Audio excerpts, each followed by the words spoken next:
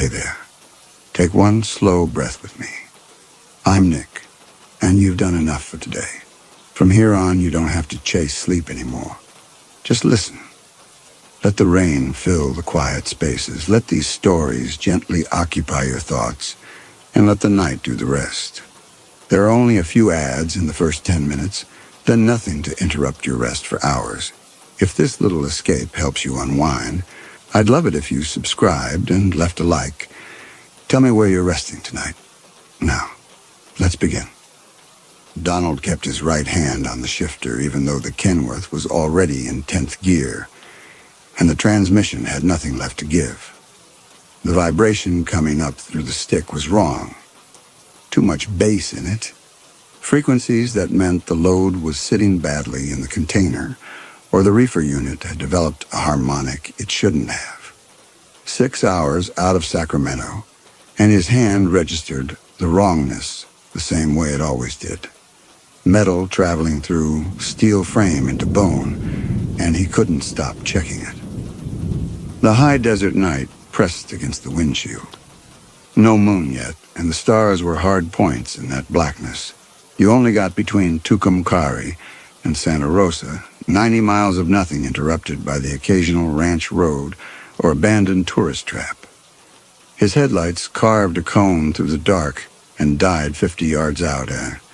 The reefer cycled on behind the cab with its familiar compressor hum, and Donald shifted his grip on the wheel, working his fingers. 22 years driving long haul, and he could diagnose most problems through his hands alone. The shimmy at 63 that meant the steer tires needed rotating. The specific rattle that said the kingpin was developing play.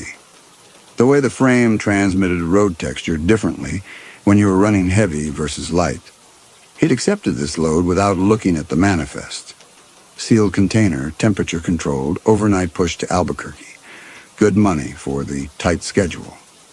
The broker said medical supplies, and Donald hadn't asked further because the temp alarm on the reefer display was holding steady at 4 degrees, and that was all that mattered. The vibration kept bothering him, and he checked the mirrors. Empty highway behind him, the parallel tire tracks of his trailer lit red by his markers. The dashboard clock read just past 11, and he was maybe 40 miles from Tucumcari, still making decent time despite the hours of service violation he was running. His logbook said he'd taken a 30-minute break 3 hours ago, but that was creative accounting. Donald had been rolling straight through since Sacramento because the broker had made it clear the delivery window was narrow and the bonus depended on making it. The shoulder of the highway unreeled in his headlights, white reflectors spaced at regular intervals. Creosote and dust smell came through the vents when the wind shifted right. The temperature had dropped 30 degrees since sunset, and his breath made small clouds when he exhaled toward the windshield. He kept his right hand on the shifter and tried to read the vibration like Braille. The truck stop appeared in his high beams a mile before he reached it. A scatter of lights that resolved into a diesel island, and a low concrete building with neon signage advertising diesel and hot food, neither of which Donald needed because he had fuel enough to reach Albuquerque, and his delivery slot was tight. But as he approached the exit, he saw a figure standing under the island lights, small and female-shaped, and something about her posture made him ease off the throttle. She was waving both hands over her head, and Donald downshifted, felt the jake brake grab, the whole rig shuddering as it bled speed. He pulled onto the exit ramp and rolled into the diesel island. Bringing the Kenworth into the lane meant for full rigs rather than bobtails. The woman was already moving toward his door before he'd set the air brake. She was young, maybe late 20s, with dark hair pulled into a ponytail and a canvas jacket that looked too thin for the cold. Her face was pale in the overhead lights, and her eyes were red, like she'd been crying. Donald cracked the window 2 inches and waited. She came right up to his door, close enough he could see the vapor of her breath and the shake in her hands. "Please, he's going to kill me. I need a ride to Santa Rosa." Donald kept both hands on the wheel. He'd picked up hitchhikers exactly twice in 22 years, and both times it had been a mistake. Not dangerous, just exhausting in the way that absorbing someone else's problems always was. He looked past her at the truck stop. The building's windows were lit, but he couldn't see anyone inside. The parking lot held maybe 3 other vehicles, all of them sedans or pickups, none of them occupied that he could see. Donald told her there was a phone inside, and she said he was coming, voice cracking, offering money, begging for a ride to Santa Rosa, where her sister lived. She wasn't high, and she wasn't drunk. Donald had seen enough of both to recognize the signs. She was terrified in a way that read as genuine, the kind of fear that made people's hands shake and their voices go thin. But there was something in the way she'd positioned herself right up against his door that made the skin on the back of his neck tighten. He asked her name, and she gave it, Nicole Morton. Then explained about the ex-boyfriend, dangerous, had threatened to kill her if she left. Was following her now in a big black vehicle with tinted windows, maybe 10 minutes behind. Donald looked at her hands on his door frame. No rings, nails bitten down, dirt under them. She had a bruise on her left cheekbone that could have been a day old or 3 days old. Hard to tell in the sodium lights. When he asked how she'd gotten there, she said a friend had dropped her off, couldn't go further, had to get back to her kids. Nicole's eyes were wet, and she said she wasn't asking him to fight anyone. Just let her ride in back until they were past the dead zone. Once they hit cell service, she could call her sister, who would meet her in Santa Rosa. The reefer cycled off, and in the sudden quiet, Donald could hear the wind moving through the creosote, and he ran the mental arithmetic. Violating hours of service, carrying an uninspected load, the frame vibration still wrong and undiagnosed. And now adding a passenger, someone else's crisis layered on top of his own, the kind of decision that changed the shape of the whole night. But he'd seen that bruise and heard the way her voice broke. Donald told her to get in. She moved fast, jogging around the front of the truck and climbing up into the passenger seat before he could reconsider. She was shaking harder once she was inside, her breath coming in small gasps. Donald reached back and yanked the vinyl curtain across to block the view into the sleeper, and told her she could get in back if she wanted. More room, warmer. She thanked him, voice thick, apologizing, and he told her not to be sorry, just stay quiet and stay down if they passed any other trucks. She nodded and slipped through the curtain into the sleeper. Donald heard her settle onto the bunk. He released the air brake and put the truck in gear, rolling out of the diesel island and back toward the highway. In his mirrors, he could see the truck stop receding, its lights getting smaller.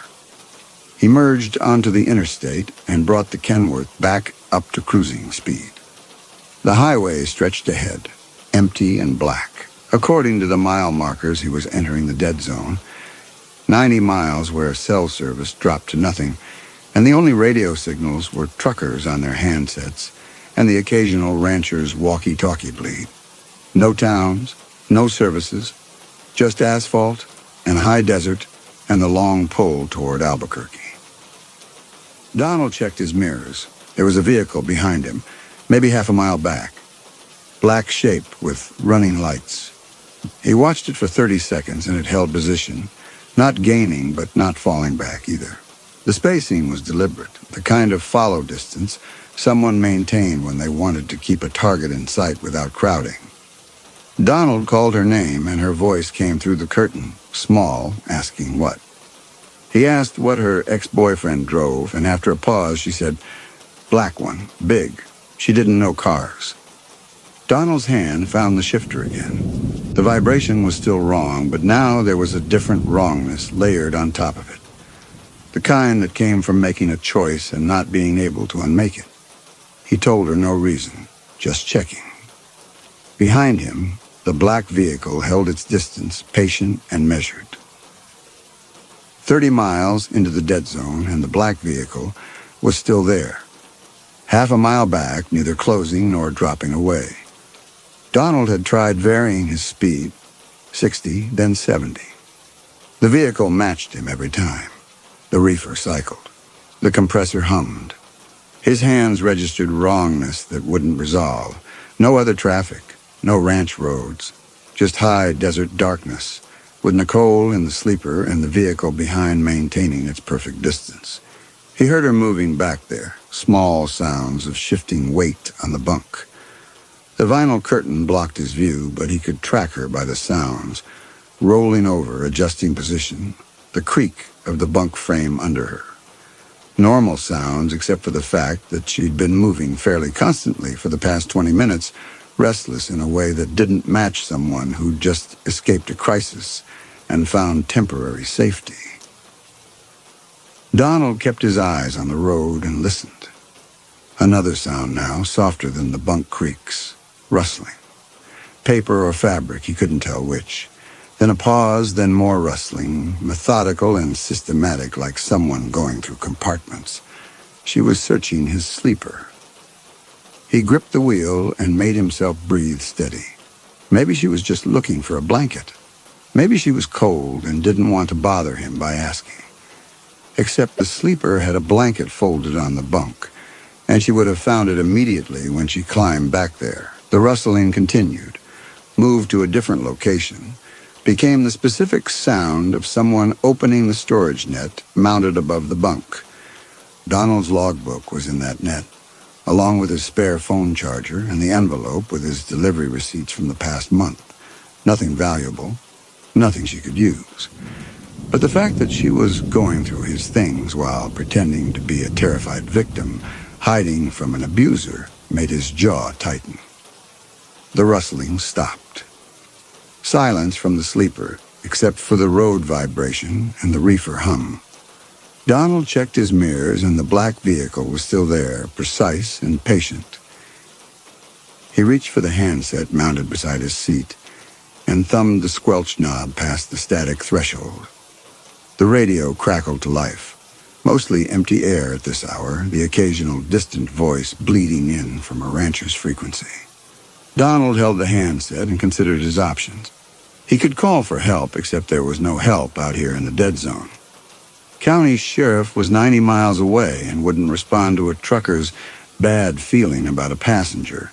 He could pull over and confront her, except that put him stationary with the black vehicle approaching, and he had no proof she'd done anything except search his sleeper. Or he could call Copperhead. Donald keyed the handset.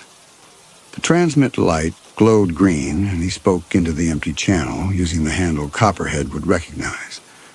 Copperhead came back after maybe 15 seconds, voice familiar and rough with road fatigue, asking where Donald was running and why he was transmitting this late.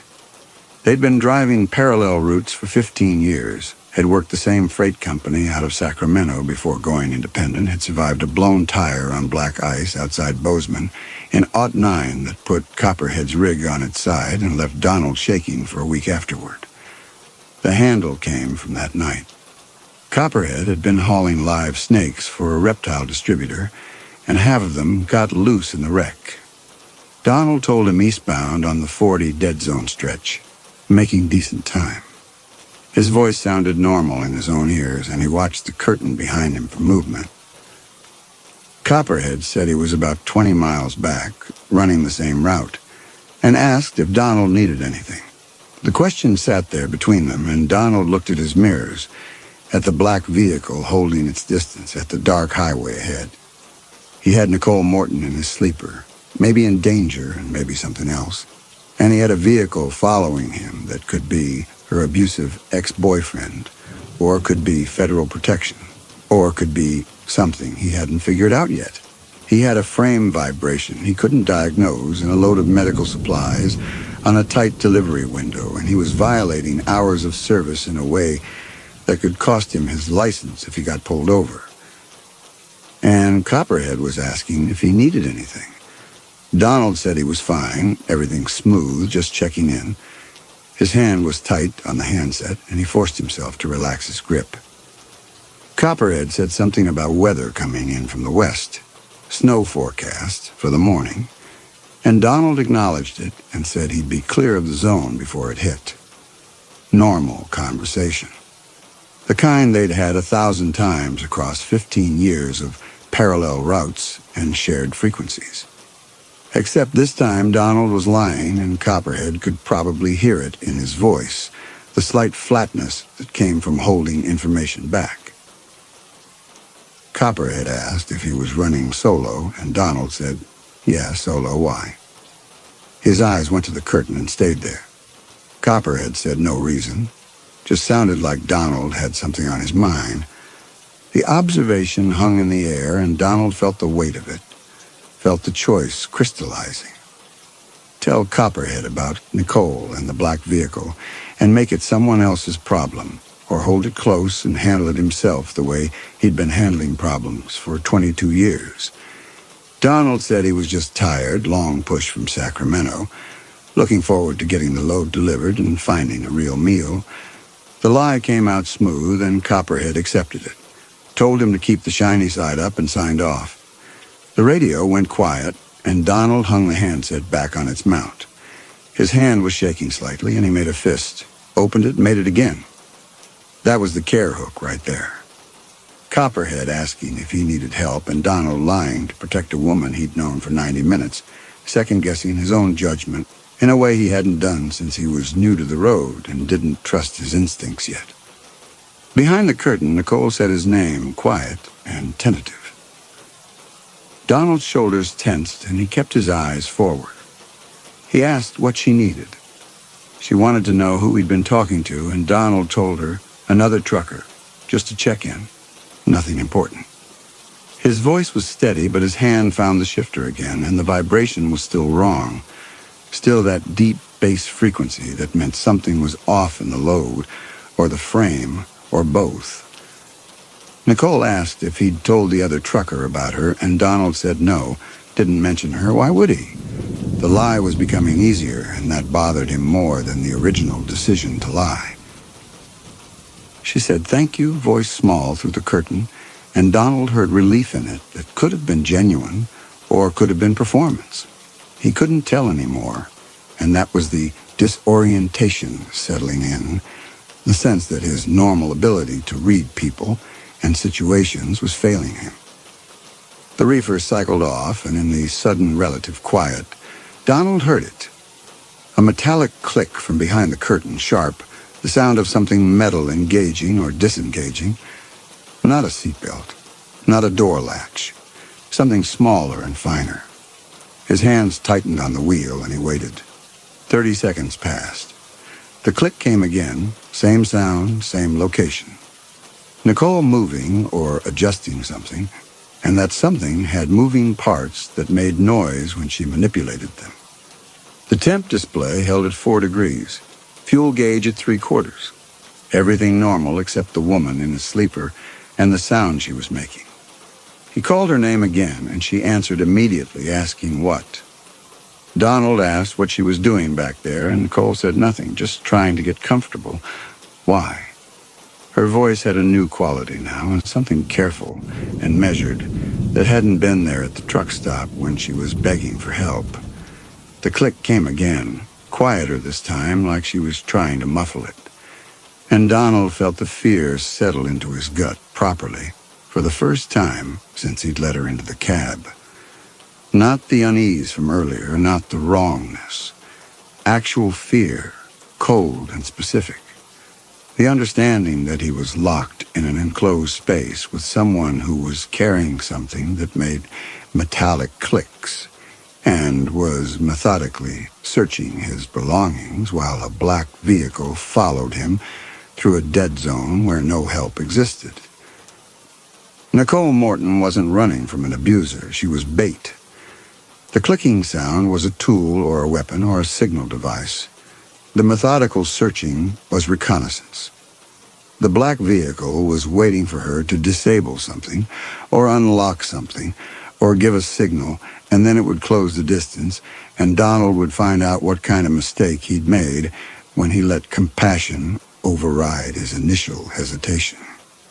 The highway stretched ahead, empty and dark, and Donald's hand stayed on the shifter, feeling the wrongness that had been there since Sacramento, and now he understood it wasn't the load that was wrong. It was the choice he'd made at the truck stop, the decision to help. And every mile he drove took him deeper into whatever Nicole and the black vehicle had planned for him. The exit sign appeared in his headlights. 2 miles. Some unlit ranch road that probably dead-ended at a cattle gate. He eased off the throttle and let the Kenworth start bleeding speed. The change was subtle, 68 down to 65. Nothing Nicole would notice from the sleeper. Behind him, the black vehicle maintained its interval. Donald watched it and kept the truck decelerating down to 60. And now he could see the exit ramp approaching in his headlights. He keyed the handset and spoke toward the sleeper, loud enough for Nicole to hear through the curtain. He told her he was getting a warning light on the dash, needed to check it out, pulling over for a minute. His voice was calm and his hands were steady on the wheel. Nicole's voice came back immediately, asking if everything was okay. And Donald said, yeah, probably nothing, just being careful. He heard her moving in the sleeper, the bunk creaking as she shifted position. She was paying attention now. The exit ramp appeared and Donald took it, downshifting and feeling the jake brake engage as the rig left the highway. The ramp curved away from the interstate and ran straight into darkness. No lights visible anywhere except his own headlights, cutting across scrub and creosote. The pavement turned to gravel after maybe a quarter mile, and Donald kept rolling, bringing the truck further from the highway, further from any possibility of passing traffic or witnesses. He found a wide spot where the road opened out and brought the Kenworth to a stop, setting the air brake and leaving the engine running. The reefer cycled behind him, and his headlights showed nothing but empty desert and a barbed wire fence, maybe 30 yards ahead. He checked his mirrors, and the black vehicle had taken the exit behind him, his lights visible on the ramp, moving slowly. Donald released his seatbelt and pulled the curtain aside.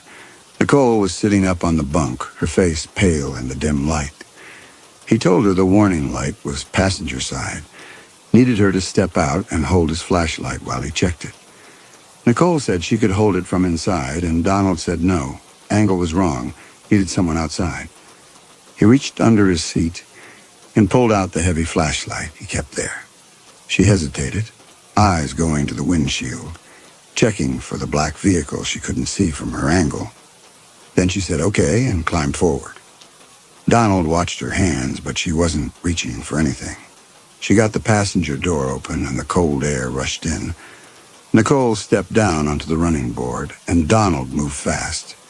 He lunged across the cab and grabbed the door handle, yanking it closed with all his weight behind it. The heavy door swung shut, and he heard Nicole make a sound, not quite a scream, more a gasp of surprise. And then her hand appeared in the gap, fingers splayed, trying to keep the door from closing. Donald pulled harder, and the pneumatic seals engaged with their 2-stage compression. The first stage catching Nicole's fingers, and the second stage about to crush them. She jerked her hand back at the last instant, and the door slammed shut, with a distinctive solid thunk of a Kenworth's passenger door closing. The sound of a 1/4 ton of steel and rubber engaging its seals. And Donald hit the lock button on his armrest. The deadbolts engaged with metallic clicks, and Nicole's face appeared in the window, her mouth open, her hand pressed against the glass. Donald watched her, and his hand started shaking properly now. Finally, a physical tell. Finally, his body catching up with what his mind had understood for the past hour. She started hitting the door, then stopped, and her expression changed completely. She collapsed against the door, sliding down to the running board, and started screaming. Genuine terror, begging him to let her back in, voice high and breaking. He sat there and watched her, and tried to understand what he was seeing. This wasn't the reaction of someone whose hijacking plan had failed. This was someone who believed they were about to die. His hand went to the lock button and stopped there, fingers touching the plastic. Behind him, in his mirrors, he could see headlights approaching on the gravel road, moving faster now. The black vehicle. Nicole was still screaming, and now she was pointing back toward the approaching headlights, her face streaked with tears, and everything about her posture and voice and terror looked absolutely real. Donald's certainty started to crack. He'd been so sure. The searching, the clicking, the black vehicles, perfect timing. All of it had lined up into a pattern he recognized from the stories truckers told about highway pirates, the honey trap scam they ran on isolated stretches.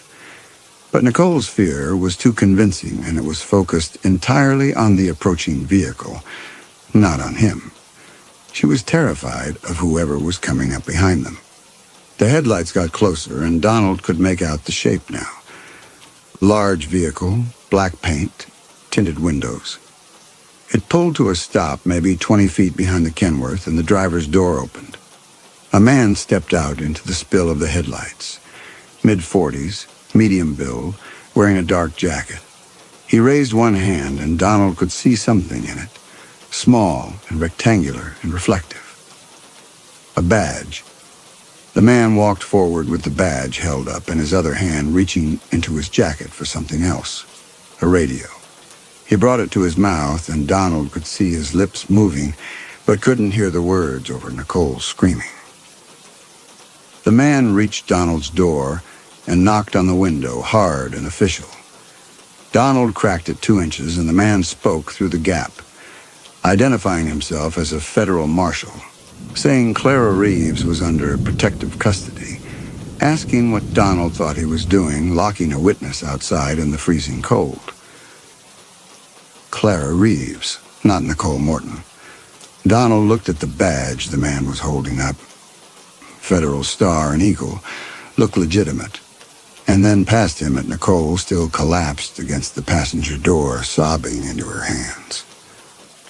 The marshal was saying something about an abusive ex-boyfriend who was a cartel lieutenant, about a hit contract, about the marshal's service tailing Clara for 2 days to get her safely to a safe house in Santa Rosa.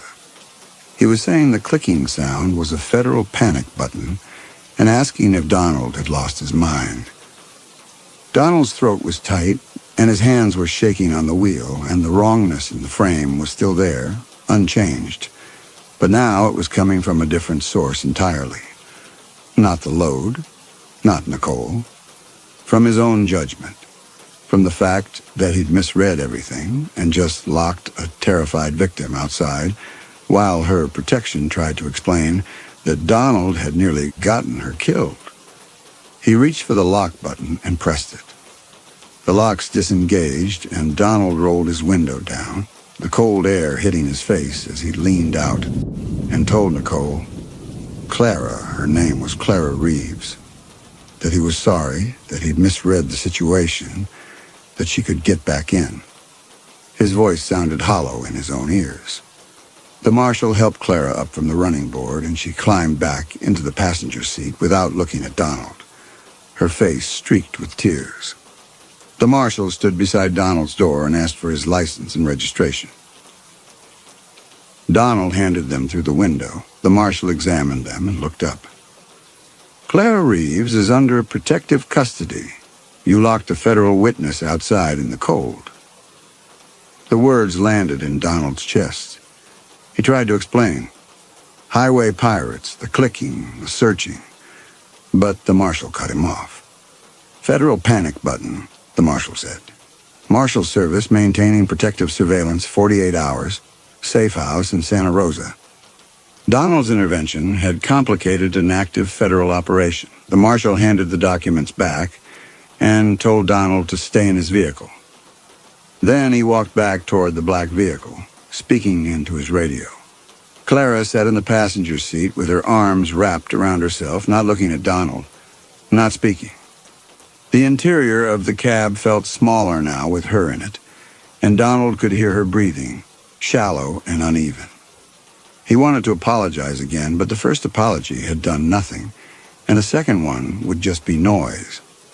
Headlights appeared on the gravel road behind them, coming from the direction of the highway.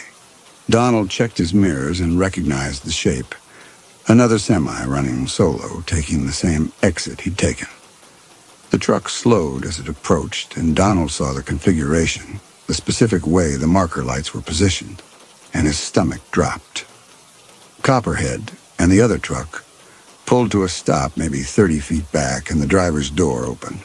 Copperhead climbed down, a heavy-set man in his 50s, with a face Donald had known for 15 years, and walked toward the Kenworth. He passed the black vehicle, and the marshal stepped out to intercept him, badge visible, hand raised. Donald couldn't hear what they were saying, but he could see Copperhead's posture change, see him look past the marshal toward Donald's truck, see the confusion on his face. The marshal was explaining something, and Copperhead was listening and nodding, and then he was walking around the marshal, coming up to Donald's window. Copperhead asked what was going on, and Donald told him it was a misunderstanding, that he'd picked up a passenger who was under federal protection, and he'd thought she was something else. The words felt inadequate as he said them.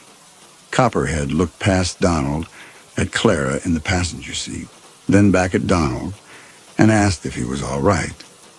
The concern in his voice made Donald's throat tighten. He said he was fine, just made a mistake, and Copperhead said the marshal told him Donald had locked a witness outside in the middle of nowhere. Donald said that was accurate, and Copperhead's expression changed, became something Donald couldn't quite read. Not judgment exactly, reassessment maybe, a friend watching capacity reveal itself that hadn't been visible before. The marshal came up behind Copperhead and told them both that the situation was contained and they were free to continue their routes. He said Clara would remain under protective surveillance and Donald's cooperation was no longer required. His tone made it clear the cooperation hadn't been requested in the first place. Copperhead asked if Donald needed anything, and Donald said no. Copperhead stood there beside Donald's window, hands in his jacket pockets. He looked at Clara, then back at Donald, his expression careful, working through something. Donald said he'd thought she was highway pirate bait.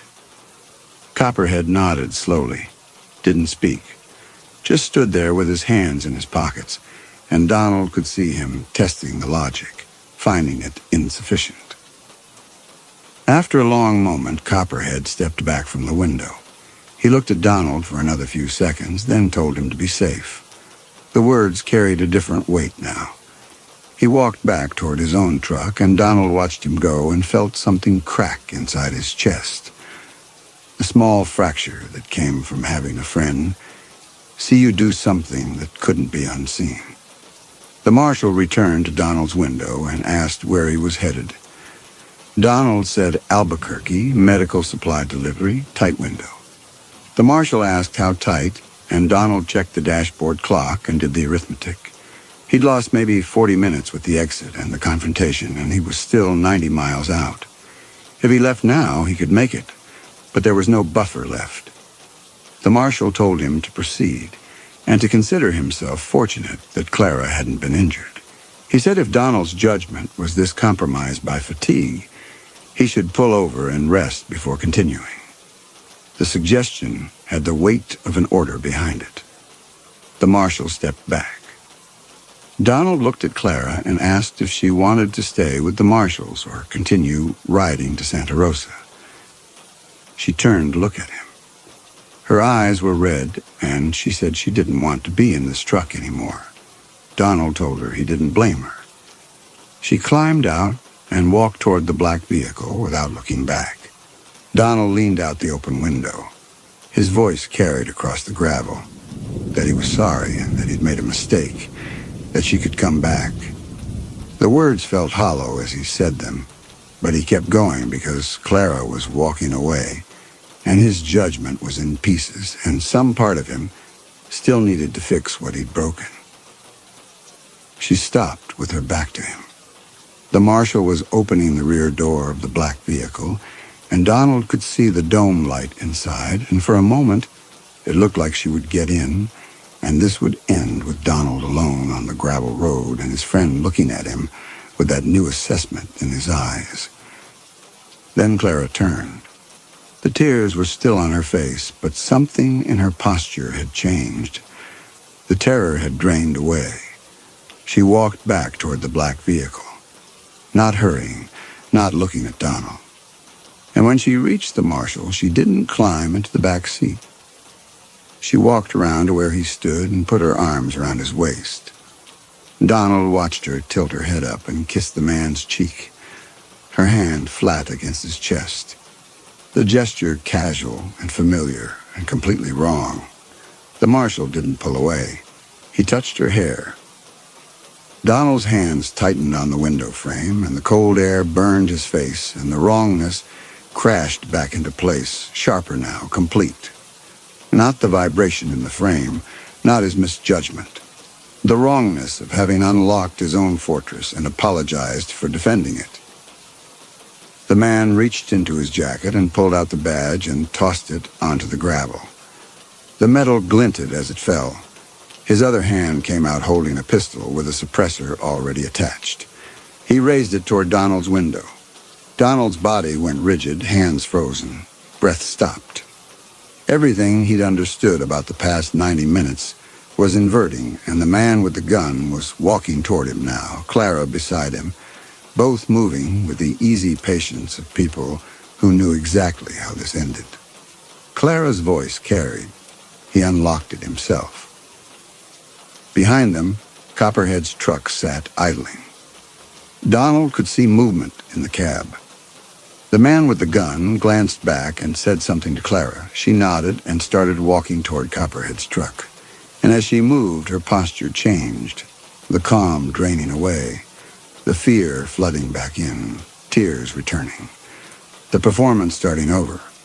Donald wanted to shout, but his throat was locked, and the pistol was pointed at his face, and he understood that warning Copperhead would only get him shot sooner. Clara met Copperhead halfway between the trucks and collapsed against his chest. Copperhead's arms came up automatically to steady her, the trap closing around him with the same practiced precision. The man with the gun stepped onto Donald's running board and pressed the suppressor against the window glass. His other hand reached through the open window and found the door handle. The door swung open. He climbed into the passenger seat where Clara had been sitting 2 hours ago, gun never wavering. His expression was empty of malice or satisfaction or anything human, just patient attention, waiting for Donald to understand what happened next. The man out in the passenger seat with the pistol on his thigh, barrel pointed at Donald's ribs. He didn't speak. The silence stretched out, and Donald could hear his own breathing and the engine idling, and Clara's voice carrying from Copperhead's truck, performing her terror again. The man reached forward and pulled Donald's delivery manifest from the dash clip. He glanced at it, then set it on the seat between them. Donald saw the clinic address in Santa Rosa, the temp log, the vaccine codes. Outside, Clara was leading Copperhead back toward the Kenworth. Copperhead was looking past her at Donald's truck, trying to understand what he was seeing. Clara's hand went to her jacket and came out holding something small, a phone. The flash went off in Copperhead's face. He flinched back, and Clara lowered the phone and stepped aside. Copperhead looked at Donald's truck, at the man in the passenger seat, at the gun. His whole body went rigid. The man beside Donald spoke, a voice quiet. "Start the engine." Donald's hands moved to the key. The Kenworth caught and idled. "First gear," the man said. "Clutch out slow, parking brake on." Donald felt the drivetrain engage against the brake, the truck shuddering. "More throttle," the man said.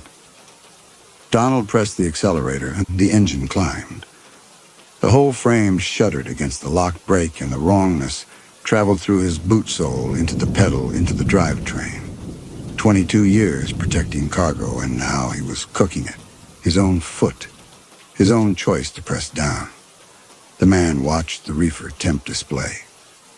6 degrees. The compressor cycled faster behind the cab, a rising whine trying to compensate. 7 degrees. The smell of hot engine mixed with diesel vapor and the dashboard gauges climbed. Oil temp, coolant temp, everything rising together while the truck went nowhere. 8 degrees and the amber alarm lit. A harsh electronic beep filled the cab. "Stop," the man said. Donald pulled his foot off and killed the engine. The sudden quiet was wrong. The compressor kept trying. A desperate cycling sound, 20 seconds, 30, then quit. The temp display climbed faster now. 9 degrees, 10, 11. Thousands of doses spoiling in real time. Medical supplies ruined because Donald had run the engine hot while stationary. His hand on the key, his foot on the gas. The man hadn't touched either one. The man said nothing. Just watched the display climb. The man climbed out of the cab, gun never leaving Donald. "Get out," he said. "Walk." Donald climbed down. His legs were unsteady. The man gestured toward the black vehicle with the suppressor. Donald walked, and the gravel crunched, and the cold hit him. Clara stood beside the black vehicle, holding her phone. She turned it toward Donald. The photo she'd just taken. Copperhead's face pale and shocked. She scrolled. Another photo, a different face, same terror. Then another, rows of them. She said nothing, just held the phone so Donald could see. Behind the vehicle, Copperhead sat on the gravel, back against the rear tire, blood dark on his shoulder. His eyes were open, watching Donald. The man with the gun looked at Donald and raised a second pistol. Different, no suppressor, and held it out. "Take it. Or we visit the clinic in Santa Rosa." Donald looked at the gun, at Copperhead bleeding, at the man already turning away. His hand moved. He took the pistol and raised it and pointed and squeezed the trigger. Dry click. Clara laughed. Genuine, quiet. The man glanced back and kept walking toward the black vehicle. Donald pulled the trigger again. Click. The gun was real metal, real weight. Just no firing pin or empty magazine. They'd handed him a weapon that couldn't fire. That had been scripted, too. The man walked behind the vehicle to where Copperhead sat. He raised the suppressed pistol and fired once. Copperhead's head snapped back against the tire, and he stopped moving. The suppressor's crack echoed in Donald's ears. Copperhead's body slumped against the tire, blood dark in the headlights. Clara was already walking toward the black vehicle. The man looked at Donald once. Not a threat, just confirmation that Donald understood what happened next. Then climbed into the driver's seat. Donald walked to his truck and climbed into the cab. The gun with his prints sat on the passenger seat where he'd set it. He turned the key. The engine caught. He released the parking brake and started rolling, past the black vehicle, past where they stood watching, toward the exit ramp. In his mirrors, he could see them beside Copperhead's body. Clara raised her hand. The ramp curved. The Kenworth merged onto empty highway. The vibration had changed. Something in his hand now. 22 years, and he couldn't trust his hands anymore. Every headlight, a question. Every woman genuine or composed. Behind him, another woman stood under lights waiting. He drove east, his hand registering nothing but wrongness, and the darkness ahead looked exactly like the darkness behind.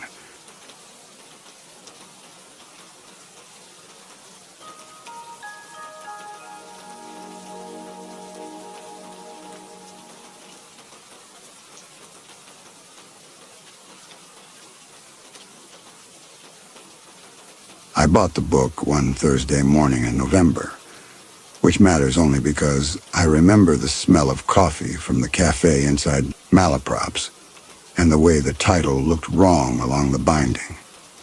Not damaged, just wrong in a way I couldn't name. When you say a word too many times until it stops sounding real. My daughter's name is Caitlin. 2 syllables, emphasis on the first, Caitlin.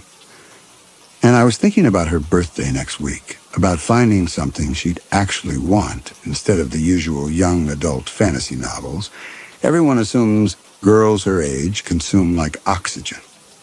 She'd come home from a field trip to the Blue Ridge Parkway 3 weeks earlier talking about Appalachian folklore and the stories the park ranger told them.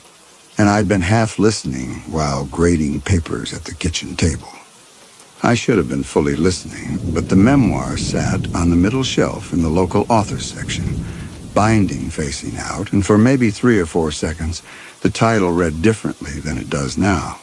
I could swear, and I've tried explaining this to my wife, who says I was distracted, says our brains fill in gaps with what we expect to see, that it said Caitlin instead of the cabin, just her name. In that font, in that placement, right at my eye level, pareidolia of language maybe. Pattern recognition misfiring. The subtitle was clear enough. A memoir of Appalachian restoration and the things we unearth. The author's photo on the back showed a man in his early 40s, thin face, dark hair, standing in front of a log structure half consumed by kudzu. He looked tired, authentically tired, not curated for sympathy. The jacket copy explained that he'd spent 2 years restoring his family's ancestral cabin in the Smoky Mountains near Cook County, Tennessee, documenting the process and interviewing local elders about disappearing folk traditions. It seemed perfect. Caitlin had asked if we could visit such places where the stories came from, and I'd said, maybe someday, honey, when your mother and I have time, which we never did. We live in Biltmore Forest, walkable distance to downtown Asheville, and my wife works in medical device sales, which means travel, which means I'm the one who picks Caitlin up from school and checks her homework and listens to her talk about haint-led spirits and jack-o'-lanterns carved from turnips. The espresso machine behind me hissed, and I pulled the book from the shelf. The title, of course, read The Cabin, and I flipped through it, standing there in the aisle while tourists browsed around me. The memoir opened with a prologue about the author's great-great-grandfather building the cabin in the 1820s, continuously occupied until the 1980s, when his grandmother died and left it to rot. There were facsimile pages, scanned documents, old photographs gone sepia. Then the first chapter, describing his arrival at the property with his younger sister. His prose had a rhythm I liked, academic but confessional. They'd grown up in Knoxville, he explained, suburban and disconnected from the mountain roots their grandmother had tried to preserve. I checked the price, $32, which was more than I usually spend on impulse purchases. But it was Caitlin's birthday, and she'd asked for something real, something that wasn't a gift card or another hoodie. I wanted her to know I'd been listening. The book felt heavier than it should have as I carried it to the register. At home, I made tea and sat at the kitchen table while afternoon light came through the window above the sink and turned everything the color of honey. Caitlin's homework folder sat where she'd left it that morning, a collection of pressed leaves spilling out from between math worksheets. Scarlet oak, she'd labeled one in her careful print. Sugar maple. Sourwood. She was systematic about her collections, had been since she was small. Rocks organized by mineral content, feathers sorted by bird species, now leaves cataloged with Latin names she'd looked up herself. I opened The Cabin to the first chapter and started reading in earnest. The author's voice was more vulnerable on the page, more honest about the emotional stakes. He described finding the cabin nearly swallowed by the forest. Roof collapsed, walls buckling. His sister, he never named her, had cried when she saw it because their grandmother had shown them photographs and they'd imagined it preserved, waiting. He wrote about clearing the kudzu, about discovering the original hand-hewn logs were still sound beneath the rot. about the satisfaction of peeling back decades of neglect. His sister had found a root cellar they hadn't known existed, sealed shut with stones mortared into place. They'd opened it, of course, and that was the moment the tone shifted. Subtle enough that I almost missed it. He didn't describe what was inside. Not yet. But the prose became tighter, sentences shorter, and he mentioned that his sister had been quiet on the drive back to Knoxville that night, staring out the window at the darkening tree line. But I kept reading. The next chapter was titled The Change. He described her becoming distant over the following weeks, missing work, not returning calls. When he'd driven back to Knoxville to check on her, she'd been sitting on her apartment balcony in November cold. No jacket, staring toward the eastern mountains. She wouldn't look at him, he wrote. Wouldn't respond when he said her name. Her eyes tracked something in the distance, something he couldn't see. And when he'd finally gotten her inside, she'd moved through the apartment with slow underwater deliberateness. Haint-led, a neighbor woman had told him later. An old Scots-Irish term. Meant your spirit had been called out of your body by what lived in the woods, called to follow. And if you followed far enough, you'd never find your way back. I closed the book and pressed my palm against the cover. The author's sister was still alive, according to the jacket copy. The memoir was recent, published this year. He was still trying to bring her back. Caitlin came through the front door at 3:40, dropping her backpack in the entryway the way I'd asked her not to 100 times. She found me still at the table with the book between my hands and the afternoon gone grainy with approaching dusk. She asked what it was, pulling out the chair across from me, and I turned the book so she could see the cover. Her eyes widened. Was it for her? And I told her early birthday present. I knew she'd been interested in the folklore stuff, so she reached for it, and I let her take it, watching her trace the embossed title, the one finger. The cabin illustration on the cover showed a structure half hidden by trees, mountains rising behind it in layered blue ridges. She asked the same question. Could we visit places similar to this? And I put my hand on her shoulder, feeling the knob of bone beneath her t-shirt. Maybe someday, honey. She opened the book and started flipping through, pausing at the facsimile pages, at the photographs of the cabin in various states of decay and restoration. When she reached the chapter about the sister, she slowed down, reading a few paragraphs while I watched her face. She asked what was wrong with the sister, and I told her the author doesn't know yet. That's what the rest of the book is about. And she closed it carefully and pushed it back toward me, told me I should read it first, then tell her if it's too scary. Which meant she'd already decided it was too scary, which meant she'd read enough to understand that the sister's condition wasn't something that got better, wasn't something doctors could fix. I told her I'd read it tonight, that I thought she'd find it interesting, that we could read it together if she wanted, and she nodded, but her eyes drifted to the window above the sink, to the trees beyond our backyard going orange and red in the October light. When my wife got home at 7, I was 3 chapters deeper. The author had taken his sister to specialists, neurologists, psychiatrists, who'd found nothing wrong, no tumor, no chemical imbalance.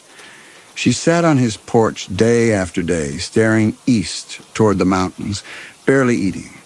He'd moved her in with him. My wife found me in the kitchen, bag in hand, the room dark around me. I told her it was Caitlin's birthday present, Appalachian memoir, folklore. She leaned over my shoulder and read a few lines, asked if it was appropriate for a 10-year-old. I told her I didn't know yet, that's why I was reading it first. She made a sound, agreement or skepticism, and went to start dinner behind me. I didn't close the book. The author had started consulting with people in the mountains. Granny witches, he called them. Older women who still practiced the folk medicine and root magic their grandmothers had taught them. They lived in the hollers, in houses no map could find, and they told him the same thing. His sister had been haint-led, called out, and the only way to bring her back was to confuse the thing that had called her, to give it too many voices to follow. One told him that writing your family's names in another man's book was powerful magic, old magic, the kind their people had brought from Scotland and Ireland and planted in these mountains. I turned the page and kept going, because by then I needed to know how it ended, needed to know if the sister came back, if there was a way to undo what had been done when they'd opened that root cellar and let something out that should have stayed buried. My wife called me for dinner, and I told her I'd eat later. She sighed but didn't argue, and Caitlin appeared in the doorway around 8:30 in her pajamas, toothbrush still in her hand. She asked if I'd finished it. I told her not yet, almost, and asked if it was too scary for her, so I looked at her standing there in fleece pants, printed with constellations, hair wet from the shower, and I wanted to say yes, wanted to keep the book for myself and give her something safer, something that didn't crawl into your head and make you wonder about the trees outside your window. But she was waiting for an honest answer, and I'd promised her I'd been listening, promised her I'd find something real. I told her I'd finish it tonight, and we'd talk in the morning. She went to bed, and I turned back to the final chapters. I woke Friday with the book on my nightstand and the wrongness of the title, Misreading, sitting in my chest, heavy and indigestible. My wife had already left for a sales conference in Charlotte. Caitlin's school had a teacher work day, no classes, which meant I had her home, which meant I had the morning to finish the memoir before deciding whether to let her read it. I found her at the kitchen table with cereal and her leaf collection spread out in front of her, sorting them into piles I couldn't decipher. She looked up when I came in, smiled, asked if I'd finished the book. I told her yes, most of it, just the end left. She asked what I thought so far. I sat down across from her and tried to find words that wouldn't frighten her. Told her it was beautiful and sad, that the author loved his sister very much, that he was trying everything to help her, and that the condition she had, the haint-led thing, was just an old Appalachian belief, nothing she needed to worry about in real life. She picked up one of the leaves, turned it over in her fingers, asked if the sister in the book was haint-led. I told her the author thought so, that he'd been trying everything to bring her back. She set the leaf down carefully, then started arranging the other leaves into a pattern, moving them with her fingertips, adjusting angles with the exactness she usually reserved for her math homework. She asked if haint-led people could hear you when you talked to them. I told her I didn't know, probably not. Probably they were too far away inside their own heads. She nodded and kept arranging the leaves, fingers moving in small, precise adjustments. And when I looked down at the pattern, something about the geometry made my scalp prickle. Radiating symmetry, too intentional for play. I scattered them. She looked up startled, and I told her, sorry, reflex, thought I saw a spider. She asked if we could still read the book together. I told her I'd read the rest first, make sure I knew which parts to skip, and she went back to her cereal. I picked up the memoir from where I'd left it on the counter and carried it to the living room, telling myself the leaf pattern had been coincidence, that 10-year-olds arranged things in geometric shapes all the time, that I was seeing connections that didn't exist.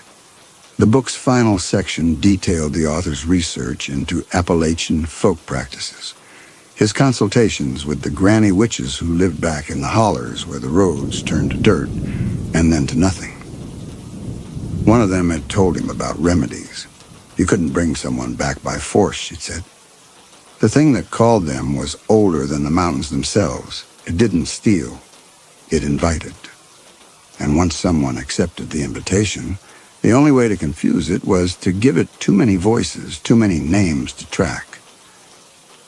She'd told him something else, too, something he'd included in a parenthetical that made my finger stop on the page.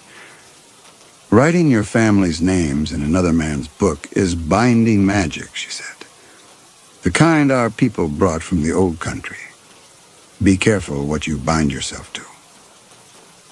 I read that line twice, then 3 times. While in the kitchen, Caitlin hummed something under her breath. A melody I didn't recognize, rhythmic and strange, rising and falling in a pattern that didn't sound like any song I'd heard her sing before. The author had moved on, had explained how he'd spent months trying every remedy the granny witches suggested, how none of them had worked. His sister was fading. Her weight had dropped to 93 pounds. She'd stopped speaking entirely. The book's tone shifted in the final chapters from desperate to something rehearsed, passages that felt written and rewritten until they'd become script. He thanked the reader for their patience, explained that he'd found one last possibility. The registry page in the back, the one I'd already filled out, the one with my daughter's name written in blue ballpoint, was that chance. He needed a congregation, he wrote. A community of living voices to create a lighthouse of names bright enough that his sister's lost spirit could find its way home through the confusion. He asked the reader to participate, asked them to write their names and the names of their families, asked them to trace the hex sign with one finger and hold the intention of helping someone they'd never met. There was a line at the bottom of the registry page, small print I hadn't noticed before. By signing below, I freely accept kinship with the family name, partially illegible, lineage, and its attendant obligations. I stared at that line, at my own signature beneath it, at Caitlin's name in my handwriting. While from the kitchen, the humming continued, tuneless and patient, and the question of binding magic sat in my chest, of writing your family's names in another man's book, of what it meant to accept kinship with a lineage I knew nothing about. The humming stopped. I looked up, and Caitlin was standing in the doorway watching me, her head tilted slightly to one side. For just a second, Les. She looked at me the way you'd look at a stranger standing in your kitchen. Recognition without familiarity. Then she blinked and smiled and asked if I wanted more coffee. And the moment passed so quickly, I couldn't be sure it had happened at all. I told her no thank you, and she went back to the kitchen. I sat there with the book in my lap and the parenthetical warning burning in my mind, and my phone was in my hand before I realized I'd decided. I photographed the registry page with both our names visible, navigated to the author's website, found a contact form, uploaded the photo, wrote, participated as requested. How will I know if it's working? Hit send. Caitlin called from the kitchen, asking if we could make pancakes for lunch, and I closed the book and told myself I'd done what the author had asked, that helping someone's sister find her way home was worth the strange unease sitting in my chest. That night I woke at 3 a.m. to the sound of something moving downstairs. Soft footsteps, a door opening. I got out of bed and went to the hallway, looked down over the banister. Caitlin stood at the back door in her pajamas, one hand on the knob, staring through the glass at the backyard. I called her name. She didn't turn. I went downstairs, put my hand on her shoulder, and she blinked and looked up at me with confusion in her eyes, asked what we were doing downstairs, why it was dark. I told her she'd been sleepwalking, that it was okay. Let's get her back to bed. She went upstairs without argument, climbed under her covers, and was asleep in seconds. I locked the back door, checked it twice, and stood at the kitchen window looking out at the tree line. The moon was nearly full. The woods beyond our property line were perfectly visible. Birch and oak and pine, same as always, same as they'd been for the 8 years we'd lived here. But the air coming through the window screen smelled wrong. Not bad, just wrong. Sweet and vegetal, something I couldn't place. And underneath it, faintly, the smell of wet earth, of soil after rain, of something old and patient waiting in the dark. I closed the window and went back to bed, but I didn't sleep. Saturday morning, I didn't tell my wife about the tree line moment when she got home. She'd been up late at the conference, networking with hospital procurement directors, and she had that specific exhaustion that comes from performing competence for 12 hours straight. She asked about Caitlin, about whether we'd had a good day, and I told her yes. We'd ordered pizza and watched a movie. Didn't mention the memoir, didn't mention the sleepwalking, didn't mention the smell that had kept me awake until dawn. Caitlin seemed normal. She came downstairs in her weekend clothes, asked if we could go to the farmer's market, spent the morning picking out squash and apples and talking about a book her friend Emma had recommended. If she remembered standing at the back door at 3 a.m, she gave no sign. But Sunday afternoon, while my wife was reading in the living room and I was cleaning up lunch, I found dirt under Caitlin's fingernails. Not regular dirt. Fine gray mountain dust. The kind that gets into everything when you're hiking in the Smokies. The kind that smells like crushed stone and old wood. I asked her where she'd been playing, if she'd gone outside without telling me. She looked at her hands, confused. Said she hadn't been outside, had been in her room all morning reading. I told her to wash her hands, and she did, but the next morning the dirt was back. Under her nails, in the creases of her knuckles, as if she'd been digging in soil, no matter how many times she scrubbed. My wife noticed on Monday night, asked if Caitlin had been playing in the garden. Caitlin said no. My wife told her to use the nail brush, and Caitlin did, and Tuesday morning her hands were clean. Wednesday morning the dirt was back. That same week, I started noticing other wrongnesses, small geographical impossibilities I couldn't explain away. I checked my phone's map application on Tuesday, planning a route to drop something off at a colleague's house near the university. The blue location dot placed me on Kimberly Avenue, like always, but when I zoomed out, the distance between Asheville and the Tennessee border had compressed. Not dramatically, just enough that I kept recalculating, kept refreshing, kept watching the mileage to Cook County tick down from the usual 6 hours to 5 hours 40 minutes to 5 hours 20. I closed the app and reopened it. The distance had stabilized at 5 hours 18 minutes. My wife asked what I was staring at, and I told her nothing, just checking traffic. But Thursday morning I searched for driving directions to the cabin's address, typed in the coordinates from the memoir's property survey. And my phone showed 4 hours, 32 minutes. Back roads I'd never heard of, routes that cut through national forest where no road should exist. I pulled up Google Earth and traced the path. Satellite view showed dirt tracks threading through mountains, the tree line breaking into clearings that might have been old homesteads or nothing. I zoomed in on our own property. The backyard looked normal from above. Fence, swing set, the familiar oak tree. But when I measured the distance from our back fence to the nearest mapped trail, the number kept changing. Refreshed, 400 yards. Refreshed again, 380. Again, 360. The woods were getting closer. Not physically. I looked out the window and the tree line sat exactly where it always had. Same distance from the fence, same familiar shapes.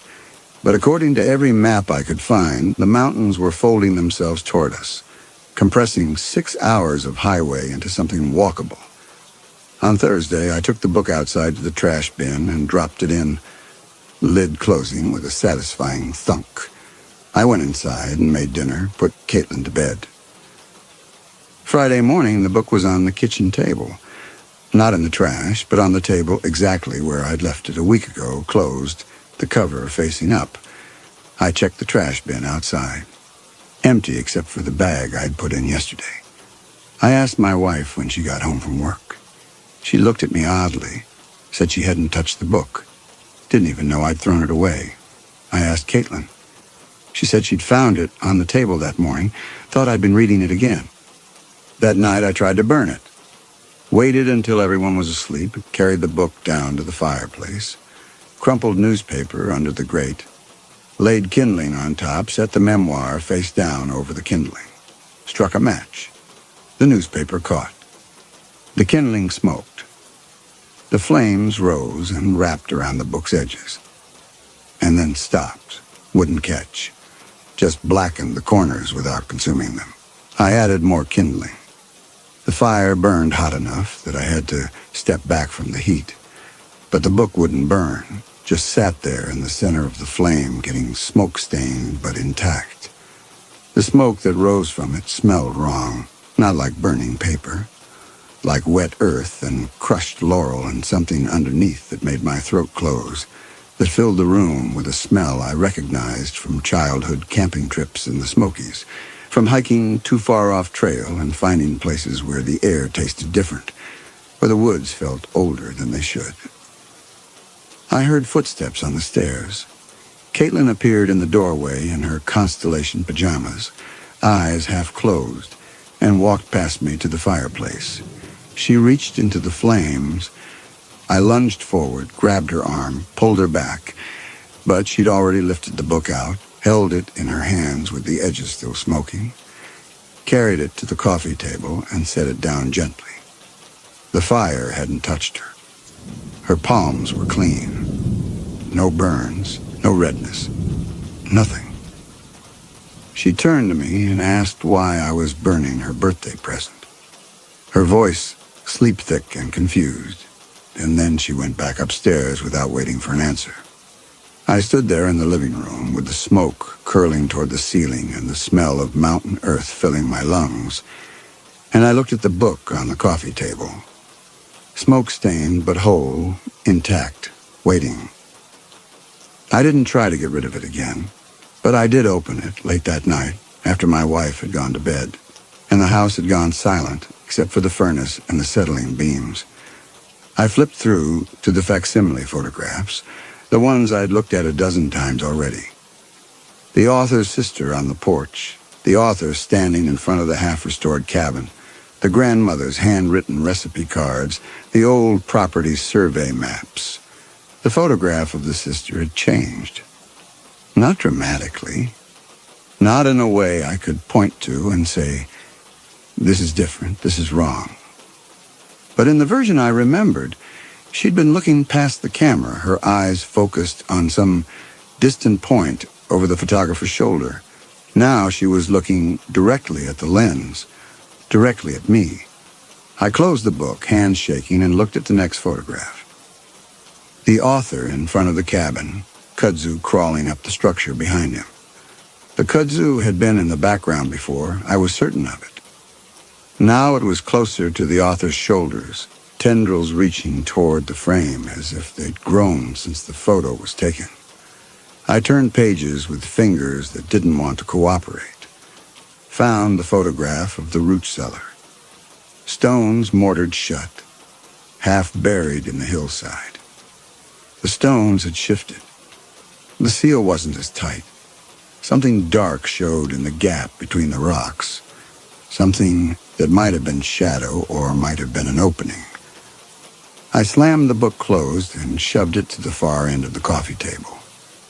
For the rest of the night, I sat in the living room with all the lights on, listening to my house settle around me and wondering what I'd invited in when I'd written my daughter's name in someone else's book, when I'd accepted kinship with a lineage I knew nothing about, when I'd bound myself to something older than I understood.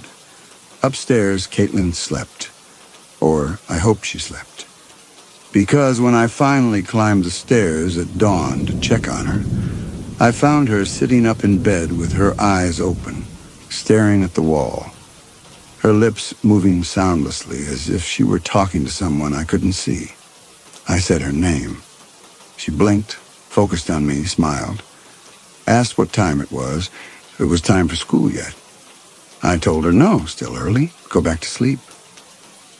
She lay down and closed her eyes, and within seconds her breathing had gone slow and even. But I'd seen what she'd been looking at before I interrupted her. The wall where her bed sat, the interior wall, the one that shouldn't have anything behind it except my home office, had developed a cold spot the size of a dinner plate. I could feel it radiating chill even from the doorway. When I put my hand against it, the wall was ice cold. Cold enough that condensation had formed on the paint. Cold enough that the cold sank through my palm and into the bones of my wrist. I went into my office and measured the wall. The cold spot on Caitlin's side should have corresponded to my bookshelf. Instead, when I measured, the cold spot lined up with nothing. A space that shouldn't exist between the two rooms. A space about 3 feet square. The same dimensions, I realized, with a drop of nausea as the root cellar in the memoir's photograph. I spent the rest of that week watching my daughter for signs of wrongness, cataloging small changes I couldn't explain to my wife because she'd think I was spiraling, because I was starting to think I was spiraling too. Caitlin stood at windows and stared at the tree line for long stretches without blinking. She hummed that tuneless melody under her breath while doing homework. She stopped finishing her dinners, pushed food around her plate without eating more than a few bites. My wife noticed the weight loss, asked if Caitlin was feeling okay, if maybe we should take her to the doctor. I said yes, good idea, but I kept putting it off, kept telling myself it was just a phase, just a growth spurt, just the normal strangeness of 10-year-olds becoming 11. Because I knew what a doctor would find. Nothing wrong, brain activity normal, no lesions, no tumors, no signs of seizure. The same words the author had used for his sister. On Thursday, I drove back to Malaprops during my lunch break. Told myself I was looking for another copy of the memoir. Told myself I'd check the copyright page for publisher information, find a phone number, call someone who could explain what I'd actually signed. The local authors section had 3 copies of The Cabin on the middle shelf, right where I'd found mine. I pulled one down and flipped to the copyright page. The publisher was listed as Ridgeline and Holler Press, Knoxville, Tennessee. No phone number, no website, just a post office box. I searched for Ridgeline and Holler on my phone while standing in the aisle. No results, not on Google, not on the Better Business Bureau database, not in the Library of Congress publisher registry. I checked the catalog number. The prefix belonged to a defunct academic press that had closed in 1974. I pulled up the Tennessee Secretary of State's business registry and searched for Ridgeline and Holler. Nothing. Searched for any business entity registered to the P.O. Box address. The address didn't exist. The zip code was wrong for Knoxville. Belonged to a rural route in Cook County that showed no physical location on any map. I flipped to the author bio. The photograph showed him standing in front of the cabin, kudzu crawling up the logs behind him. I'd looked at this photo a dozen times, but now I noticed something I'd missed before. The author's shadow fell to his left, cast by sun coming from the right side of the frame. The kudzu's shadows fell the opposite direction, angled right, as if lit from the left. 2 light sources in a single photograph taken outdoors in natural light. I held the book closer. The author's eyes in the photo were slightly out of focus, while the cabin behind him was sharp, clear, perfectly rendered, as if he'd been inserted into the image after the fact, as if the person and the location had never occupied the same frame. I put the book back and walked through downtown, past the coffee shops and breweries, past the sidewalk chalk artists and street musicians, and I started noticing the gray dust, not everywhere, just in specific places, on the ledges of public book boxes, those free library shelters where people left unwanted books. Inside one on College Street, I found 2 copies of The Cabin, sitting face up, covers pristine, and when I picked one up, the gray dust came off on my fingers. I checked the book drop at the public library on Haywood. 4 copies inside, all recent donations according to the date stamps. I walked back to my car and sat there with my hands shaking, and I pulled up the Asheville Citizen-Times online archive, searched obituaries from the past 3 weeks, found 7 children, ages 6 to 12. Sudden collapses, unexplained failures, parents describing symptoms the doctors couldn't categorize, services held at churches across Buncombe County, families requesting privacy during the difficult time. One obituary mentioned the family's love of local history and Appalachian folklore. Another included a photograph of the child's bedroom, books visible on the shelf in the background. And when I zoomed in on my phone, I could just make out a familiar spine, embossed title, cabin illustration on the cover. 7 children in 3 weeks. And I'd given the book to Keisha myself. The confirmation email had arrived 2 days after I'd submitted the registry photo. Thank you for participating. Your contribution has been received. Together we build the lighthouse. Nothing since. No response to my question about how I'd know if it was working. No updates on the author's blog. The silence felt intentional. By the second week, I checked the website daily, looking for anything. A new post, a comment, an update about his sister's condition. The blog sat frozen at its last entry from publication day, with gratitude for this community. Meanwhile, I started losing time. Not dramatically, just small gaps I couldn't account for. Minutes that slipped past while I was standing at the kitchen counter or sitting in my car in the driveway.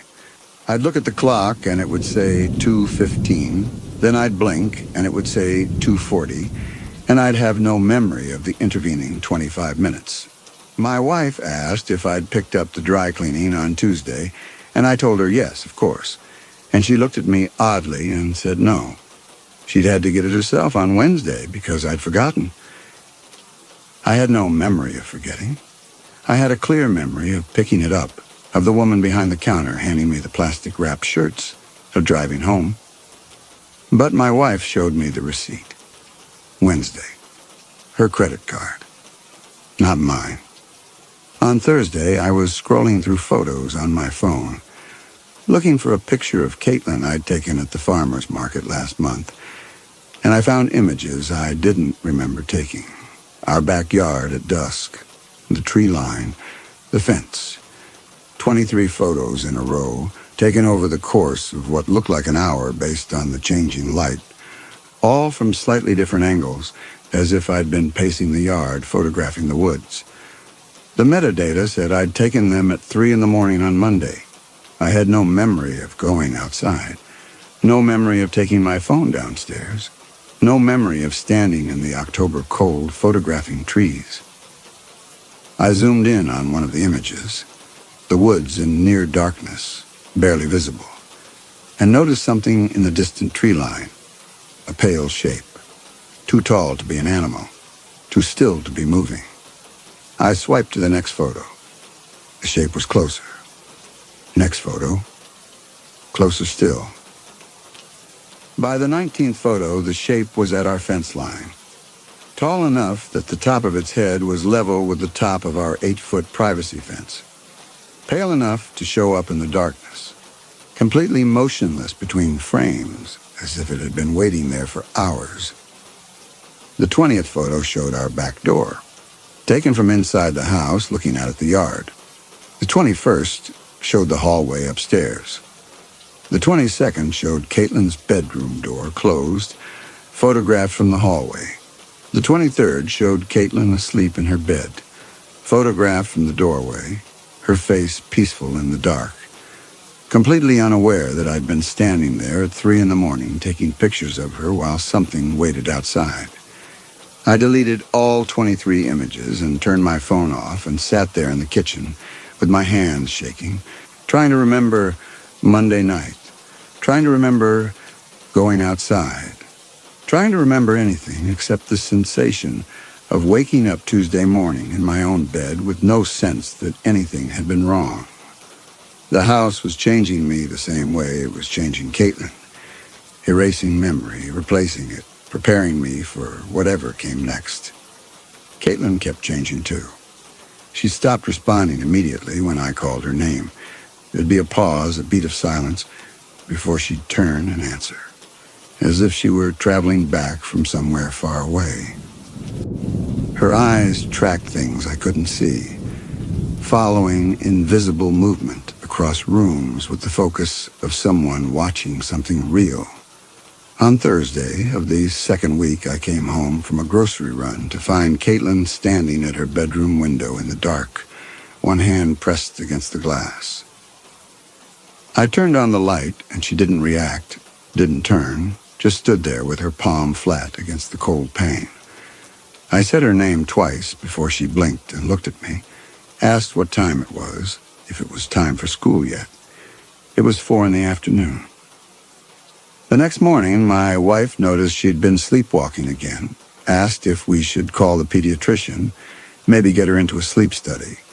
I said yes, good idea, I'd call Monday. But Friday night late, while my wife slept upstairs and I sat in the dark kitchen with my laptop open, I finally searched for other people who'd participated in the registry. The memoir had a dedicated page on the publisher's website with a discussion forum. Hundreds of comments, most from the weeks immediately after publication. Readers moved by the story, readers who'd filled out the registry page, readers asking if there was any update about the sister. I scrolled through 3 pages of supportive comments before I found the first one that felt wrong, posted 7 days after publication. Has anyone else's child gotten sick since participating? My daughter's been running a low fever for 3 days. Doctors can't find anything wrong. She keeps asking about the trees outside her window, asking if I hear them calling. She's 6 years old. I just want her to feel better. Buried in the replies, posted by another user. Same here. My son collapsed yesterday. Hospital says everything's normal, but he won't wake up. Been 18 hours. If anyone knows how to contact the author directly, please let me know. I kept scrolling. Another comment, 9 days after publication, flagged by the forum moderators, but still visible. This book is a harvesting mechanism. If you signed the registry, you signed your family into something that isn't what he claimed. Check the fine print. Check your children. The entity takes the youngest first. You need to... The comment cut off, marked removed for violating community guidelines in gray text. But it had been archived, still readable, the timestamp showing it had stayed up for less than an hour before deletion. I opened a new tab and started searching for the commenters' usernames, looking for social media profiles, trying to find out what had happened to their children. One profile went dark 2 weeks after publication. No posts, no activity, privacy settings locked down. Another had a final post from the user's spouse. Thank you all for your prayers. Melissa passed this morning surrounded by family. We don't understand what happened, but we're grateful for the time we had. I sat there in the dark kitchen with my laptop screen, the only light, and a cold certainty settling into my bones. My wife appeared in the doorway, half asleep, asked what I was doing up so late. I closed the laptop and told her, just couldn't sleep, thinking about work stuff. I'd be up in a minute. She told me I needed to take care of myself, come to bed, whatever it was, could wait until morning. I followed her upstairs and lay in bed, staring at the ceiling, while she fell asleep beside me. And I kept returning to the forum comments, to the children who'd gotten sick, to the ones who wouldn't wake up, to the careful deletion of anyone who tried to warn others. About the fact that I'd uploaded our photo a week ago and Caitlin had started changing the next day. Saturday morning, I tried to send a message to one of the forum users who'd reported the child sick. The message bounced back. User account not found. I tried another. Same result. Every account that had reported something wrong, every commenter who'd asked questions, every person who'd hinted that the registry might not be what the author claimed. All deleted, scrubbed from the forum, gone. Only the supportive comments remained. Only the grateful readers thanking the author for sharing his story, for inviting them to participate in something meaningful. I screenshot everything I could find before it disappeared, but my hands were shaking too hard to navigate cleanly. And by the time I'd saved 3 images, the forum had locked and required login credentials I didn't have. My wife found me at the kitchen table with the screenshots pulled up on my phone, staring at a comment from someone in Minnesota whose 7-year-old had gone missing from her bedroom during the night, whose bedroom window had been found open despite being latched from the inside. She asked what I was looking at. I told her nothing, just reading news, and she made a sound that said she didn't believe me but was too tired to push and went to make coffee. Caitlin came downstairs in her pajamas, eyes half-focused, and sat at the table without speaking. I asked if she'd slept okay. She said yes, but her voice sounded distant, thinner than it should. My wife asked if she wanted cereal or toast. Caitlin said cereal, but when my wife put the bowl in front of her, Caitlin just stared at it without eating, her eyes tracking slowly across the room to the window, to the backyard, to the trees beyond the fence. That night, I locked her bedroom window from the outside, drove a nail through the frame so it couldn't be opened even if someone unlocked it, checked it twice before going to bed.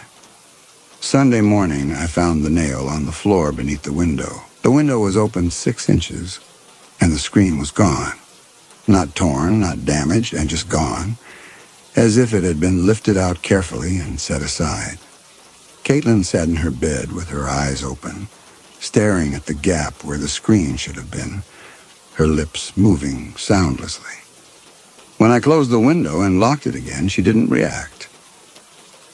When I said her name 3 times, progressively louder, she finally turned to look at me.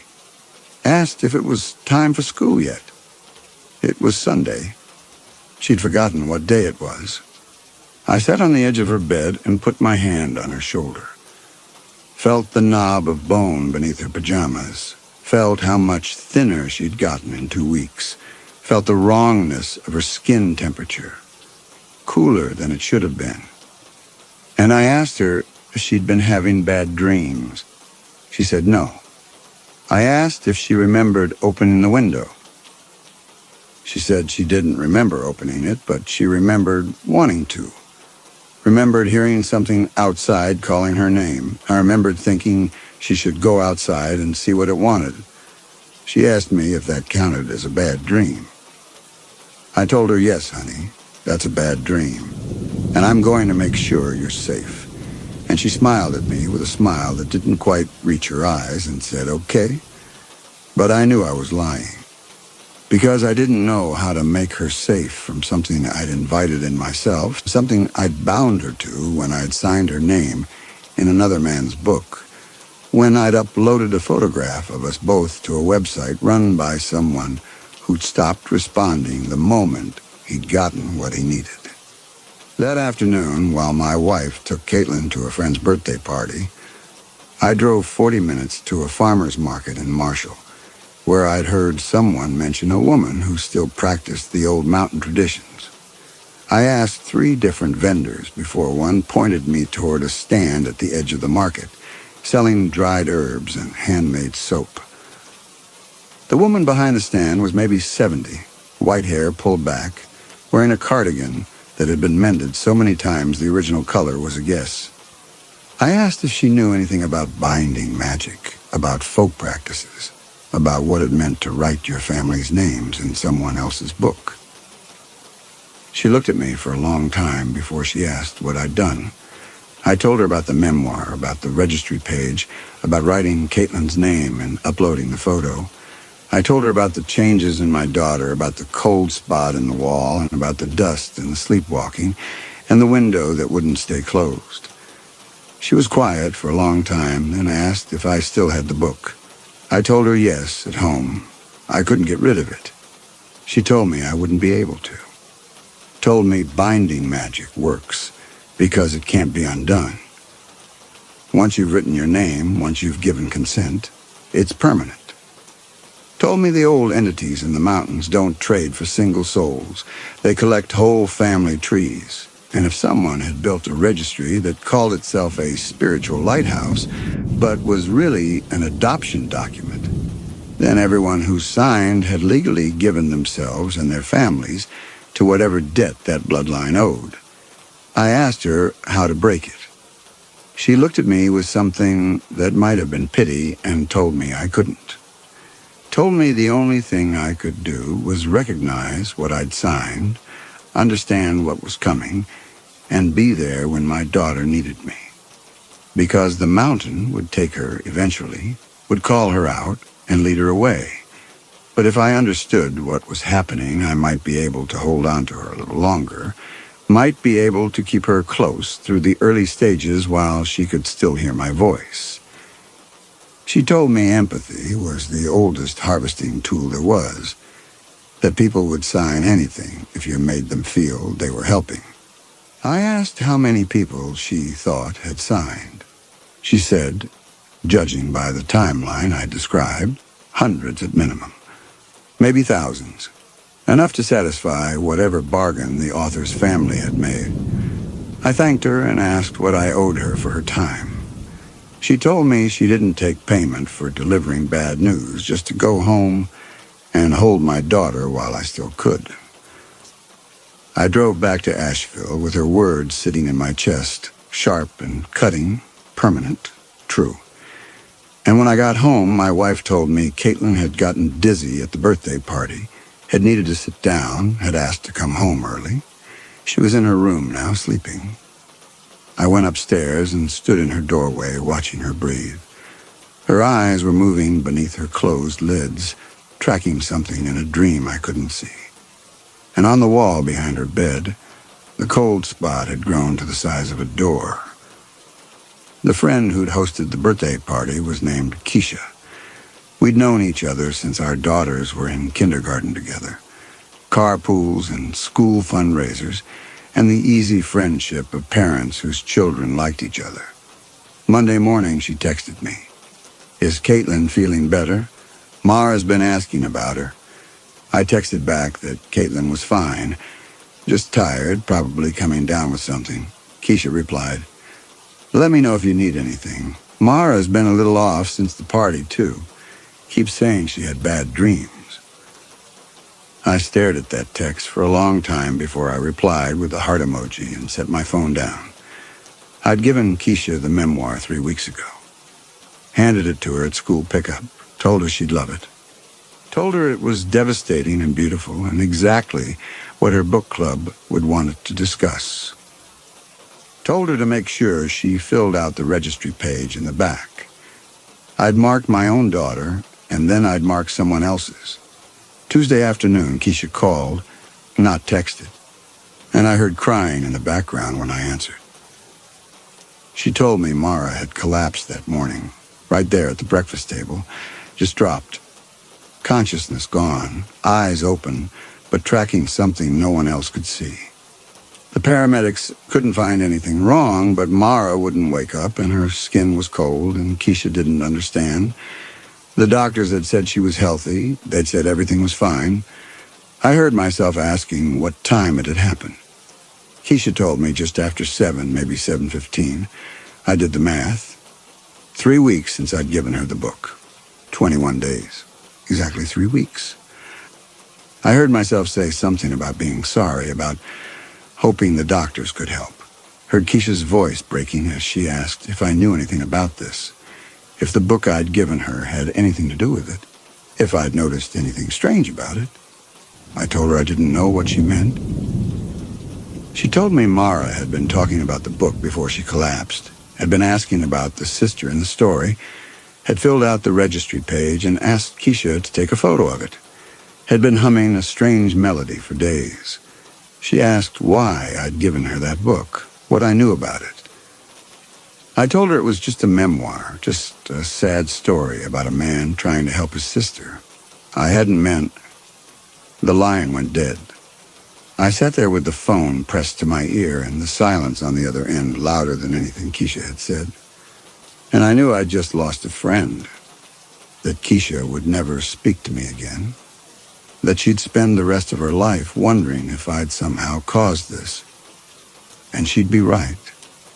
That night, my wife found me sitting in the dark kitchen, staring at nothing. She sat down and asked if I was okay, if there was something I needed to talk about. I told her about Keisha's daughter, about the collapse, about the doctors finding nothing wrong.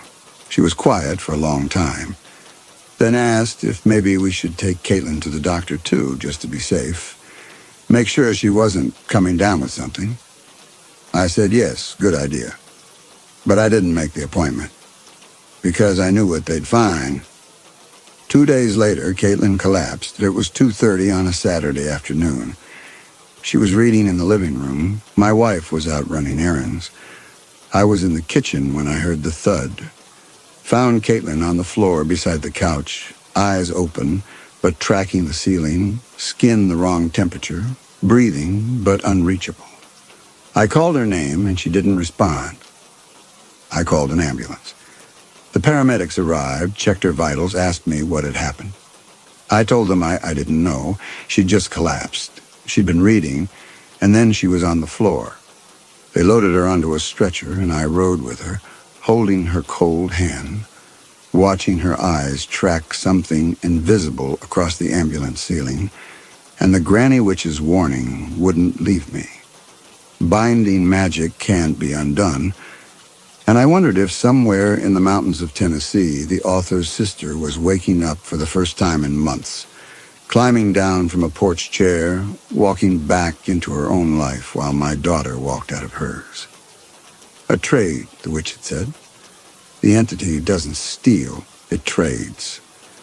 The sister was the offer. The readers were the congregation. And I'd signed us both over. The hospital kept Caitlin overnight.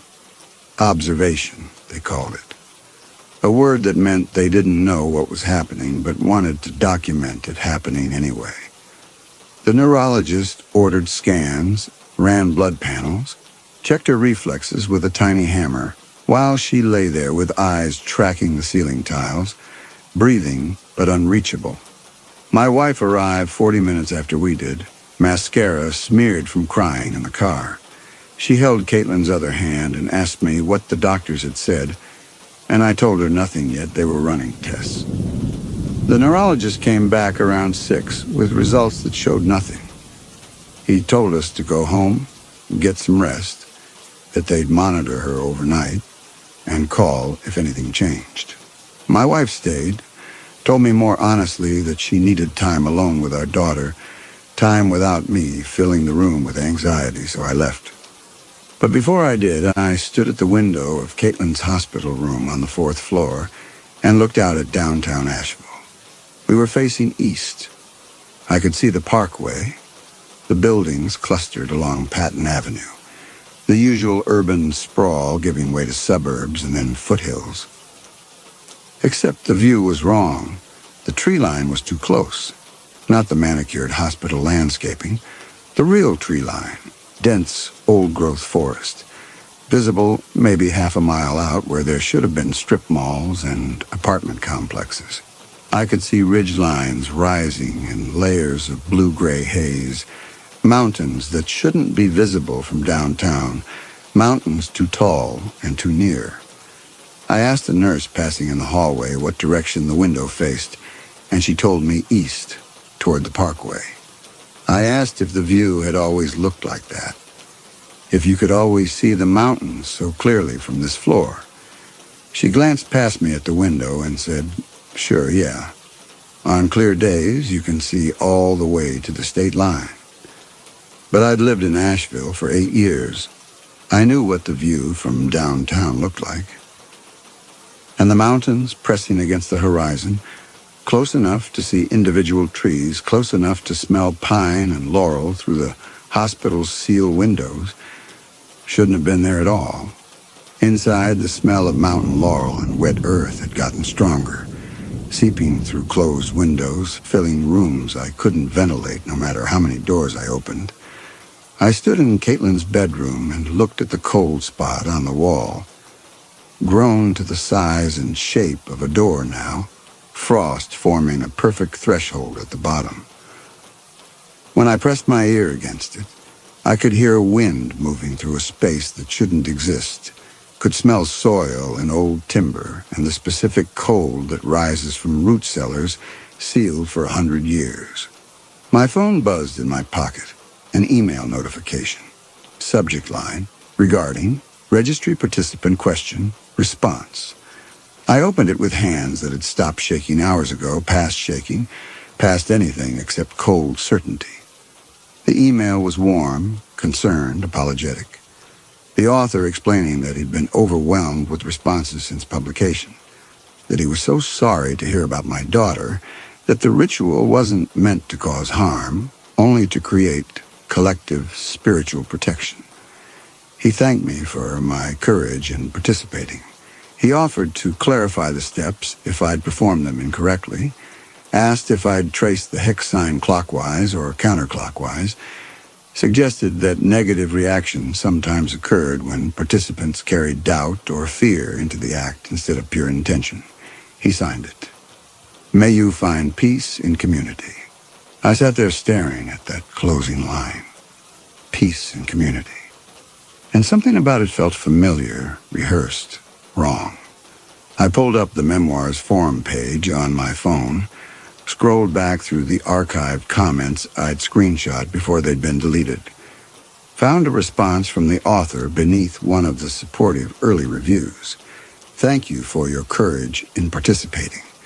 May you find peace in community. The exact same phrase, word for word. I checked another comment, another author response. May you find peace in community. Every single response he'd written to participants used the same closing line. Not just similar, identical. I went back to the email he'd just sent me, read it again more carefully. Every phrase felt scripted, automated, like he'd built a template and filled in variables. The ritual steps, the hex sign direction, the suggestion about doubt and fear. Nothing in the email suggested he'd actually read my question. Nothing suggested he cared about my daughter at all. I closed the email and sat in Caitlin's room with the cold spot radiating chill behind me. The memoir had never been a plea for help. It had been an offering mechanism. The registry wasn't a spiritual lighthouse. It was a deed of kinship, an adoption document. And his sister was probably waking up right now, walking off a porch for the first time in months, stepping back into her own life. While mine ended, my phone buzzed again. Text from my wife. No change. Come back in the morning. I texted back that I would, that I loved them both. But I couldn't sleep. Tried for 2 hours in my empty house, staring at the ceiling, listening to the settling beams, before I gave up and drove back to the hospital at 1:30 in the morning. My wife didn't wake when I came in. I sat in the chair on the other side of Caitlin's bed and watched my daughter breathe while the monitors tracked vitals that remained stubbornly normal. The notification came at 2 in the morning. My phone buzzed in my pocket. An alert I didn't remember setting up from the author's blog, New Post. My wife was asleep in the chair beside the bed, head tilted at an angle that would hurt when she woke.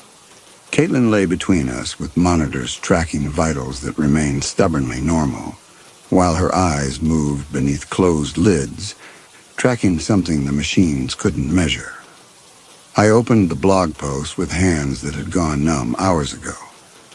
The title read, Update, She's Home. The post was brief.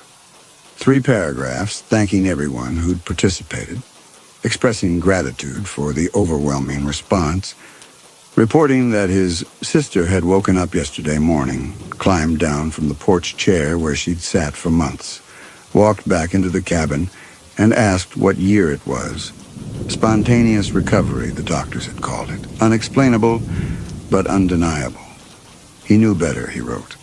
He knew it was the collective intention, the spiritual lighthouse his readers had built, the congregation of names that had confused the entity enough to release her. He thanked us all again.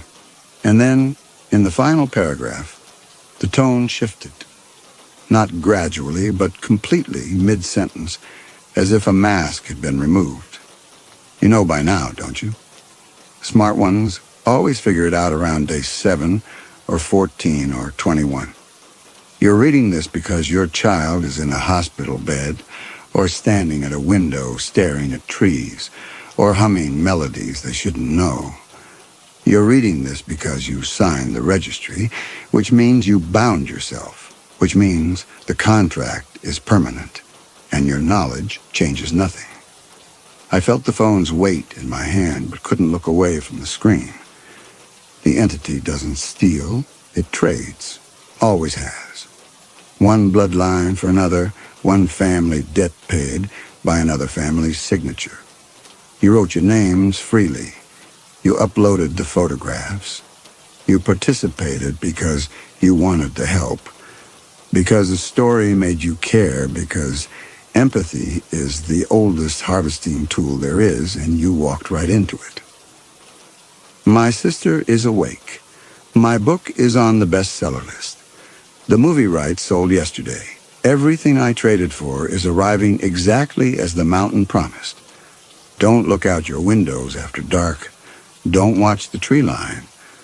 The entity moves slowly, but it's already smiling, already learning the shape of everyone whose name you wrote down. By the time you finish reading this, it's probably already outside.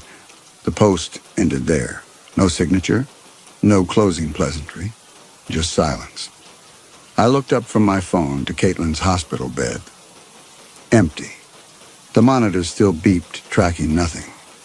The IV line hung disconnected, saline dripping onto the floor. The blankets were thrown back. My wife was still asleep in her chair, head tilted, completely unaware. I was out of my chair before I'd made the decision to move, already through the door, already in the hallway, already running past the nurse's station where no one noticed, where the night shift sat staring at computer screens that showed vitals for a patient who was no longer there. The drive home took 12 minutes, I don't remember. When I pulled into the driveway, every light in the house was off. I left the car running and unlocked the front door with hands that wouldn't stop shaking. The smell hit me before I was inside. Mountain laurel, which doesn't grow in Asheville, which blooms in May, not October. Inside, the house was silent, except for the furnace and my own breathing. I took the stairs 2 at a time, and the smell got stronger with every step. Caitlin's bedroom door was open, and her window was open, and the white curtains were moving in a breeze that carried the cold of high elevations, of places I'd never been. She wasn't there. I ran to the window and looked out at the backyard. Saw nothing at first, just October darkness and the familiar shapes of our fence and the swing set and the tree line beyond. Then I saw movement, small, pale, moving through the grass toward the woods. Caitlin in her hospital gown, barefoot, walking with mechanical certainty toward the fence. I shouted her name and ran down the stairs, through the kitchen, out the back door into the cold night air. And she was already at the fence, already climbing over it with movements that were too coordinated, too smooth. Nothing like the clumsy scramble of a 10-year-old climbing a barrier. I cleared the fence behind her and grabbed her shoulder, and she turned to look at me. Her eyes were open, but focused past me, through me, on something I couldn't see. I said her name, and she didn't respond. I picked her up. She was so light, had lost so much weight in 3 weeks, and carried her back toward the house. But when I tried to step back through the fence line, it felt wrong. Felt like pushing through something thick and resistant, like the air itself had become a barrier. I forced my way through and carried Caitlin inside and locked the back door and set her on the couch. She sat there staring at the wall, lips moving soundlessly. I crouched in front of her and said her name over and over until finally, she blinked and focused on me. Asked what we were doing downstairs, why it was dark. I told her she'd been sleepwalking, that I'd brought her inside, that she was safe now. She looked past me to the back door, to the window beyond it, to the tree line visible in the moonlight. Asked if I heard them calling. I told her, "No, honey. There's no one calling. You're safe here with me." She looked at me with that distant recognition, seeing me from far away and taking time to remember who I was, and said they were calling her name, had been calling it for days, wanted her to come outside and sign her family in. Sign your family in. The same word she'd written in the pencil on her bedroom floor. I pulled her close and held her while she stared over my shoulder at the window, at the trees beyond, at something I couldn't see, but she could. Something patient and old and smiling. Upstairs in her bedroom, I heard a sound like a door opening. Not our door, not any door in our house, the door in the wall, the cold spot that had grown to the size of a threshold, the space that shouldn't exist between her room and my office, the opening that smelled like root cellars and mountain earth. I heard footsteps on the stairs, slow, measured, coming down.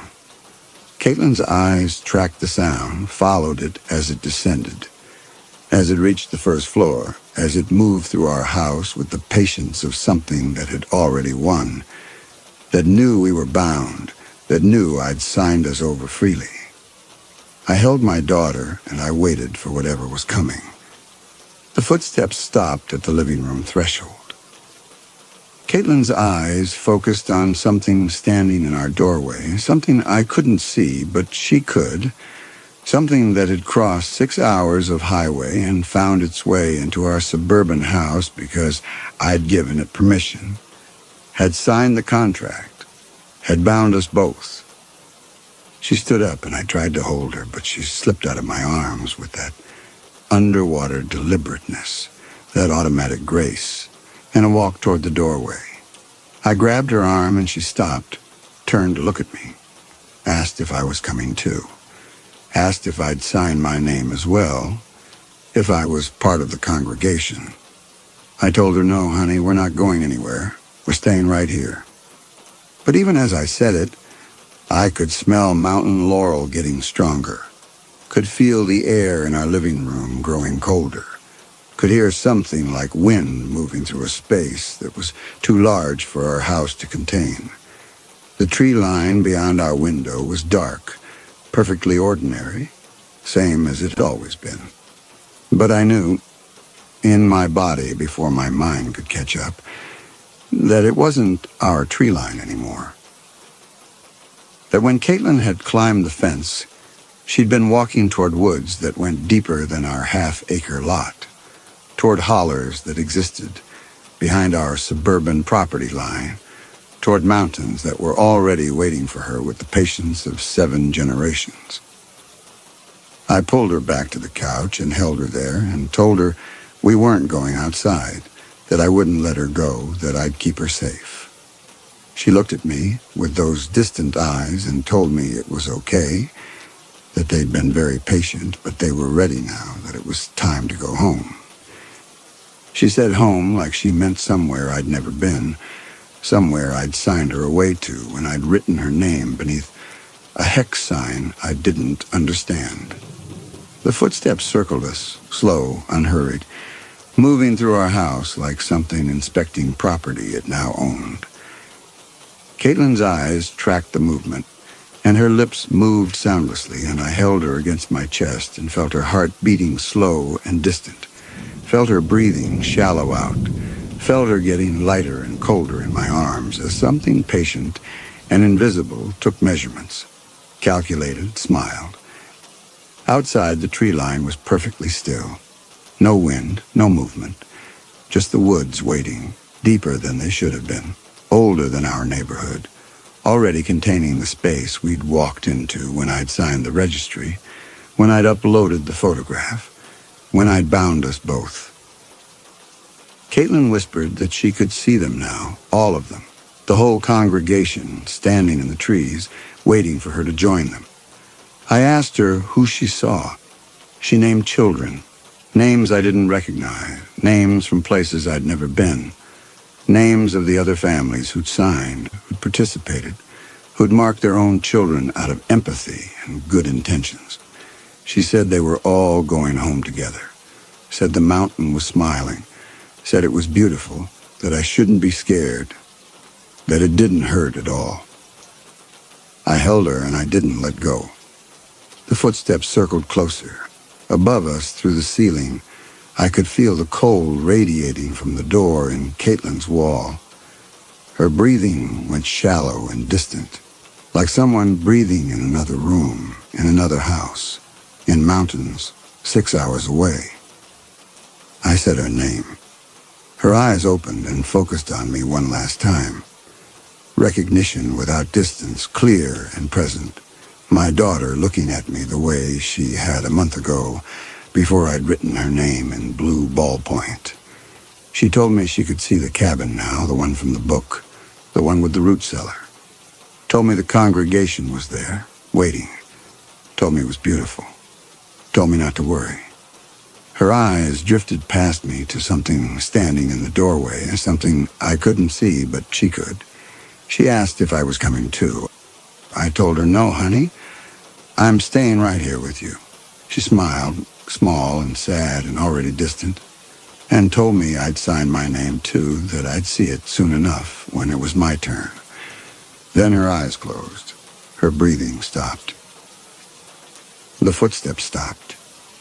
The house went silent except for the wind moving through a space too large to fit inside our walls.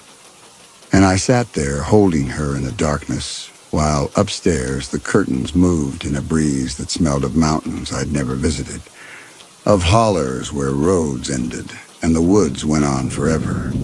Outside through the window, the tree line was perfectly still. No movement, no sound. Just the woods, waiting. I held my daughter's body, and I didn't let go, even though I could feel she was already gone, even though the weight in my arms was just emptiness and cooling skin. Somewhere in Tennessee, an author was celebrating his sister's recovery. The contract was permanent. I'd signed it myself.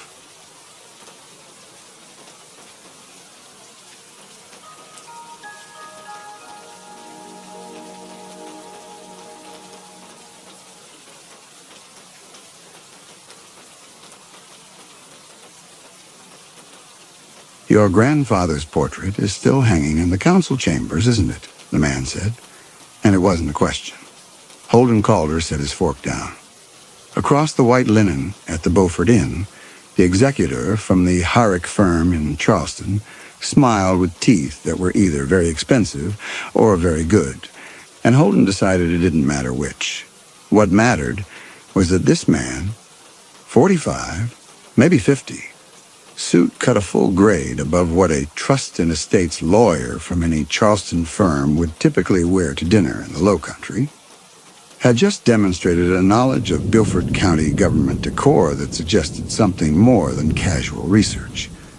The portrait was oil on canvas, commissioned in 1929 for Rollins Calder, Holden's grandfather, who had served as chairman of the Beaufort County Council for 28 years, and whose name was etched into the cornerstone of the county administration building on Carteret Street.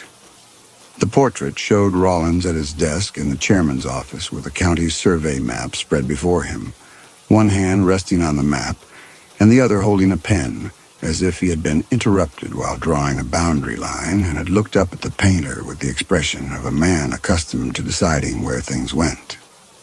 It had hung in the council chambers since 1931 behind the chairman's seat, where every county employee, every contractor, every citizen who appeared before the council would see the Calder face looking down from the wall. Beaufort County said artifact when it meant monument. The portrait was a monument. Holden's father had served 22 years as chairman after Rollins. Holden was in his 17th. The Calders did not merely govern Beaufort County. They were Beaufort County in the way that live oaks were the landscape, not planted so much as original to the soil. The executor had called 3 weeks earlier. He represented an anonymous estate, a benefactor of considerable means, he said, who had followed Holden's career with deep admiration and who wished to make a significant philanthropic gift to the community. Not money, something more permanent. The executor had been polite and specific on the phone, and polite specificity was the one quality Holden found most reliable in professional strangers.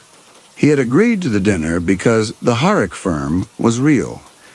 He had checked the South Carolina Secretary of State's business filings within an hour of the call, its letterhead verified, and because he had never in his life refused a compliment delivered on good stationery.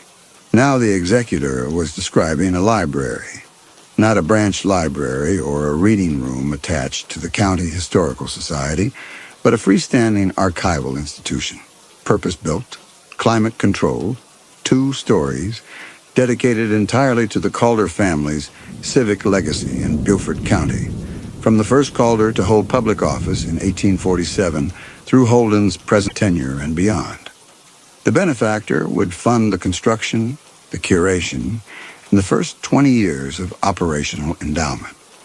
The building would be called the Calder Archival Library. It would stand on the vacant lot at the corner of Bay and Charles Streets, 3 blocks from the county building, visible from the waterfront park where tourists ate ice cream and photographed the marina. Holden picked up his water glass and drank. The lot at Bay and Charles was privately held. He knew this because he had looked into acquiring it in 2008 for a county satellite office, a project he had personally championed on the council before the recession killed the budget line. The owner, a retired dentist in Hilton Head, had wanted more than the land was worth, and Holden had walked away, which was the response of a man who understood that overpaying, whether with public money or private, was a confession of eagerness, and eagerness was a currency that Holden Calder never spent in public. He asked who held the deed now. The executor said the trust had acquired the parcel 18 months ago. A clean transaction, fair market value. The benefactor had been planning this project for some time. 18 months. Holden set the glass down. The purchase dated to mid-2010, before the current governor had begun his informal search for a candidate to fill the state Senate seat vacated by Hugh Redmond's retirement. Before there was a shortlist or a vetting process or a name being circulated in the State House. Someone had been laying groundwork for a monument to Holden Calder at a time when the only reason to build one was the name itself. He asked the executor when exactly the benefactor had first conceived of the project.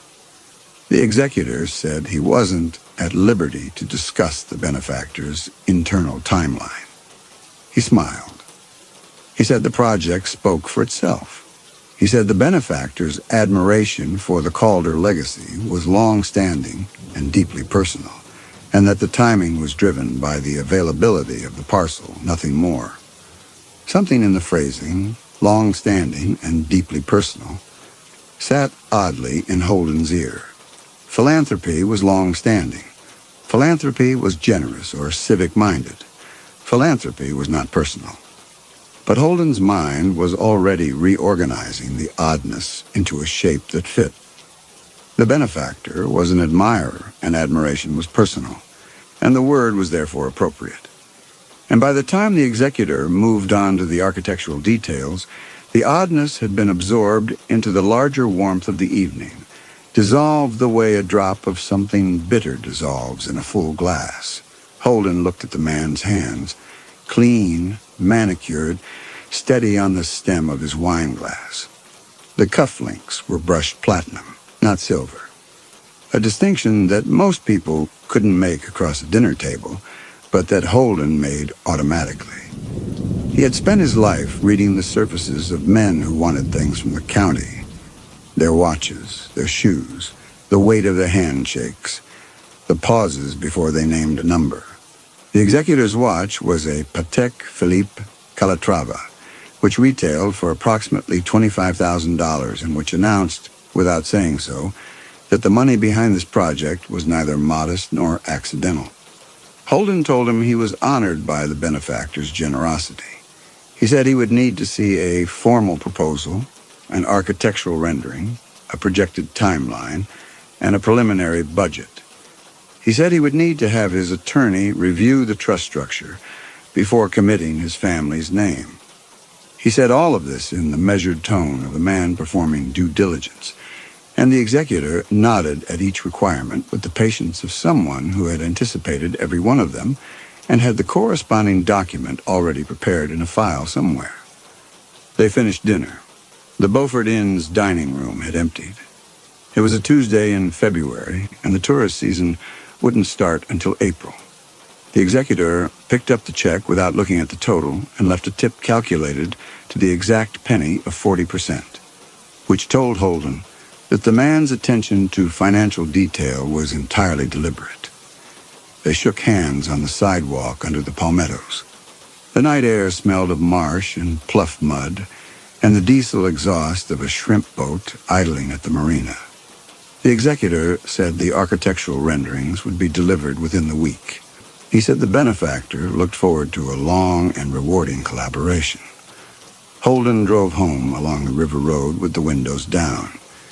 His house was on Ladies Island, a 10-minute drive across the Woods Memorial Bridge, set back from the road behind a screen of live oaks draped with Spanish moss that his wife maintained were the most beautiful trees in Beaufort County, and that Holden maintained were a liability in hurricane season.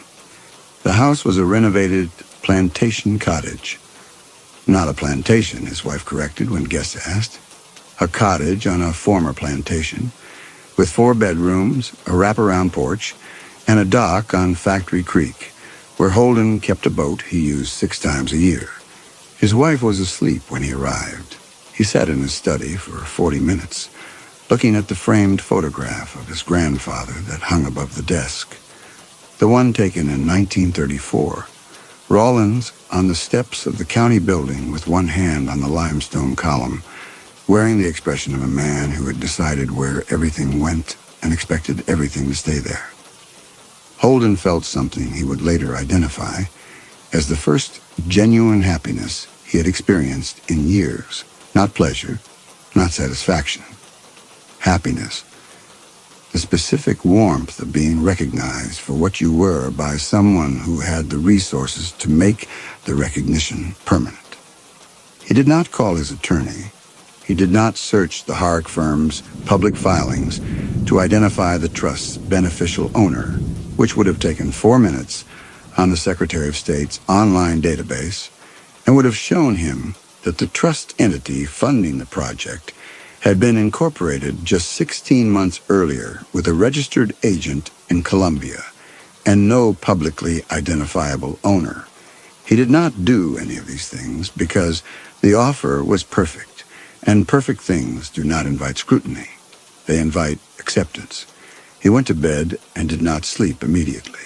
There was a sound in the house that he couldn't place, a low mechanical hum that he eventually traced to the HVAC unit cycling on in the crawl space beneath the study. He had heard it 1,000 times. It had never kept him awake before. The architectural renderings came by bonded courier the following week. They came in a black portfolio case embossed with the logo of a design firm in Savannah, Palmer and Wraith Associates, which Holden recognized from a spread in Southern Living. The Calder Archival Library was designed as a 2-story structure in Beaufort's prevailing federal style, red brick with white limestone detailing, fluted columns flanking a portico entrance that faced Bay Street, a standing seam copper roof that would patina to verdigris within 5 years and matched the courthouse dome. The interior plan showed 2 exhibition halls on the ground floor, a climate-controlled document vault on the second floor, heart pine flooring salvaged from a decommissioned rice mill in Georgetown County, and a central atrium with a double-height ceiling and a skylight designed to wash a commissioned family portrait in natural light. The estimated construction cost was $4.2 million. The operational endowment was separately funded at $1.8 million. total $6 million.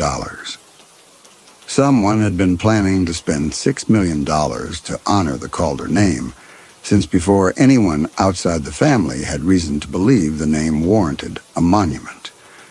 Holden sat with the renderings spread across his desk and studied them the way another man might study a sonogram.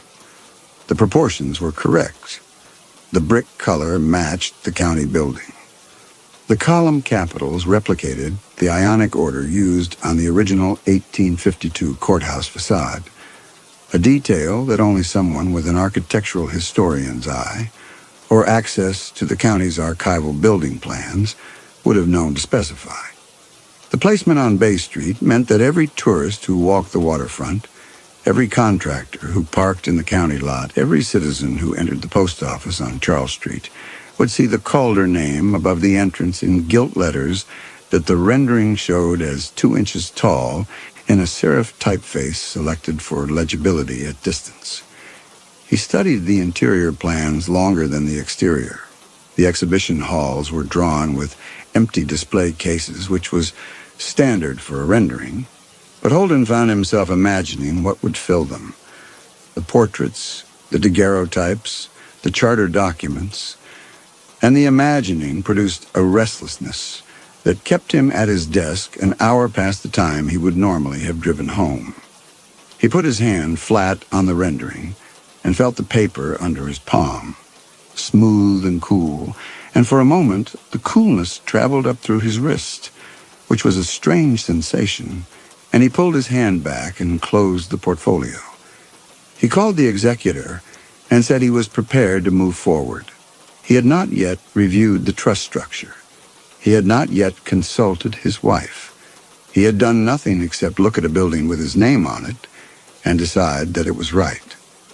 The construction permits were filed in June of 2012, 4 months after the initial dinner. The county permitting office processed them in 4 days, which was 3 weeks faster than standard. The Calder name on a permit application in Beaufort County was its own expedient, and had been, without interruption, since 1923. The lot at Bay and Charles was cleared by a crew out of Savannah, and a temporary fence went up with a banner, "Future Home of the Calder Archival Library." The first gift arrived 2 weeks after the permits were filed. It was a crate, shipped from a fine art logistics company in Atlanta that specialized in museum-grade transport, delivered to Holden's office in the county building by 2 men in white cotton gloves. Inside, packed in acid-free tissue and custom archival foam, was a second oil portrait of Rawlins Calder, 3 feet by 4 feet. Academic realist style, early 20th century. It depicted Rawlins at the chairman's desk in the county building with a county map spread before him. A different composition from the council chamber's portrait, painted from a different angle, showing Rawlins in his shirt sleeves rather than his formal coat, with a severity in the eyes that the council chamber's portrait softened. It appeared to have been painted from life, which dated it to the 1920s, and it came with a handwritten note on cream-colored cardstock, recovered from a private estate in Savannah. Your grandfather's legacy deserves restoration and permanence. He hung it in his office that afternoon, on the wall facing his desk. His secretary admired it. His deputy chairman stood in the doorway and said the old man looked like he was about to redraw the county line, and everyone laughed. Holden did not laugh. He was looking at his grandfather's eyes. The painter had rendered them with a precision that felt less like artistry than documentation. Dark irises, a faint asymmetry in the left pupil, a gaze that did not land on the viewer so much as pass through the viewer to whatever was behind. Holden sat at his desk for an hour after the staff left, and the portrait watched the empty space above his head, and the light through the window yellowed and failed, and the eyes did not change. He told himself it was a fine painting, with the discipline of a man who intended to go on believing it, which he did for several weeks, until the 4th or 5th time. The gaze made him lose his place in a contract summary, and he moved the portrait to the wall beside the window, where it watched the door instead of the desk. The second gift followed a month later. 4 bound volumes, quarto-sized, each covered in burgundy Morocco leather with gilt lettering, packed in a fitted mahogany case with brass hinges. Each volume contained the full text of Holden's most significant public addresses, policy statements, and published writings from 17 years as county council chairman, typeset in Garamond on archival cotton paper, with marginal annotations identifying the legislative outcomes and policy precedents each address had influenced. The binding was hand-sewn. The gilt lettering read, "The public addresses of Holden Calder, Chairman, Beaufort County Council, State of South Carolina." He held the first volume in both hands and felt the leather cold despite having been packed in foam inside a heated building, cold in the particular way of things that had been stored in a basement archive. He opened it to his 2006 keynote at the Low Country Municipal Leadership Conference, a speech on infrastructure investment that had been reprinted in the Post and Courier and cited in a Clemson University policy paper. He read his own words in the clean Garamond type and found them sharper on the page than he remembered delivering them. He put the volumes on the shelf behind his desk, spines outward. He did not ask how the benefactor had obtained transcripts of his unpublished internal policy memos and council executive session remarks, documents that were not part of the public record and that could only be accessed through the county clerk's archive with administrative authorization.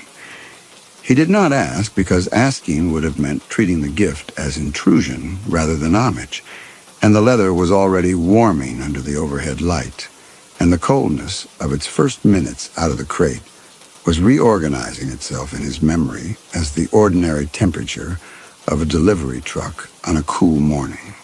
But that night, in his study, he found himself pressing the pads of his fingers together, testing them, as though the cold had left a residue. He mentioned the museum to his wife over dinner. She asked who the benefactor was. He said the identity was confidential, held by the trust. She asked whether he had spoken to anyone about whether a sitting county chairman could accept a public monument bearing his family name while being considered for the Senate appointment. He said the gift was to the public, not to him personally, and the governor's office had no formal ethics review process for potential appointees at this stage. She looked at him the way she sometimes looked at him when his son called from Charleston at 2 a.m, patience and judgment in equal measure, and said nothing more about it. The foundation was poured that fall. Holden drove past the site every morning on his way to the county building. He watched the surveyor's stakes go in, then the forms, then the concrete. The foundation, when it was finished, a gray rectangle sunk into the sandy, low-country soil, looked from the street like something other than a beginning. It looked like a grave measured with industrial exactitude and poured with material that would outlast the men who had poured it.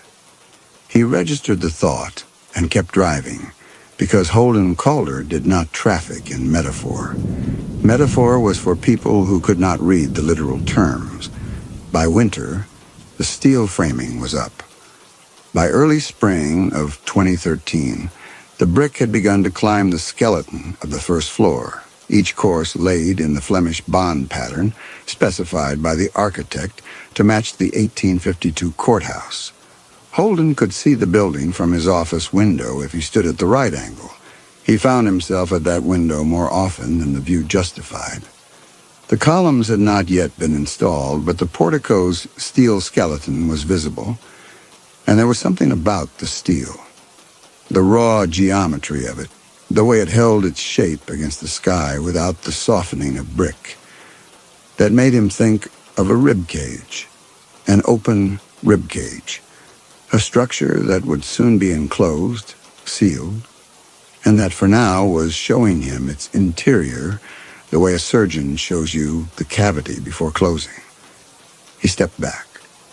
He went to his desk.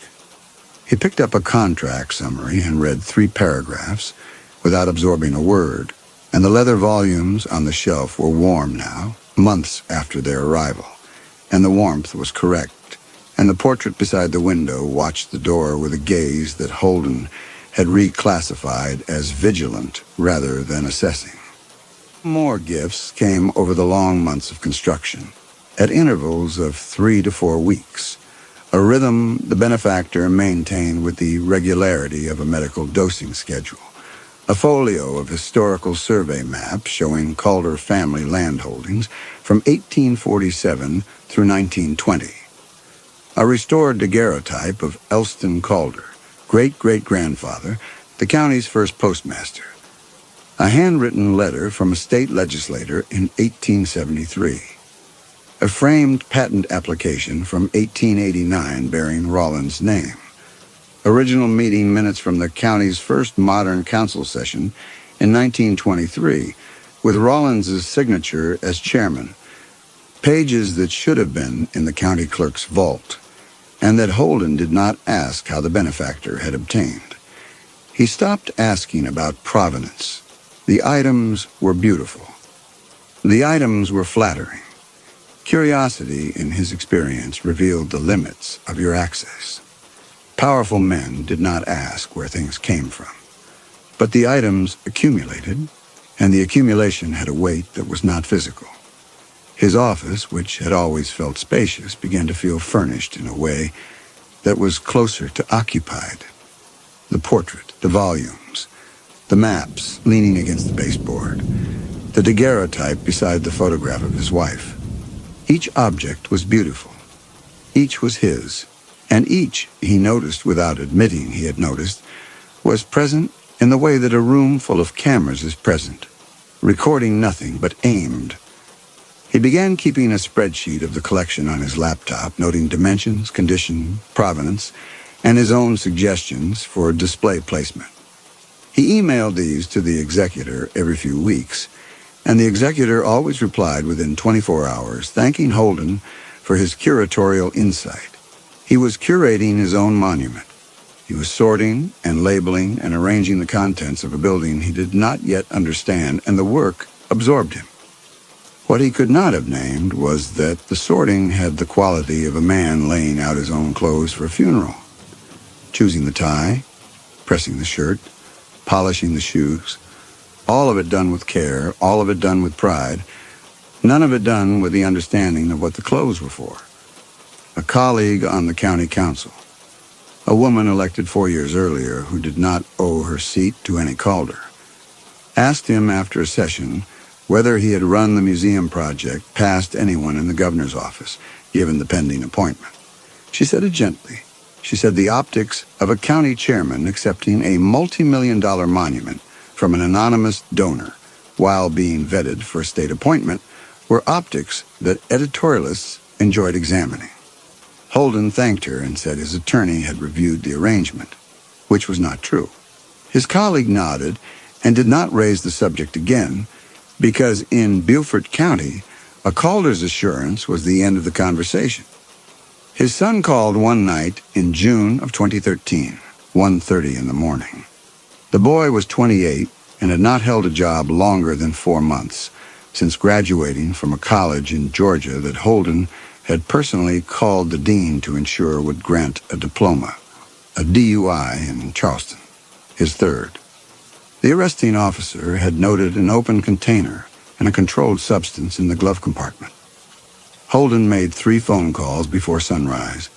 The first was to the Charleston County solicitor, a man whose initial appointment Holden had brokered through a connection in the State House, a favor that had never been articulated in language a transcript could capture, but that both men understood had not expired. The second was to a defense attorney in Charleston, whom Holden had steered county legal work to for years through the council's outside counsel selection process. The third was to the precinct captain, a 4-minute conversation in the measured tone that Holden used when he wanted someone to understand that a request was not a suggestion. By noon, the DUI had been reduced to a traffic violation. The substance notation had been removed from the report. The arresting officer had been reassigned to a desk rotation. This was not new. This was how the machinery worked, and Holden operated it with the fluency of a man trained at the controls since birth. His grandfather had done the same. A handshake, a word at the Rotary Club, a file that vanished from the clerk's office overnight. Holden never threatened. He never left a traceable record. He reminded people in the gentlest terms of the architecture they inhabited, an architecture in which Holden Calder was the load-bearing wall. He drove past the museum that afternoon. The brick exterior was nearly finished. The columns were being installed. The building looked from the street like something that had always been there and was only now deciding to become visible, the way a growth beneath the skin becomes visible when you finally press the right spot. He stopped the car. He sat for 2 minutes. The crew was on break, and the building stood unattended, its interior exposed through open window frames, steel beams, wiring conduit, plywood subfloor, and Holden had the sudden irrational conviction that the building was looking back at him. Not the crew, the building, the steel and the brick, and the empty space where the display cases would go.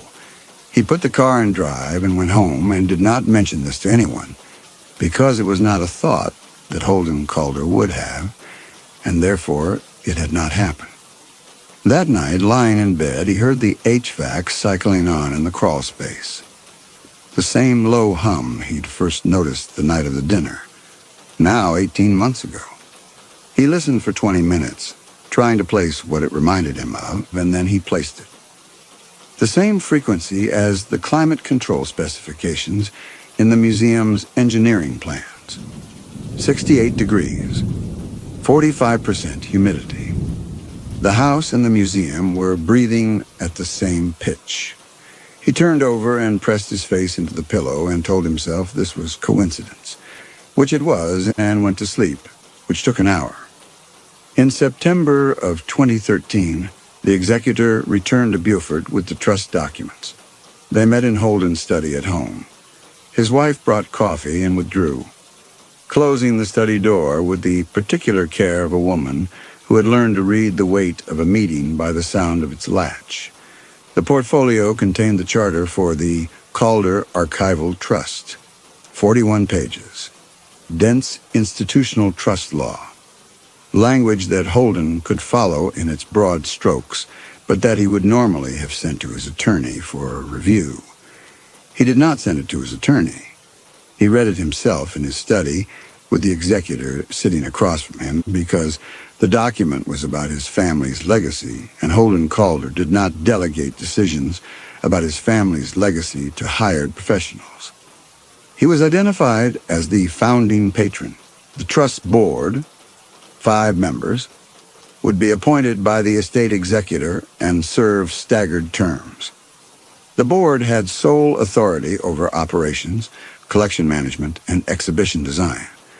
He read the irrevocability clause, section 4.2, which stated in language he understood to be permanent that the founding patron relinquished all authority to alter, amend, or terminate the trust.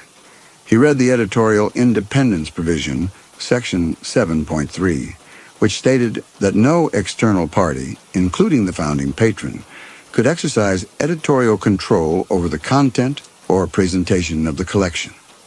And then, in the financial provisions, section 9.4, the founding patron would commit a minimum maintenance contribution of $200,000 per year for the first 5 years, payable from personal or family trust accounts as a condition of the naming rights.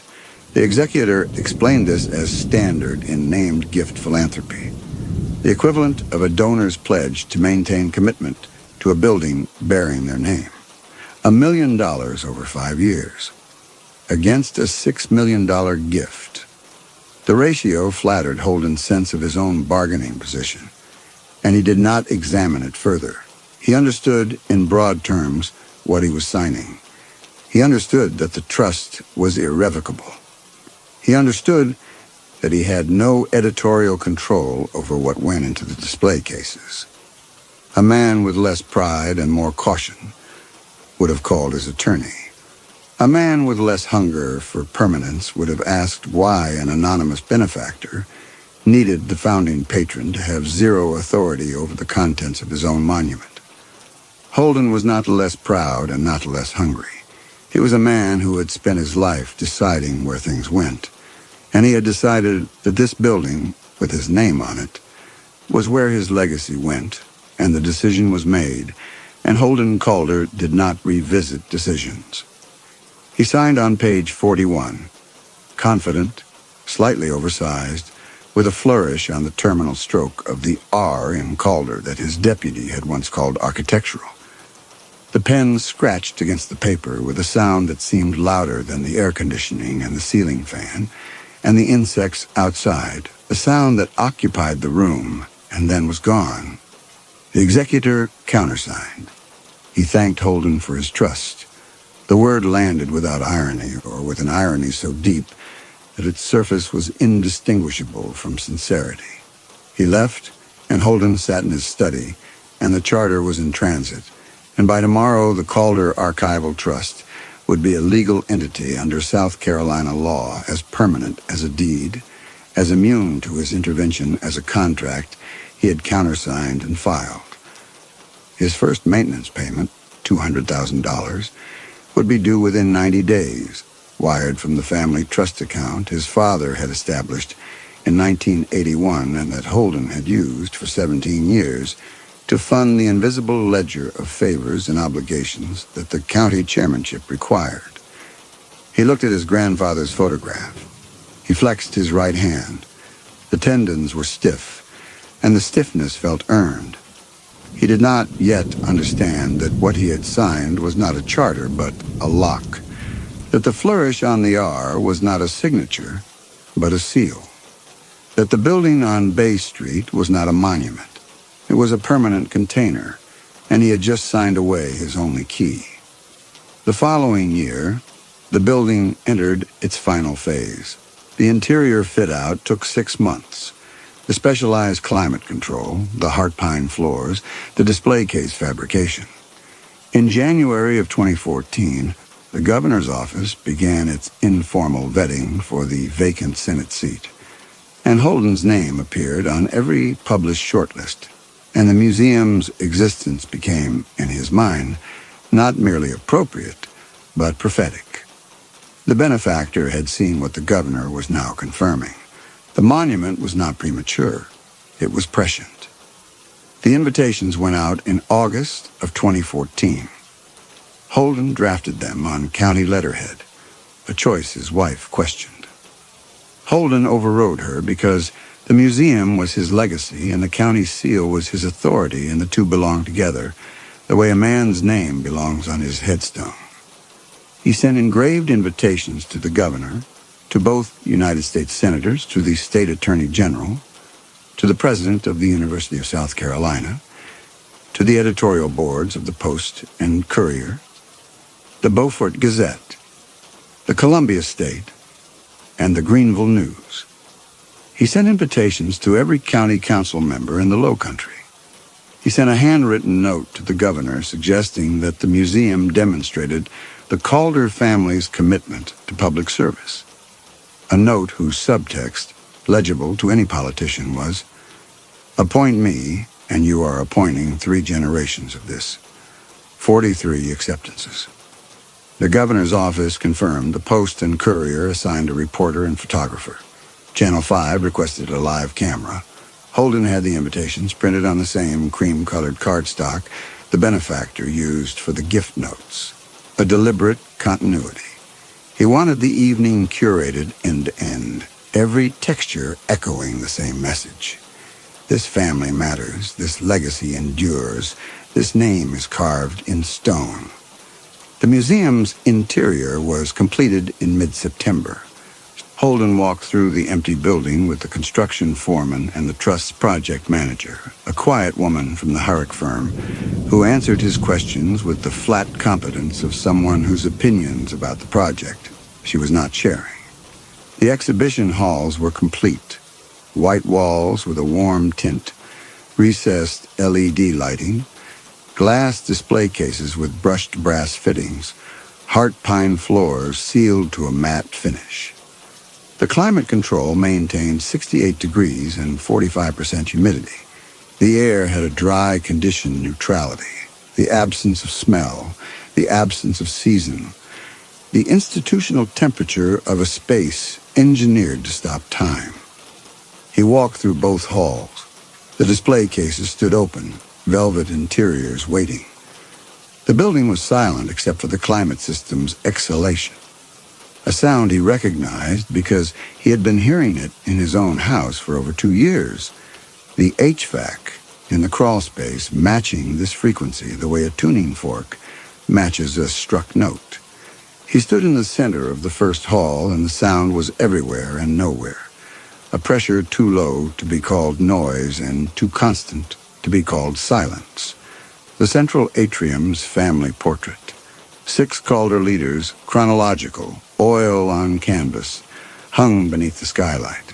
Holden looked up at his own face. The painter had given him a slight squint, and he thought it was the most accurate depiction of himself he had ever seen. A man evaluating terms before committing. He stood under the portrait for several minutes. The emptiness had a quality he had not expected. Not the emptiness of a new house waiting for furniture, but the emptiness of a prepared space, the way a hospital room is empty but not vacant, its vacancy organized around the bed and the monitors that will soon be occupied. He was told the curatorial team would install the collection during the final 2 weeks, the display cases draped with ceremonial fabric until the gala. A grand unveiling format, the executor explained, standard for museum openings, the visual reveal timed to the ribbon cutting. The halls would be accessible only to curatorial staff during the installation period. Holden accepted this. He had signed a charter that gave him no authority to demand access, and demanding access would have meant acknowledging that he did not control what was happening inside the building that bore his name.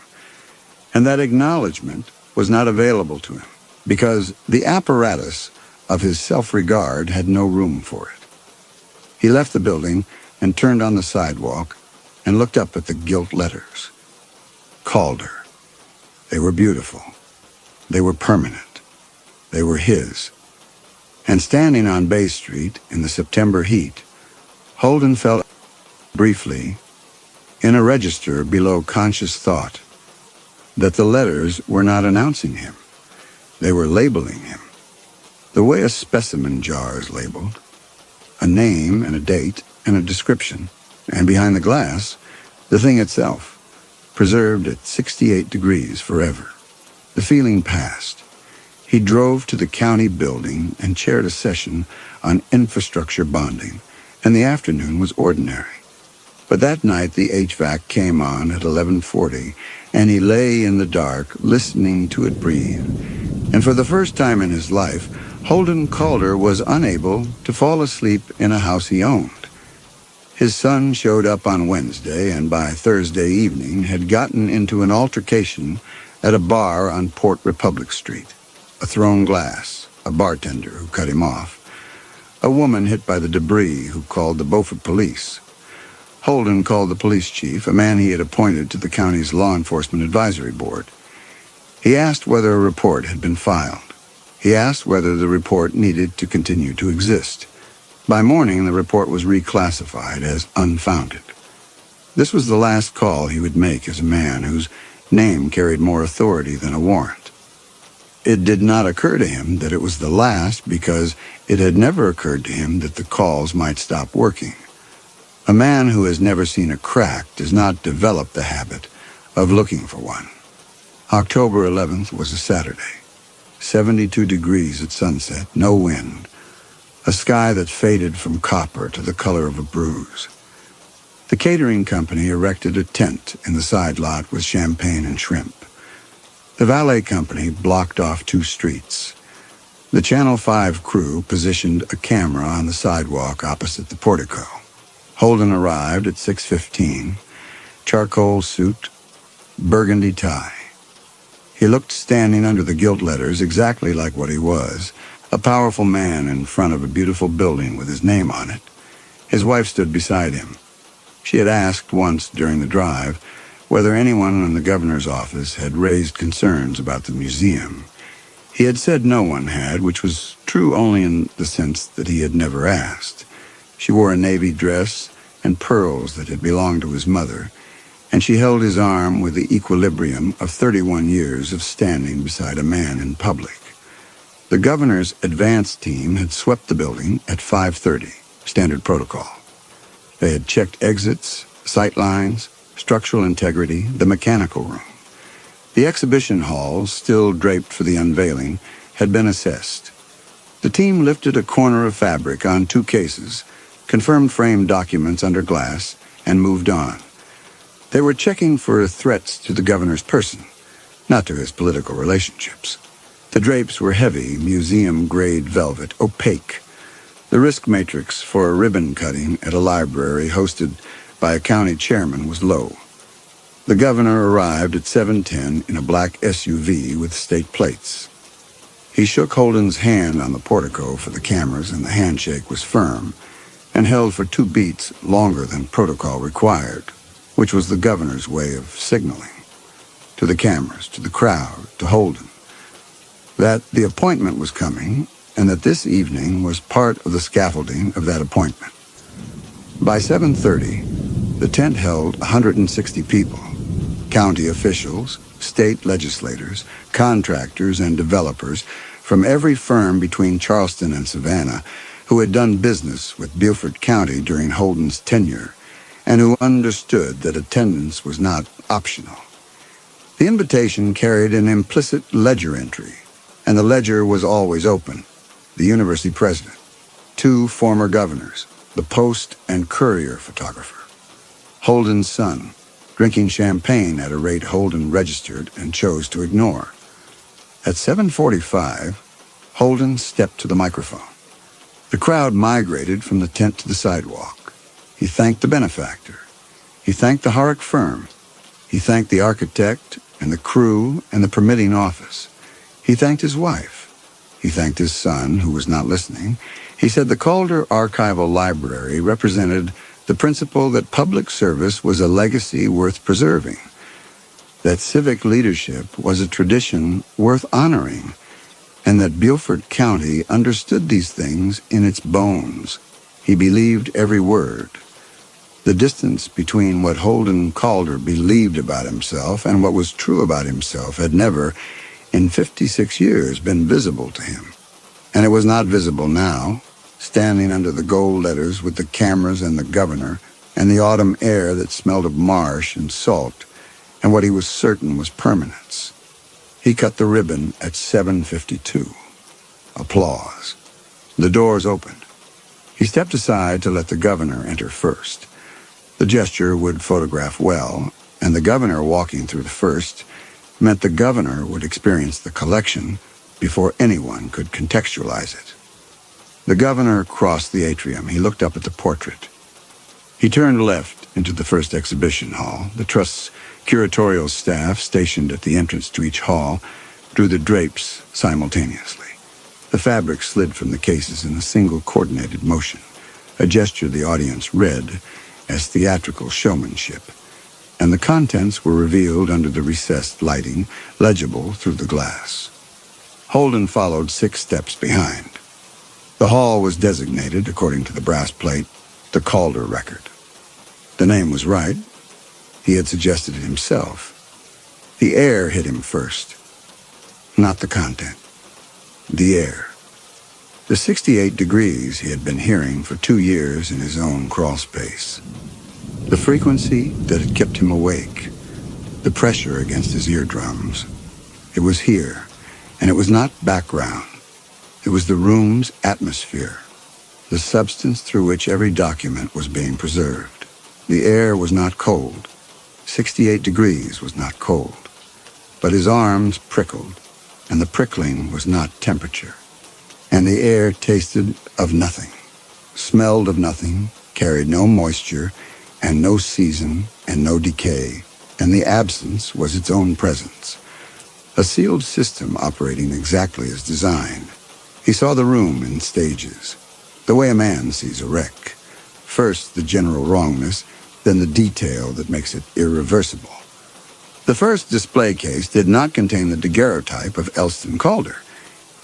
It contained a set of public records obtained through the South Carolina Freedom of Information Act, certified corporate filings for coastal partners, cross-referenced with Beaufort County Council minutes, showing that Holden had voted to award a county infrastructure contract to a coastal partner subsidiary in 2007, and with civil court dockets showing that a separate lawsuit against Glenn Hargrove, the Bluffton developer behind Coastal Partners, had produced discovery records of wire transfers from Coastal Partners to accounts linked to Holden Calder. The discovery documents had been unsealed by court order in 2011. They were public record. They had been public record for 3 years. No one had assembled them. Now they were assembled, mounted on acid-free board with museum-grade adhesive corners under gallery glass, annotated in archival ink with the precision of a forensic accountant who had spent a decade learning to read the gap between what was filed and what was true. Holden stopped walking. His left shoe squeaked on the heart pine, the sound of a soul pivoting. And the squeak was the only sound in the room except the climate system, breathing its sterile, seasonless breath. The second case contained a sworn affidavit, signed, notarized, from the Charleston County Solicitor, given voluntarily under a proffer agreement with the State Attorney General's office. The affidavit described, in the solicitor's own handwriting, the pattern of phone calls he had received from Holden over a 13-year period, the specific cases in which Holden had requested favorable treatment for associates and family members, and the implicit understanding, never spoken, always conveyed through tone and context, that the solicitor's continued support from Holden's political network depended on cooperation. Mounted beside the affidavit was the original incident report from the Sun's DUI, obtained through a public records request to the Charleston Police Department, side by side with the altered version. The arresting officer had provided his own sworn statement confirming the substitution and the reassignment order.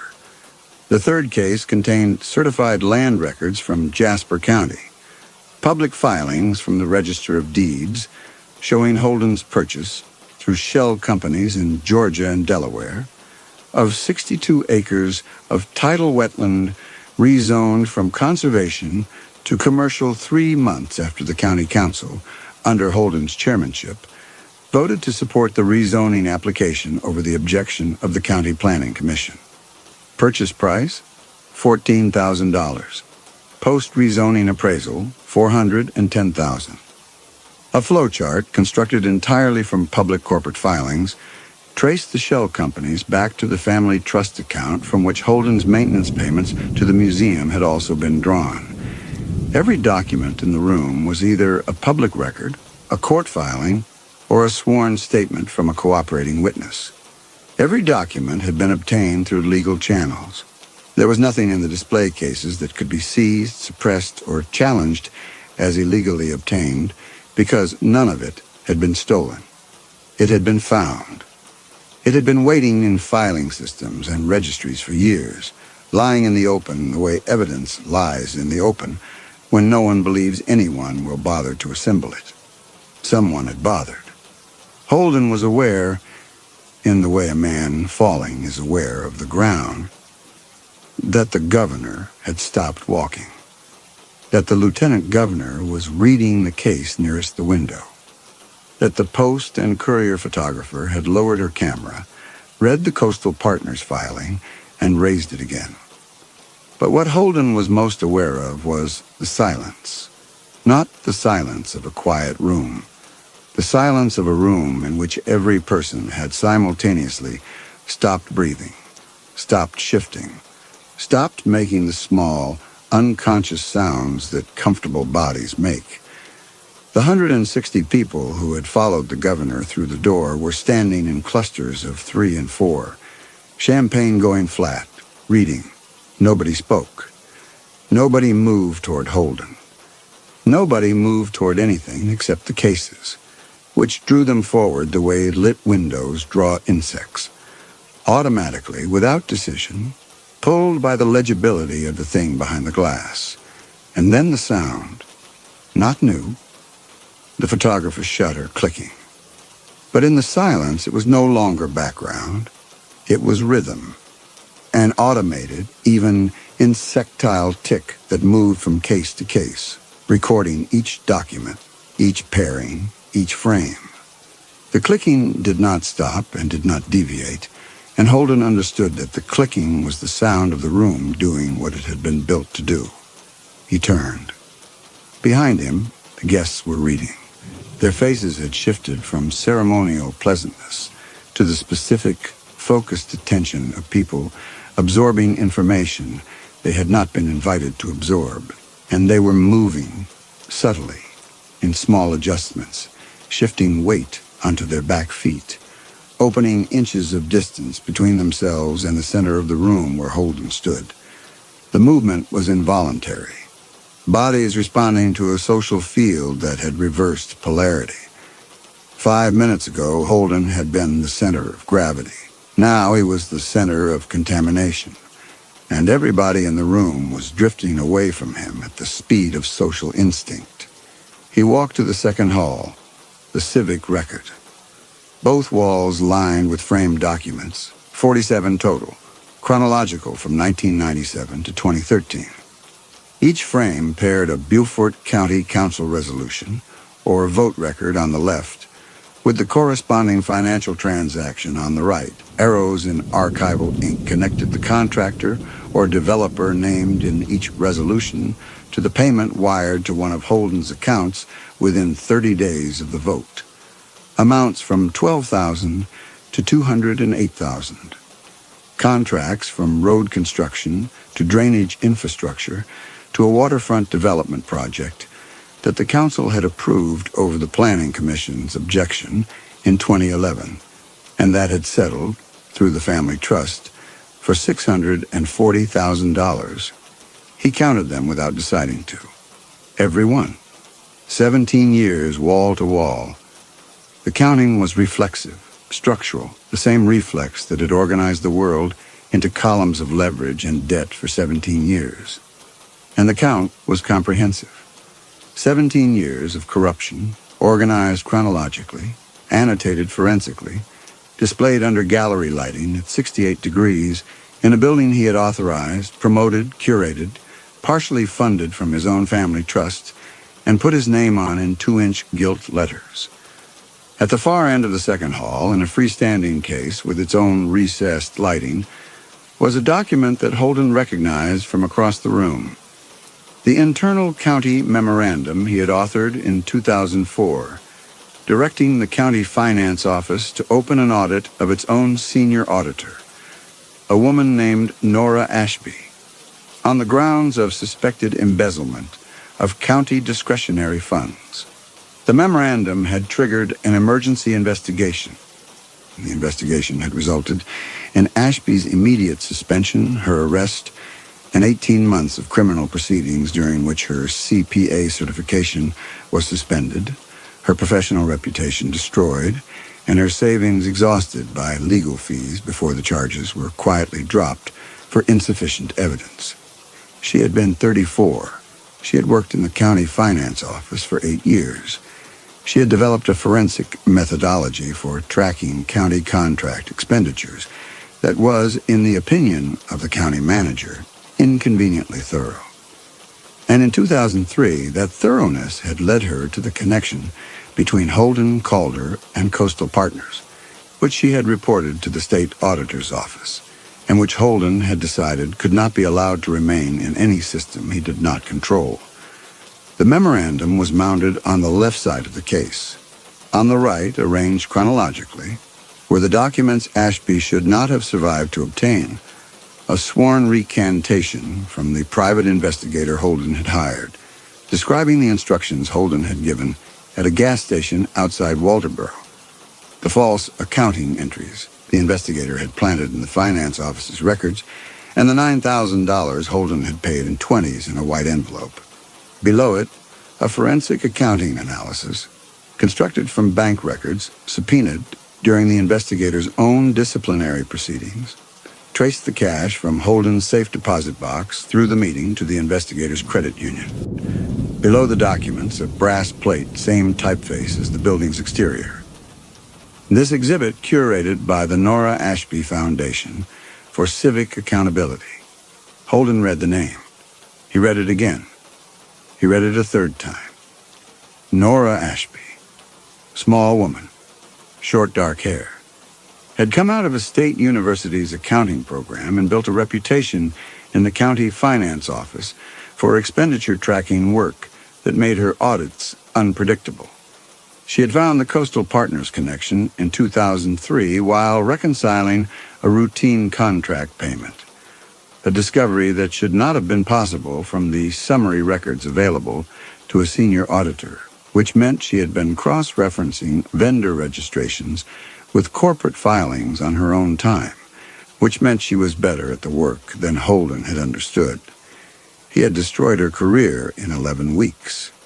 He had not thought about her since.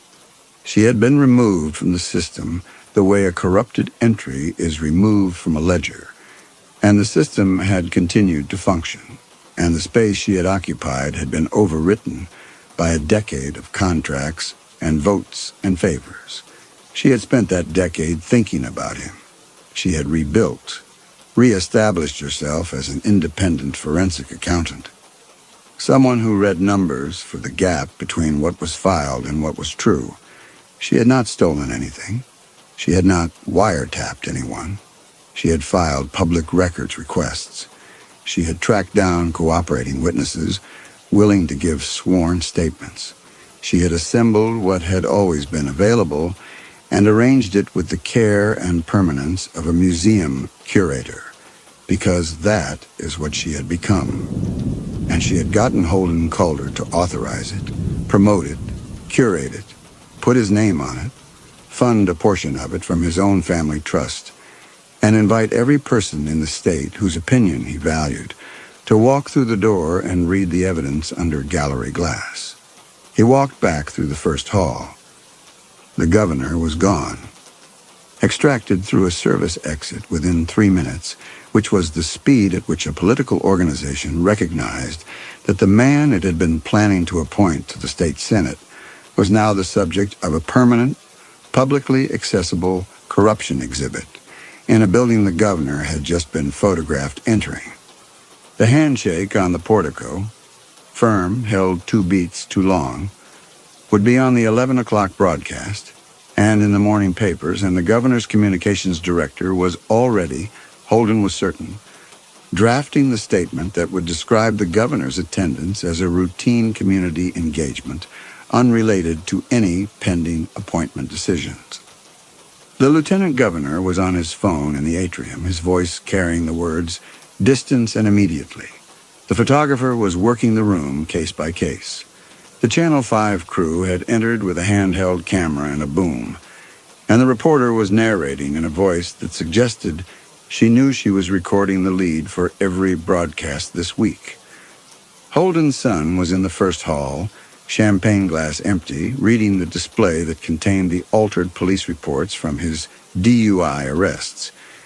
He was reading with the slack expression of a man who has discovered the floor has a basement, and the basement has a basement, and the foundation goes further down than he ever wanted to know. Holden looked for the executor. He found him in the atrium beneath the portrait, wearing the expression he had worn at every meeting, neutral, composed. Holden walked to him and asked whether the executor had known what would be in the cases. The executor looked at him. He adjusted his cufflinks, the same brushed platinum, and walked through the front door and down the portico steps into the October night, and did not come back. Holden would learn later that the Herrick firm had served as a blind administrative trustee, a standard arrangement in which the firm handled financial and legal frameworks without reviewing curatorial content, which had been managed by an independent contractor under the charter's editorial independence provision. The firm had transmitted the contractor's instructions to the installation team without examining the exhibits. The executor had been a legitimate Herrick attorney acting within scope. He had not known what the cases would contain. Section 7.3 had been designed to insulate the trustee from exactly this kind of content, and it had worked, and the firm's liability exposure was zero. The architecture was perfect. Every component, the blind trust, the editorial firewall, the public record sourcing, the cooperating witness affidavits, the irrevocable charter, had been designed to be legally unassailable, and every component was. Holden called his attorney at 8:17 from the back hallway, standing between the plant room and the fire exit. The plant room door was ajar, and the climate system was visible. Compressors and humidifiers running, the hum filling the hallway at the pitch he had been hearing for 2 years, the frequency that was now and had always been the sound of preservation. His attorney arrived at 8:39. Holden walked him through both halls without speaking. His attorney read the displays with the controlled attention of a man billing $425 an hour to comprehend the end of his most prominent client's career. They sat in Holden's car, engine off, windows up, the floodlights illuminating the building through the windshield. His attorney told him the truth completely. The charter was irrevocable. The board had sole authority. The founding patron had no editorial control, no veto, no mechanism to alter or dissolve. A court challenge would require proving the trust's charitable purpose. Public education and historical transparency was fraudulent, and the contents were accurate, legally sourced, and educationally relevant. Every document was either a public record or a sworn statement from a cooperating witness. The solicitor's affidavit had been given under a proffer agreement with the state attorney general's office, which meant the state was already involved. The investigator's recantation had been filed as part of a disciplinary record. "You would be confessing," his attorney said, "under oath, in writing, on the public record." The building could not be condemned. It passed every inspection. The collection could not be seized. It contained no stolen material. The trust could not be dissolved. The charter was irrevocable. The board could not be replaced. Appointment authority was vested in the estate executor, who had walked out the door an hour ago.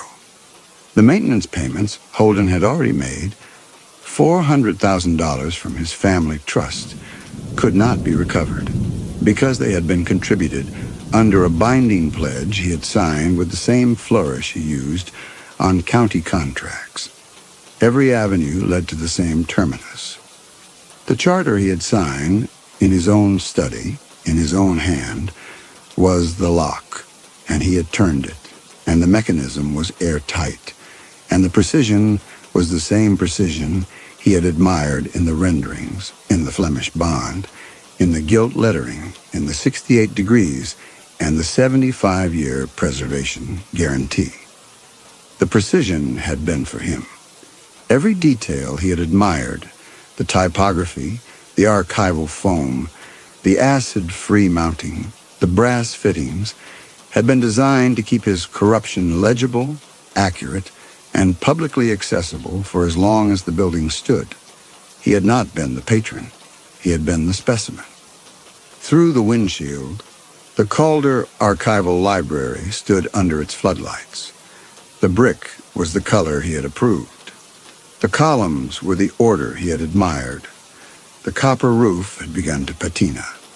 The letters spelled Calder, at the distance calculated for maximum visibility, and they were visible, and they were permanent. And the building would open to the public on Monday at 9 in the morning.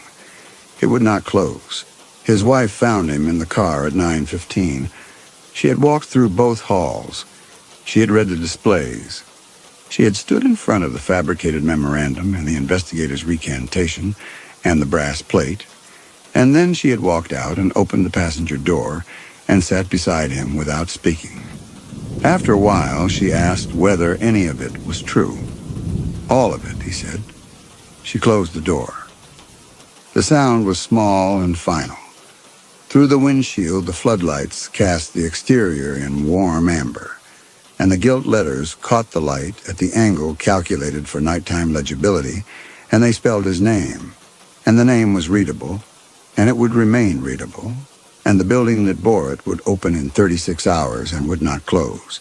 And behind the glass of every display case, the documents would lie in their velvet, in their brass, in their acid-free mounts, at the temperature that stopped time, for 75 years, for longer, for as long as the endowment held, and the compressors ran, and the air remained conditioned, and the building's mechanical heart maintained its 68 degrees, and its 45%, and its constant, even permanent hum. Holden sat in the driver's seat. The engine was off, the interior was dark. Through the windshield, his face was faintly visible, transparent, superimposed on the facade, laid over the brick and the columns and the letters of his name like a watermark on a document. His features hovered across the building he had authorized, the monument he had curated, the container he had signed into existence and sealed with a flourish, and funded from his own family trust.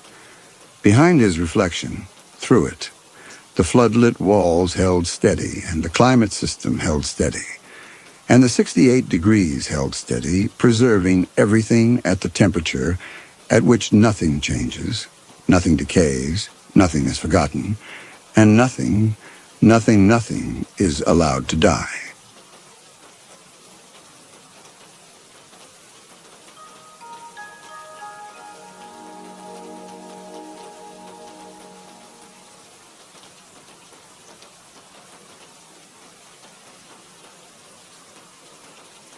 Mile marker 47. Harmon Bridger wrote it on the back of his left glove with the grease pencil. On the left glove, never the right, because the right hand stayed on the wheel and the left hand did everything else.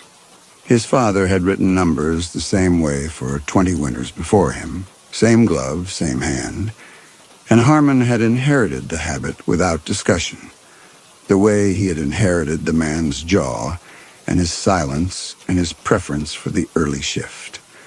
The cab of the Oshkosh H-Series smelled the way it always smelled, diesel combustion leaking past the firewall gaskets, the particular staleness of a heater fan recycling air through a filter that had not been changed since October, and underneath both of these the fainter sweetness of the pine tar compound that someone in the maintenance shed applied to the seat bolts each autumn to keep them from seizing. These were the smells of a specific machine, Plow 6, the one Harmon had drawn every year since his third winter with the Colorado Department of Transportation, and he knew its odors and sounds and mechanical complaints the way he knew his own body's inventory of aches and capabilities, which at 41 was growing longer on one side of the ledger and shorter on the other. Hannah came back on the frequency and told him that conditions at the summit were holding steady at sustained winds of 42 miles per hour with gusts to 60, that the barometric pressure was continuing to fall, and that the National Weather Service had extended the blizzard warning through noon tomorrow. She delivered this information in the same measured cadence she used for everything. Closures, advisories, fuel depot hours, the scores of the Broncos games she occasionally relayed on Sunday shifts when the crews were out for 36 hours and morale became a scheduling concern. Harmon had worked with Hannah for 4 winters, or possibly 5. He could not remember exactly when her voice had replaced the voice of the man before her, whose name he also could not quite retrieve, a detail that bothered him in the vague, unimportant way that a splinter under the thumbnail bothers, always present, never urgent, not worth stopping work to address. He acknowledged her transmission and told her he was pushing through a drift that had consolidated across both lanes just past the 47 marker, and that the rotary head was throwing well, and that he expected to reach the summit in another 2.5 hours if conditions held. She confirmed receipt and reminded him that the road closure gates on both ends of the pass were locked and that he had the highway to himself. He said appreciated Hannah. She did not respond to the thanks. She never did. And this was one of the things about Hannah that Harmon had filed under the category of professional character. Some dispatchers chatted, some didn't. Hannah was precise and calm and never asked him a question she hadn't asked before. And in a blizzard at 12,000 feet, precision and calm were more useful than conversation. The drift past marker 47 was a genuine obstruction. 6 feet of wind-compacted snow that had been sculpted by the gap between two rock cuts into something that looked, in the amber wash of the plow's forward lights, like the prow of a ship. Harmon brought the rotary head up to full speed, felt the hydraulic engagement shudder through the frame, and eased the throttle forward until the head bit into the wall of white and began to throw. The discharge chute was aimed right, which meant the pulverized snow was being thrown off the shoulder and down the mountainside into the dark, where it would rejoin the snowpack 300 feet below and not be anyone's problem until spring. The sound of the rotary at full engagement was extraordinary. A sustained roar that was part jet engine, part grain thresher, and part something older, something that reminded Harmon of the sound the river made in the canyon below his grandfather's property in June, when the melt volume exceeded the channel's capacity, and the water stopped being a thing you could describe with words like flow or current, and became instead a kind of geological event, a sound that entered the body through the sternum rather than the ears. His grandfather had lived on 60 acres outside Granby, on the west side of the divide, and Harmon had spent parts of 11 summers there before the old man died in 1979. The property backed up against the Arapahoe National Forest, and in the evenings his grandfather would sit on the porch with a tin cup of bourbon and tell stories about the pass. Not this pass specifically, but the idea of passes, the places where the mountains allowed you through, or pretended to. His grandfather had been a plow driver himself for Grand County, back when the equipment was smaller and the passes were closed for months at a time rather than days, and he had stories about drivers who went up and didn't come back until spring, stories about machines found idling in snowfields with nobody in the cab and no footprints leading away, stories about the way a mountain could fold a road in on itself if it decided it didn't want to be crossed that year. The old man had a word for this. Harmon could not remember the word now. It was not English, and it was not the Ute or Arapaho word either, though his grandfather had known those. It was a word from somewhere else, something the old man had picked up from a book or a conversation with someone who had lived in the North Country in Canada, and it referred to a condition, a state of the landscape that was, the old man said, as real as permafrost or wind chill, and as measurable if you had the right instrument. The condition was this: sometimes the road got longer, not metaphorically, not in the way that a boring drive feels longer than a good one. The road itself, the distance between point A and point B, increased. The mountain stretched it. And if you were on the road when the stretching began, you could drive until your fuel ran out and your engine seized, and you climbed down from the cab and walked into the white, and you would never reach point B, because point B was moving away from you at exactly the rate you were approaching it. The old man had said the word, and then immediately afterward it said, doesn't mean the road stretcher, it means the one who makes hungry.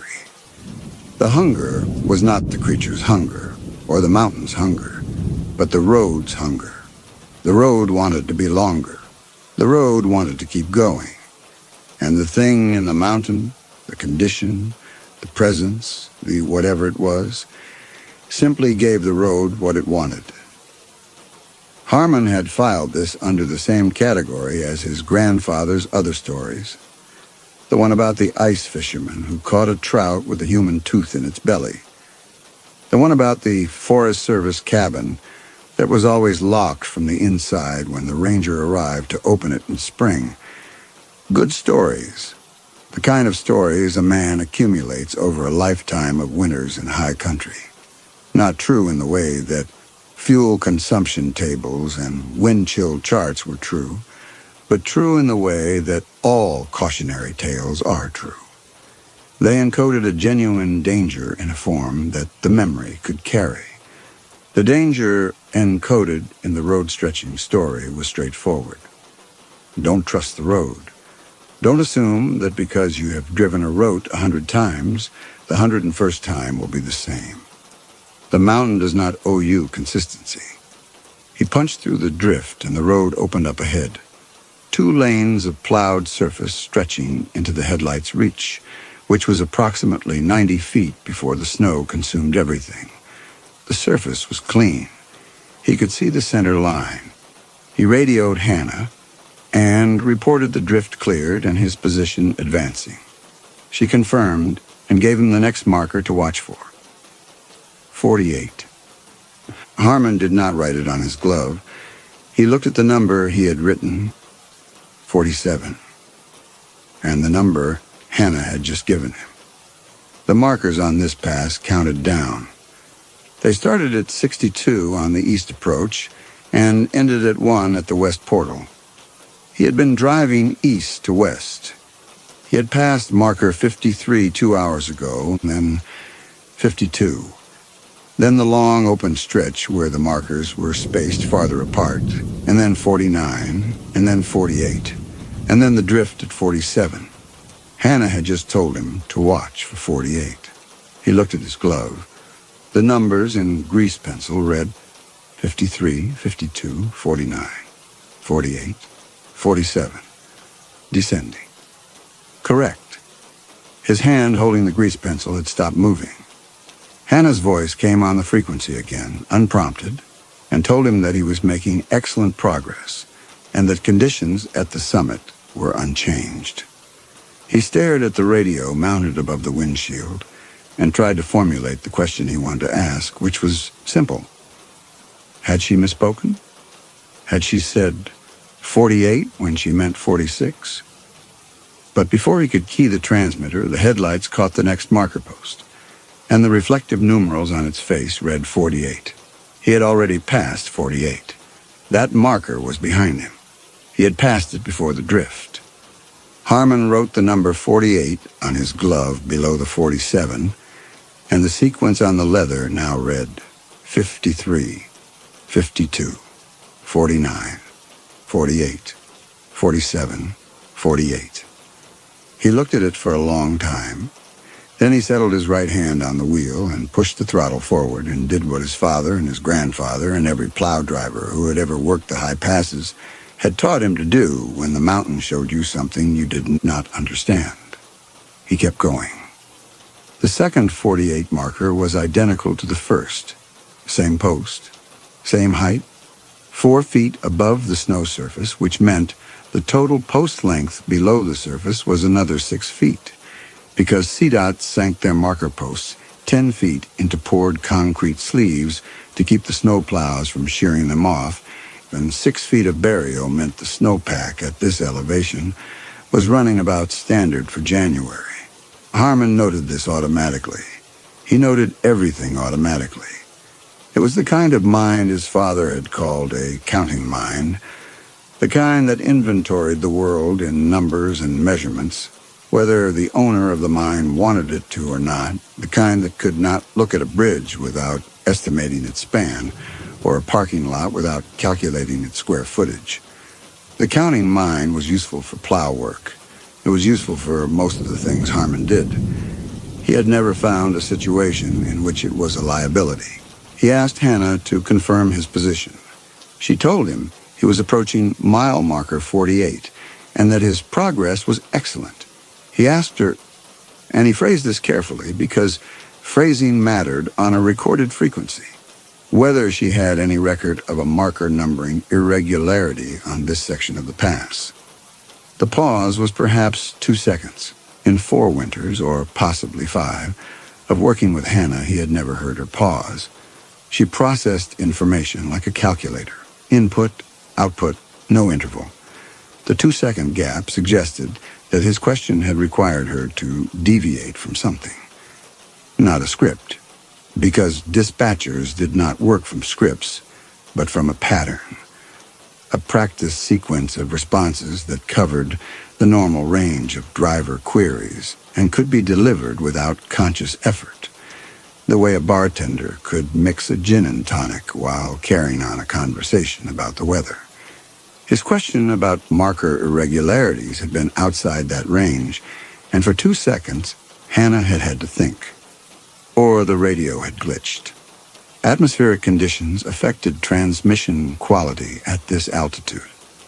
He had experienced signal delays before, propagation artifacts caused by temperature inversions in the storm layer.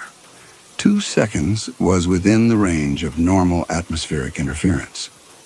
He accepted this explanation because it was available, and because the alternative, that Hannah's pause represented something other than a technical artifact, was not a productive line of inquiry at 12,000 feet in a blizzard with 40 miles of unplowed highway ahead of him. Marker 49 appeared in the headlights 12 minutes later, and Harmon stopped the plow. He sat in the cab with the engine running and the rotary head idling and the heater fan pushing recycled air past his face, and looked at the marker through the windshield and then looked at his glove. The sequence now read 53, 52, 49, 48, 47, 48, 49. The numbers were ascending. He was driving east to west. The markers should be descending. He had passed 49 an hour ago. He had passed it before he passed 48. He had passed 48 before the drift at 47, and then, after the drift, the markers had begun to climb back up. 48 again, 49 again. He was approaching the markers he had already cleared in reverse order, the road folding back on itself, as though he had, without turning around, without deviating from the single plowed lane that stretched ahead of him into the headlight's 90-foot reach, somehow reversed direction and begun driving back the way he had come. But the snow ahead of him was unplowed. This was the detail that made the counting mind stall. If he had reversed direction, if the road had somehow curved or switched back on itself without his noticing, then the surface ahead of him should be the surface he had already cleared. Plowed asphalt, bare lanes.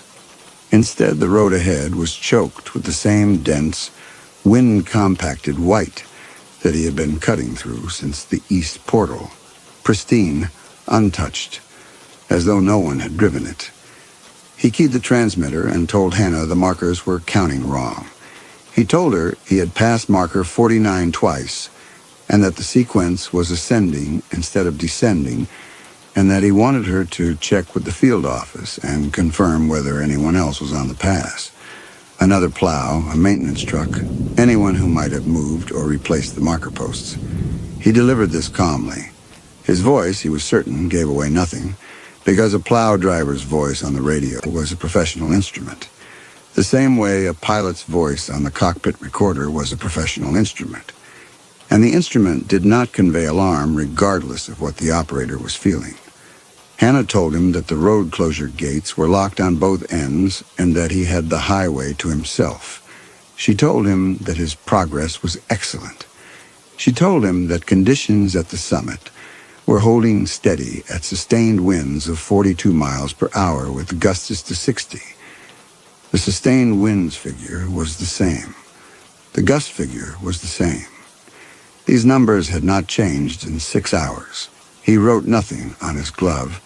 He released the transmitter button, put his left hand on the wheel beside his right hand, and sat for a full minute in the diesel-scented warmth of the cab, listening to the engine and the rotary head and the heater fan, and beneath all of these, the bass frequency moan of the wind across the ridgeline above him, which sounded, and had always sounded, since the first time he heard it as a boy on his grandfather's porch, like a sound the mountain was making on purpose, a geological purpose, the sound of a thing so large that its breathing registered as weather. He put the plow in gear and drove toward marker 49 and past it and into the unplowed white beyond. The fuel gauge read 5/8. This was the number that finally made the counting mind do something other than count. The part of him that counted had been absorbing the marker anomaly and filing it under investigate later, a category that, in Harmon's experience, covered everything from unusual ice formations to the occasional deer carcass in the road, things that were interesting but not operationally relevant, things that could be reported and discussed in the maintenance shed after the shift, while the crew ate reheated chili from the slow cooker and complained about the condition of the tire chains. The fuel gauge was different. The fuel gauge was operationally relevant. The fuel gauge was, in fact, the single most important instrument in the cab, because the distance between the east portal and the summit was 31 miles, and the Oshkosh H-Series consumed diesel at a rate of approximately 4 gallons per mile when the rotary head was engaged, and the tank held 500 gallons, which meant a full tank gave him 125 miles of plowing distance, which meant he could clear the entire pass twice, east to west and then back again, on a single fill, and still have enough fuel to reach the maintenance yard at the base. He had started with a full tank. He had been driving for, he looked at his watch, 11 hours and 14 minutes. At 4 gallons per mile and an average plowing speed of 8 miles per hour, 11 hours of continuous operation consumed approximately 352 gallons, which left approximately 148 gallons in the tank, which was, he did the arithmetic twice, because the counting mind did not make errors, but the counting mind also did not trust itself on the first pass. 29.6% of capacity. The gauge read 5/8, 62.5%. He had consumed enough fuel for 352 gallons. The gauge said he had consumed 187.5 gallons. The discrepancy was 164.5 gallons. There was no explanation for this. Fuel gauges on the Oshkosh were float-type indicators, a physical arm attached to a floating sensor inside the tank, connected by cable to the dashboard indicator. They were not electronic. They could not be hacked or spoofed or remotely adjusted. They read what was in the tank. If the gauge said 5/8, then 5/8 was what was in the tank. And either the engine had been burning fuel at less than half its rated consumption, which was physically impossible, because the engine was a Detroit Diesel 8V92T, and the Detroit Diesel 8V92T consumed what it consumed the way water boiled at what it boiled, or the tank had been refilled. He had not refilled. There was no fuel depot between the east portal and the summit. He had not stopped. He tried to calculate a different way. If the gauge was correct, and the tank was at 62.5%, then he had burned approximately 187 gallons, which at 4 gallons per mile meant he had covered approximately 47 miles, which at 8 miles per hour meant he had been driving approximately 5 hours and 50 minutes. His watch said 11 hours and 14 minutes. Either his watch was wrong, or the fuel gauge was wrong, or he had been driving at a speed that was approximately half of what his speedometer indicated, or the road was not the length the road was supposed to be. Harmon's hands were steady. His breathing was steady. His pulse which the counting mind monitored the way it monitored fuel consumption and wind speed and marker intervals as a datum to be recorded and assessed, was elevated but not alarming, approximately 85 beats per minute, which was appropriate for a man doing sustained physical work in a stressful environment. He was not frightened. He was confused, and he was confused in a way that was unfamiliar to him, because the counting mind had always been able to resolve confusion by applying arithmetic to it. 2 plus 2 equaled 4. Fuel consumption times hours equaled gallons burned. These were not matters of opinion or interpretation. They were matters of physics, and the physics, right now, were not reconciling. He thought about his grandfather. He thought about the word the old man had used, the word from the North Country, the word that described a condition where the road got longer. He could almost hear the old man's voice saying it, sitting on the porch in Granby with the tin cup and the bourbon and the last of the evening light on the peaks across the valley. The word had sounded to Harmon's boy ears like something between a cough and a sigh. A two-syllable word that began with a consonant cluster his English-trained tongue could not replicate. Hannah's voice came on and told him that his progress was excellent. He did not respond. He opened the toolbox that was bolted to the floor behind the driver's seat and found the can of orange spray paint that the crews used to mark utility crossings and culvert locations on the road surface. He rolled down the window. The cold came in like a physical assault, like being struck across the face with something flat and hard and made entirely of absence. And he sprayed a line of orange paint across the asphalt at the left edge of his cleared lane.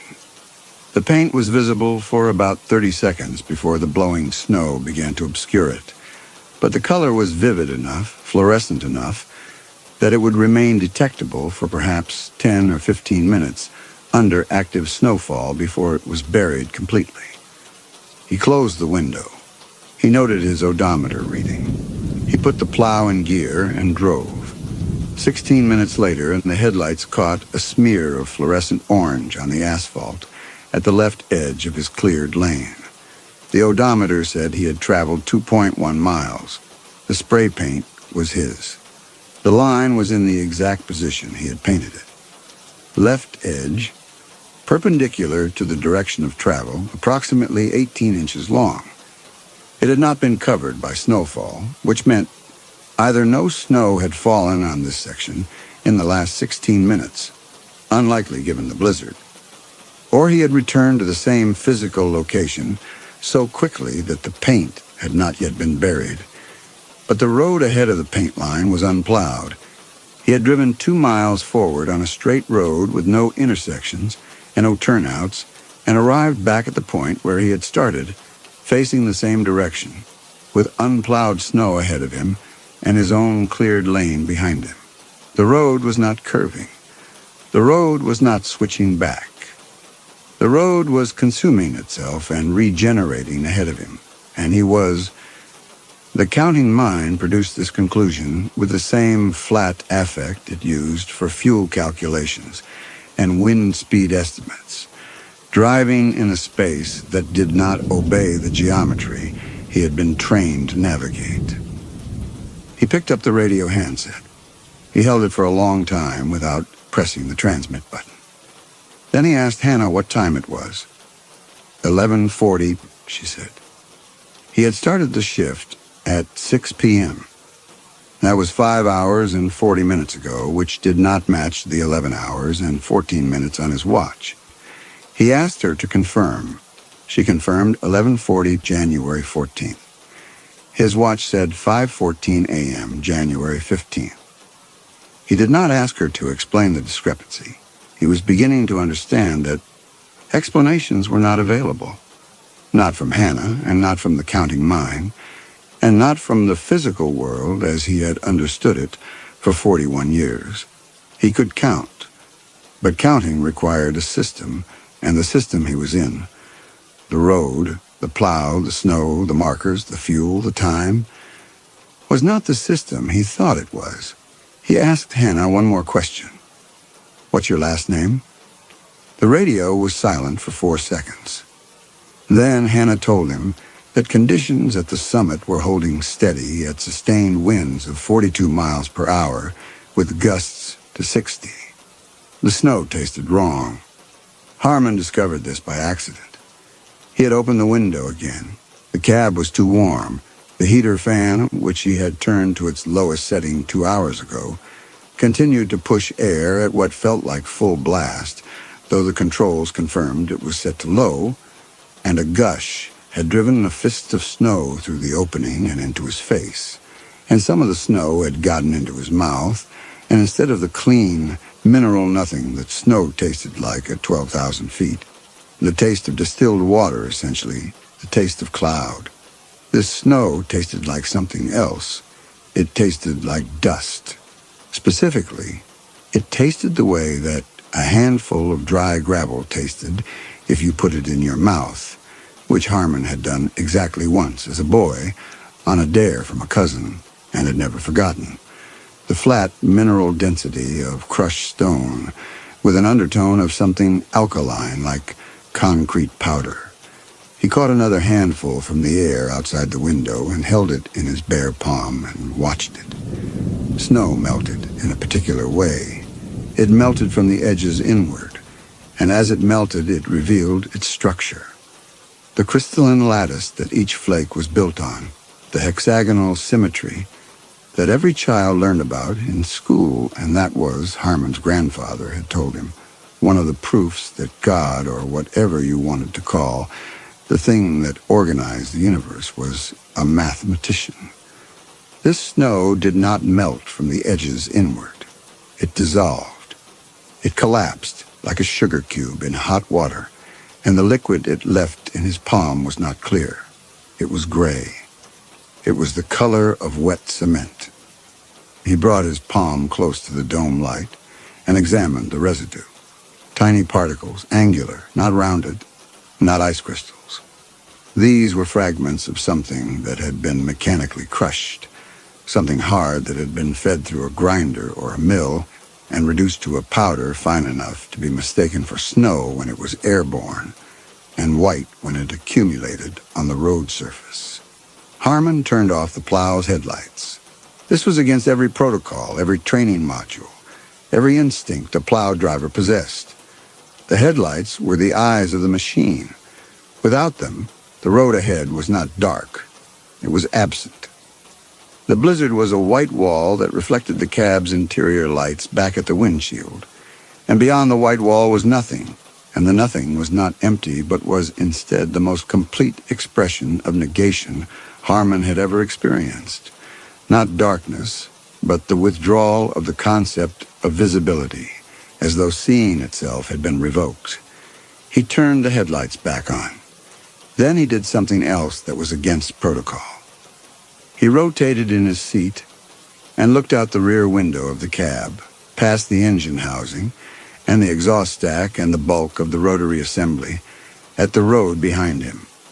The road behind him was gone, not obscured by snow, not hidden by darkness, gone. The cleared lane that he had been producing for 11 hours or 5 hours or however long he had been out here was not there. The surface behind the plow was not asphalt. It was not snow. It was a raw, torn gash in the earth, a wound approximately 12 feet wide and of indeterminate depth, running backward into the blizzard until the headlight's rear scatter could no longer reach it. The edges of the gash were ragged, exposed rock, exposed soil, the kind of surface you saw at a construction site after the excavators had been through. The subgrade, the layer beneath the road surface, the layer that was never supposed to be visible. The road behind him had been consumed. Harmon's hands began to shake. Not from cold. The cab was warm, too warm, but from the specific tremor that the body produces when the mind presents it with information that contradicts the body's model of the world so fundamentally that the nervous system cannot process the update and defaults to the only response it has for category-level failure, which is to vibrate the rotary head. The rotary head of the Oshkosh H series was designed to engage snow at the road surface and throw it, to cut into consolidated drifts with carbide-tipped blades, pulverize the snow into small enough particles, and discharge it through the chute at velocities sufficient to clear it from the travel lanes. The head engaged what was in front of it and threw it to the side. That was all it did. That was all it was designed to do, unless the chute was reversed. Harmon's hands were still shaking, but the counting mind was operational, and the counting mind was now doing something it had never done before, which was running a hypothesis it did not want to confirm.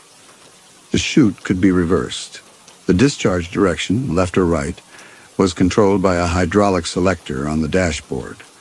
But the chute could also be rotated 180 degrees to discharge forward over the cab in a configuration that was used for loading snow into dump trucks. In this configuration, the rotary head consumed material from the road surface, pulverized it, and threw it forward. If the head was engaging not snow but asphalt, if the blades were cutting into the road surface itself, into the aggregate base and the compacted subgrade below it, then the material thrown forward would be a fine gray-white powder composed of crushed stone, cement, and mineral aggregate. At 12,000 feet, in sub-zero temperatures, this powder would freeze almost instantly on contact with the air. It would look white. It would accumulate on the road surface ahead of the plow. It would look, for all practical purposes, like snow. The machine was eating the road behind him, grinding it, spraying it forward, producing its own obstacle. The machine was feeding him. The word arrived with a clarity that made something deep in his chest seize. Feeding. Not trapping and not obstructing. The machine was giving the hunger something to eat. Giving it the road, mile by mile, grinding it fine enough to swallow and depositing it ahead so the hunger could eat it again. A closed loop, a metabolic circuit. The road consumed and reconstituted and consumed again, and the hunger that drove the cycle was not the machine's hunger. It was his. He could feel it now. He had been feeling it all night, but had filed it under a different name. The low-frequency vibration in his ribcage that had accompanied every minute of the drive. Now unmoored from the rotary head's harmonic, the hollow sensation in his chest that he had attributed to altitude. The persistent restlessness that made stopping the plow feel wrong in a way he could not articulate. These were not engine harmonics. They were appetite. The counting mind had been cataloging the symptoms of hunger for 11 hours and labeling them as operational data because the counting mind did not have a category for what Harmon was actually feeling, which was the need, not the desire, the need, the way lungs need air to keep consuming the road. Harmon shut down the engine. The silence came in like the cold had come in when he opened the window. Not gradually, but all at once. A subtraction so total that what remained felt less like quiet than like deafness. And with the silence, for the first time, the hunger had nothing to eat. It turned inward. The sensation was not pain. It was closer to the feeling of a muscle cramp in the moment before the cramp arrives. The tightening, the wrongness, the body's recognition that something is about to happen that cannot be stopped. The hunger had been pointed at the road. The machine had kept it pointed at the road the way a mill race keeps water pointed at a wheel. Controlled, channel, productive in its destruction. Without the machine, the hunger had no channel. It was loose inside him, and it was looking for something to consume. And the nearest thing was Harmon himself. His hands stopped shaking. They went still in a way that was worse than shaking. The stillness of something that was no longer being operated. The way a puppet's hands go still when the strings are released. He climbed down from the cab. The cold did not hurt. It had always hurt before. Every time he had stepped out of a heated cab into a winter storm, the cold had been an assault, a physical insult, something the body registered as damage. This time the cold was not an assault. The cold was a homecoming. It moved across his exposed skin, and the skin did not contract, did not protest, did not produce the involuntary gasp that sub-zero air forced from every pair of lungs Harmon had ever inhabited. The air filled his chest, and it felt correct. It felt like diesel-heated cab air had never felt despite 11 winters of breathing it. Native, original his. This should have frightened him. The counting mind, if it had still been operating, would have flagged the absence of cold response as a critical physiological anomaly. But the counting mind had gone quiet when the engine stopped. It had been running on the machine's rhythm, or the diesel combustion cycle, the rotary head's rotation speed, the heater fan's oscillation. And without those inputs, it had nothing to count. And without counting, it was nothing, and its absence left a space inside Harmon's skull that was filling with something older and less structured than arithmetic. He walked to the front of the plow and looked at the rotary head under his flashlight.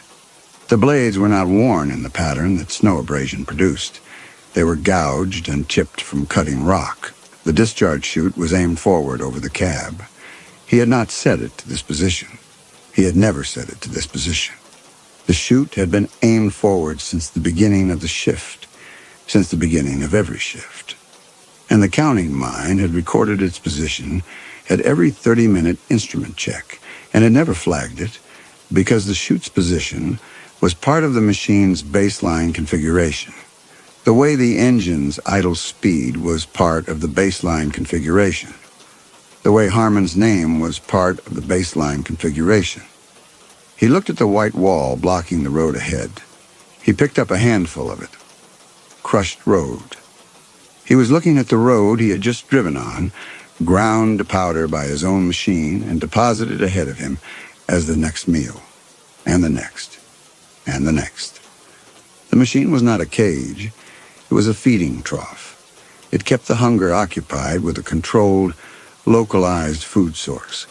The road itself endlessly recycled. So the hunger would not need to feed on anything else. So the hunger would not expand outward. So winter would stay on the pass and not come down into the valleys where the towns were. He dropped the handful of ground road and walked back to the cab and climbed in and reached behind the seat for his lunch pail. The lunch pail was a Stanley green steel, the kind his father had carried and his grandfather before that. He unlatched it. Inside were the things he had packed that morning, or the things the machine had told him he had packed that morning. A sandwich wrapped in wax paper, an apple, a thermos of coffee. He unwrapped the sandwich. The bread was not bread. It was a flat, rigid wafer of something that had once been bread, and was now a desiccated fossil. The moisture extracted so completely that the surface had the texture of dried plaster. The cheese between the slices was a thin amber laminate, like varnish. He touched the apple. It collapsed under the slight pressure of his thumb, caving inward, hollow. A shell of dried skin around nothing. He unscrewed the thermos. The inside was dry, not empty. Dry. A residue of something that had been coffee coated the interior in a layer so thin and so dark that it looked like the thermos had been fired in a kiln. The food had been in the lunch pail for a very long time. He was supposed to feel hungry. A man who had been driving for 11 hours without eating should feel hungry. Harmon did not feel hungry, not for food. The hunger he felt had nothing to do with his stomach. It lived lower, deeper, in the part of his body that was also the part of the mountain, in the geological stratum where the bedrock met the permafrost. And both of them met the thing that had been here before either. He looked at the rearview mirror. The mirror was small and mounted on a vibration arm that was designed to hold its position against the engine's resonance. And it showed his face in the dome light's amber wash, and his face was wrong, not aged. Harmon's face should have been 41 years old, with the specific weathering that 41 years of Colorado altitude and winter wind produced. The crow's feet, the sun damage on the nose and cheekbones, the permanent squint lines from years of staring into snow glare. His face was smooth, not young, smooth in the way that a river stone is smooth, worn not by time but by repetition, by the passage of the same material over the same surface until the features began to simplify. His cheekbones were there but flattened. His jaw was there but softened. His eyes were the right color. The gray-blue that his mother, in the memory of a photograph he had seen in his apartment that might or might not exist, had called ice water eyes, but the irises were too even, too uniform, the way a frozen lake surface is uniform, without the slight variations in pigment density that living irises contained. He pulled off his right glove and held his hand in front of the mirror beside his face. His hand in the dome light was the hand he had always known, wide, thick-fingered, the knuckles enlarged from years of wrench work. But at the edges of his fingers, where the skin thinned over the bone, there was something wrong with the color. The skin was not the red-brown of cold, exposed flesh. It was pale in a way that went past pallor into something else, a translucency, as though the tissue were thinning. And beneath the thinning tissue was not the red of blood and muscle, but a faint blue-white that he recognized because he had been looking at it all night. It was the color of the snow that was not snow, the color of ground road, the color of the thing the machine had been feeding him, and he was made of it. The radio unit was bolted to a bracket above the windshield, and the bracket was held by 4 Phillips head screws that had been painted over so many times that the screw heads were smooth mounds of institutional green. Harmon removed them with the flat-blade screwdriver from the toolkit. The unit came free from the bracket and hung by its wiring harness and its antenna cable, swinging gently as the wind rocked the cab. The unit was a Motorola Motrac, which was the model CDOT had standardized across its fleet in 1978. Harmon knew this because he had been using Motracs for his entire career, and because the counting mind had, at some point, cataloged the serial number format and the date codes stamped into the chassis of every unit he had ever operated. The date code on this unit read 1171, November 1971. What was behind the unit was worse than the date code, a tape player, not a cassette, a reel-to-reel, miniaturized to the size of a hardcover book, mounted in a steel housing bolted to the back of the Motrac with the same painted-over screws. The reels were small, perhaps 3 inches in diameter, and the tape, 1/4-inch magnetic, the kind used in professional recording, was in motion, playing. The supply reel 2/3 exhausted. The take-up reel accumulating tape at a speed consistent with voice-grade playback. Hannah was on the tape. A recording of a woman performing the role of Hannah, speaking the phrases and confirmations and weather reports that Harmon had been receiving for the duration of a shift that was not a shift. The recording was looped.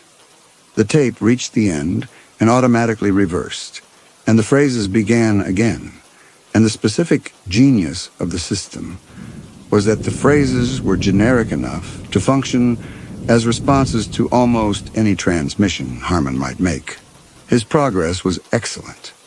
Conditions at the summit were unchanged. The road closure gates were locked. He had the highway to himself. She had never asked him a question that required a novel answer, because she could not ask novel questions. She was magnetic oxide particles arranged on polyester film, and she had been arranged there in, he checked the date code on the tape housing, 1969. Hannah had been talking to him since 1969. The counting mind tried to engage. It tried to calculate the duration. 1969 to now, whenever now was, assuming the date on his watch was even real. It tried to convert the duration to hours, to miles, to fuel consumed. It began the arithmetic. If the plow had been operating continuously since 1969 at an average speed of 8 miles per hour, then the total distance traveled was... The counting mind stopped. Not because the number was too large. The counting mind could handle large numbers. It stopped because the number required a variable the counting mind could not supply, which was the current year. The current year was 1991. Harmon knew this the way he knew his name and his address and his social security number and the make and model of the truck he drove to work and the name of the road he lived on in Idaho Springs. He knew it the way he knew everything about his life, completely clearly and without depth. And if the current year was 1991, then the duration was 22 years, and the total distance was approximately 1,540,000 miles. But the counting mind could not confirm the current year because every instrument that could confirm it was part of the machine. The watch was on his wrist, but the watch was inside the cab, and the cab was part of the machine. Hannah had said January 14th, but Hannah was a tape from 1969. His memory said 1991, but his memory, the apartment, the break room, the shift supervisor, the truck keys, the road to work, had the flat, depthless quality of photographs, not experiences. The counting mind did not flag this as an anomaly. The counting mind did something Harmon had never felt it do before. It reached for the next calculation in its sequence, and the next calculation was not there. The sequence was a set of questions. How far, how long, how much fuel, what year, what day, what hour. And each question required an answer that only another part of the machine could provide, and the machine was off, and the answers were gone, and the counting mind, following its own logic to the only conclusion that its own logic permitted, produced the following result. The system that called itself Harmon Bridger could not verify any fact about Harmon Bridger independent of the machine that contained Harmon Bridger. Even the dates in his head, his grandfather's porch in 1979, the decades that followed, were just numbers stamped onto a timeline that didn't belong to him. The old arithmetic, the last warm thing, the last human architecture, went. It shut down the way the engine had shut down. Not gradually, but completely, a cessation so total that the space it left was not empty, but was instead a new kind of silence, a silence inside the silence, and in that doubled quiet Harmon felt, for the first time in 11 winters or 22 years or however long the machine had been running, the full weight of the hunger without any arithmetic between it and him. The hunger was enormous. It was not a sensation in his stomach. It was not localized anywhere. It was him. It was the thing the counting mind had been counting over, the thing the name had been covering, the thing the memories had been insulating. The memories. The apartment, the grandfather, the porch, the bourbon, the counting mind itself were insulation. They were the padding that the machine wrapped around the hunger to keep the hunger from knowing what it was. Without the padding, the need was bare, and Harmon could feel its dimensions for the first time, and its dimensions were not human. Its dimensions were seasonal. It stretched from one solstice to the next. It covered hemispheres. It was the thing that happened to the world when the sun went away. And it was sitting in the cab of a snowplow in a body that had been constructed around it the way a dam is constructed around a river. Not to stop the river, which cannot be stopped, but to make it turn a wheel instead of flooding the valley. He looked at his hands on the dashboard. He was losing the parts of himself that were his. The forearms, beneath the rolled sleeves of his coat, were the color of lake ice in January. Blue-white, striated, the veins no longer red, but the pale silver of frozen capillaries. He could still move them. He could still make fists. But the sensation in his fingers was changing. He could feel the steering wheel, but he could also feel through the steering wheel.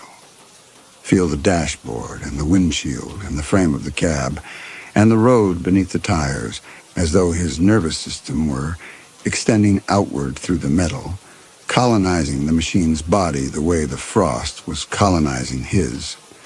He tried to think about his grandfather. He tried to hear the old man's voice on the porch. He tried to smell the bourbon and the pine resin and the last of the evening light. The memory was there, but it was thinner than it had been an hour ago, and the thinning was not forgetting. It was something worse than forgetting. It was the memory becoming transparent. He could see through it to the thing behind it, the way you could see through thin ice to the dark water underneath. And the thing behind the memory was not darkness. It was appetite. It was the hunger wearing the shape of a porch and a tin cup and a dead man's voice, and the shape was dissolving. And what was left was not grief for the loss of the shape, but relief. An immense oceanic relief, the relief of a muscle that has been contracted for decades finally being allowed to release. And the release was not freedom.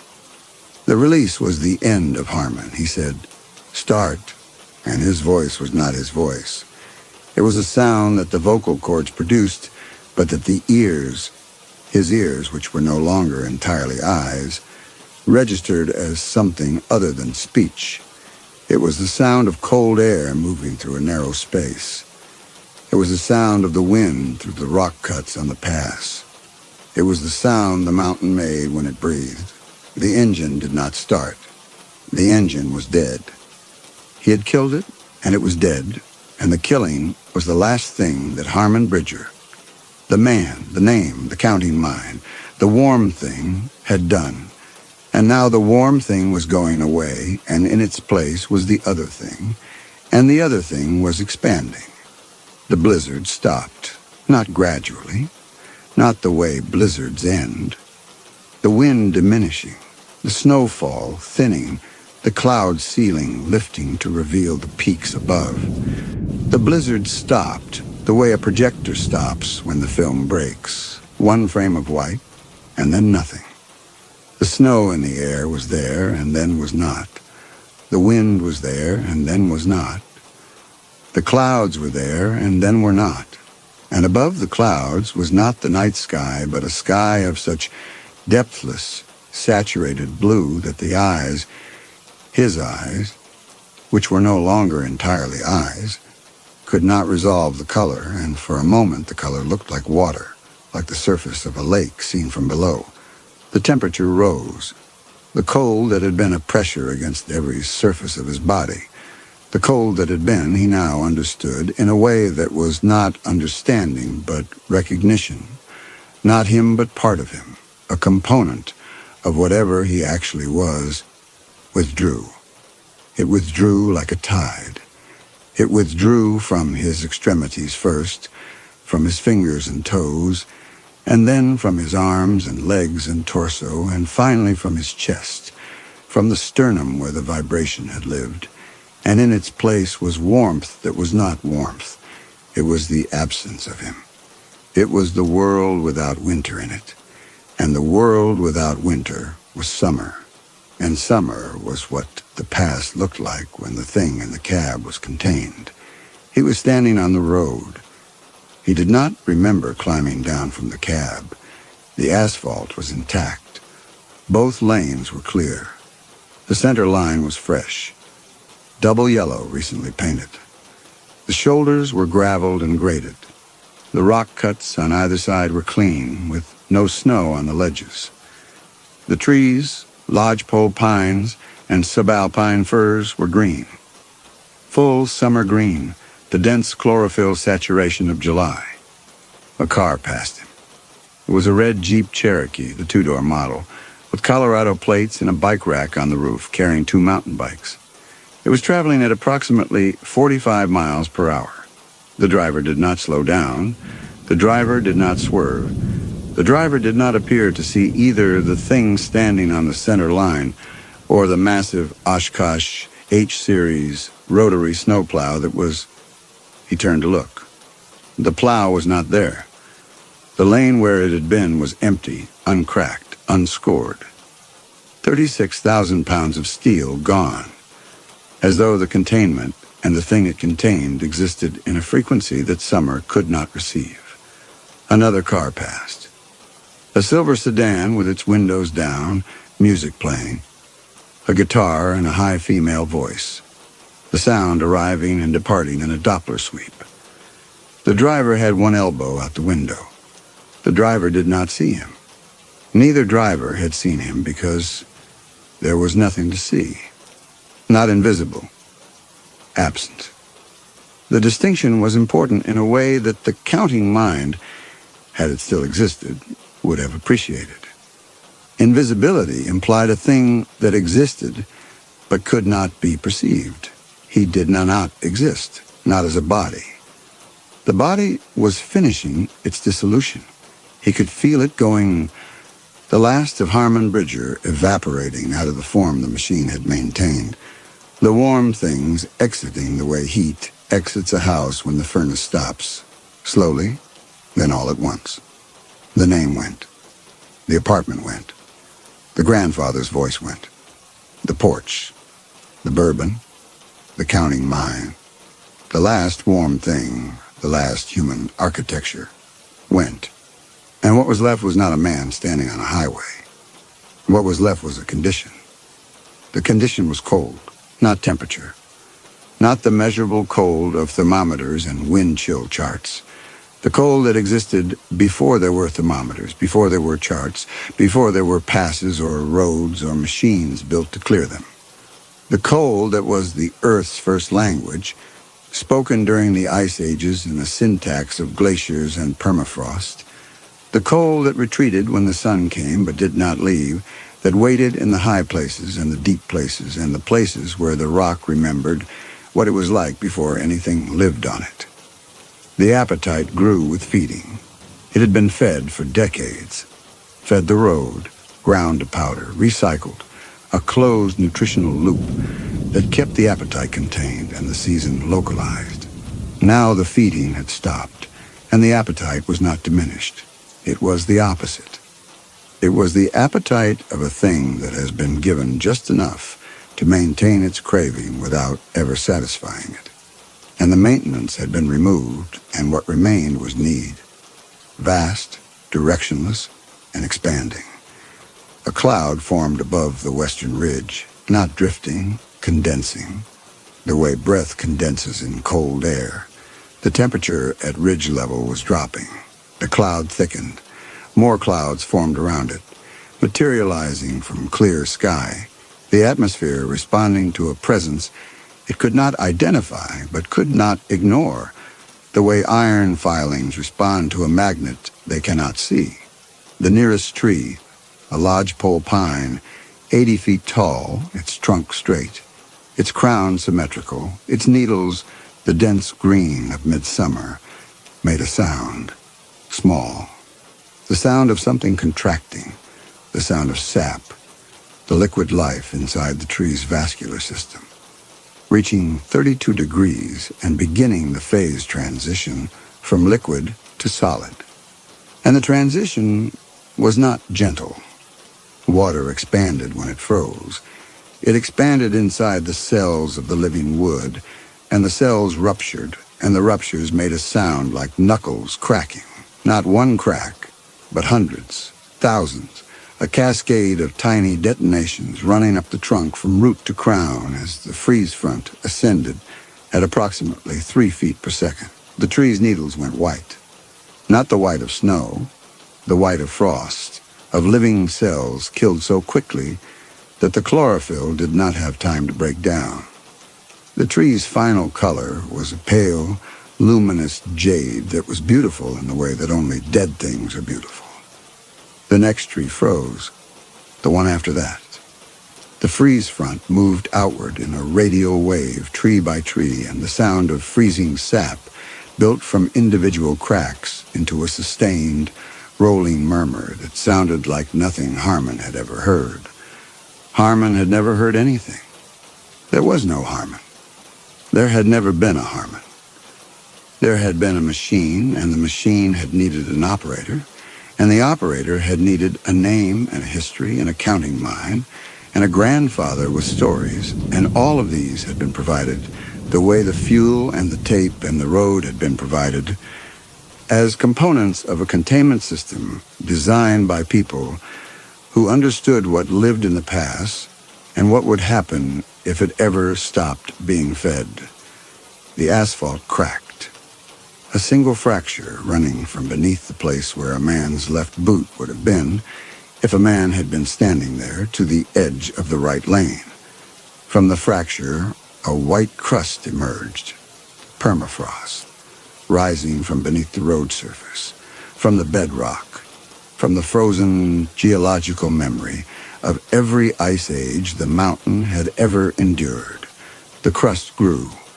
The road surface buckled and heaved at the speed of a season. A third car passed, a blue minivan, windows up, air conditioning running. The driver did not see the frost on the trees or the crack in the road or the permafrost erupting through the surface. The driver was in July. The thing on the road was not. The temperature dropped at a rate of 4 degrees per minute. The tree line was frosted for a quarter mile in every direction, and the frost was advancing, and the advancing front was accelerating because winter was not a thermostat. Winter was a hunger, and the appetite grew with feeding, and the decades of controlled feeding.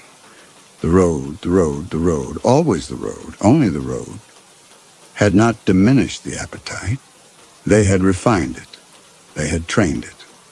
They had taught it to consume with mechanical efficiency, and now the mechanism was gone, and the efficiency remained, and the world was food.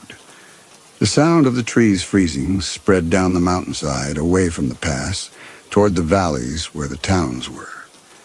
10,000 capillaries rupturing per second per tree. A sound like small bones breaking. It was everywhere now, in every direction. A whisper becoming a murmur, becoming something too large for the word sound. Something that was not heard, but felt through the sternum, through the teeth, through the frozen bedrock beneath the frozen road, beneath the thing that had once been given a name and a warm body, and a machine to drive, and a voice on the radio to keep it company during the long shifts, and had believed for 22 years or for always that these things were real. Somewhere far below the pass, in a valley that was still green, a woman whose name did not matter turned from a window and told the person beside her that the weather had changed. The season turned and would not turn back.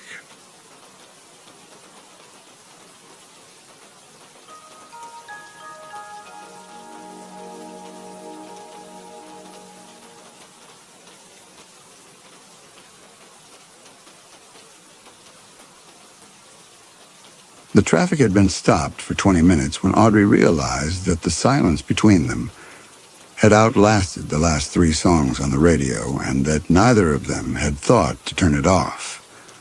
Her hands rested on the wheel at 10 and 2, the posture of someone still pretending to drive, and beside her, Ethan scrolled through his phone with the absorbed, slightly sullen expression of a man who had discovered that ignoring a problem was easier than addressing it.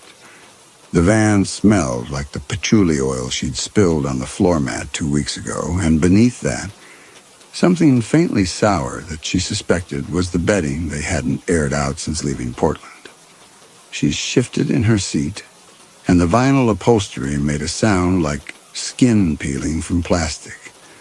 August in Idaho, the air conditioning laboring against the afternoon heat, and somewhere ahead, she could see the flashing lights now, red and blue, strobing against the line of semis and sedans that stretched toward the horizon. Something had stopped the flow of westbound traffic on I-84 completely. The sun sat low enough to pour straight through the windshield, and she'd left her sunglasses in the back somewhere. buried under the duffel bags and the cooler and the cardboard boxes they'd promised each other they would organize. Ethan hadn't looked up from his phone in 10 minutes. She knew this because she'd been counting. She'd been counting other things lately, too. How many times he said, yeah, totally, instead of answering a question directly. How many hours he could go without suggesting they pull over somewhere that wasn't a rest area or a gas station. How many days it had been since he'd touched her in a way that suggested he remembered why they'd decided to do this in the first place. Van life, they'd called it. Minimalism. Adventure. A way to reset the relationship by stripping away all the usual distractions and just being together. 3 months ago, that had sounded like wisdom. Now it sounded like the kind of thing people said when they'd run out of actual solutions. The traffic lurched forward 6 feet and stopped again. Audrey let off the brake and coasted, then pressed it again, and the motion was so automatic she barely registered it. Her gaze drifted to the rearview mirror where she could see the purple curtain they'd hung across the back to separate the living space from the cab, and beyond it, the narrow mattress with its unmade sheets, the camping stove bungee corded to the wall, the plastic bins labeled in her handwriting, clothes, kitchen, books. Everything they needed, she'd thought. Everything they could carry. How much longer do you think, she said, and her voice sounded strange in the small space, too loud and too casual at once. Ethan glanced up, his thumb still moving across the screen. What? The traffic. How much longer? He looked past her toward the flashing lights, squinting slightly, and she watched the small muscles around his eyes tighten in a way that meant he was calculating whether this question required a real answer or whether he could get away with a shrug. He went with the shrug. She turned back to the windshield. The semi in front of them had a bumper sticker that read, "Protected by Smith & Wesson." And she stared at it until the word stopped meaning anything. Beside her, she could hear the faint electronic chirp of Ethan's phone, some notification he found more urgent than the fact that they were trapped in an unmoving line of vehicles in the middle of nowhere, that they'd been planning to reach Boise by sunset and it was already past 4, that the last time they'd had a conversation that wasn't about where to park or whether they needed gas had been sometime before Spokane. The sun inched lower. The air conditioning cycled off and on. She became aware of her own breathing, and then became aware that she was aware of it, which made it feel wrong, too deliberate. She reached for the radio dial and turned it off, and the silence that replaced the music was so complete that she could hear the ticking of the dashboard clock, a sound she'd never noticed before. "I'm going to walk up and see what's happening," she said. This time Ethan looked at her directly, and for a moment, she thought he might object, might say something that indicated he cared whether she stayed or went. But he just nodded and returned to his phone, and she pushed open the driver's side door and stepped down onto the asphalt. The heat hit her like a wall. It rose off the highway in waves that made the line of cars ahead shimmer and distort, and she could feel it through the soles of her sneakers baking up from the pavement. She walked along the shoulder past the semi with its bumper sticker, past the sedan full of kids pressing their faces against the windows, past an RV with its engine idling, and a small dog barking from somewhere inside. No one else had gotten out. They all sat in their vehicles with the engines running and the air conditioning on, waiting for someone else to fix whatever had broken. She counted 43 cars before she saw the first police cruiser, parked at an angle across the right lane with its lights still flashing. Beyond it, the traffic thinned out, and she could see the place where the highway curved slightly to the left and disappeared behind a low ridge of scrub-covered hills. 2 officers stood near the cruiser, talking to a man in a reflective vest, and none of them looked in her direction. She kept walking. The sun pressed against the back of her neck, and her T-shirt stuck to her spine, and she became aware of how thirsty she was, how long it had been since she'd drunk anything. The smell of hot asphalt mixed with something else, something darker. Burned rubber or the scorched plastic smell of overheated brakes, the residue of whatever accident had stopped them all here. And then she saw the body. It was off to the side of the road, just past the curve, where the shoulder widened into a small gravel turnout. A man, middle-aged, lying on his back with one arm bent at an angle that didn't look like an arm should bend. Someone had covered him with a yellow tarp, but the wind had pulled it back far enough that she could see his face, or a part of it. His eyes were closed, his mouth slightly open, and there was a darkness pooled beneath his head that she understood immediately was blood, though her mind offered the word oil first, softening the recognition. She stopped walking. Her legs simply stopped moving, and she stood there on the shoulder 30 feet from the body, close enough to see the torn fabric of his jacket, a single shoe that had come off and landed a few feet away, the way his hand was curled, reaching for something when he fell. Behind her, an engine revved, and she turned to see a pickup truck pulling out of the line of traffic, swinging wide into the oncoming lane, empty now, blocked off by the police, and accelerating past the stopped cars. It happened fast. The truck was there, and then it was gone, disappearing around the curve, and she had just enough time to notice that the driver hadn't slowed down, hadn't even glanced at the body or the officers or the wreckage of whatever had happened here. One of the officers looked up then, saw her standing there, and started walking in her direction.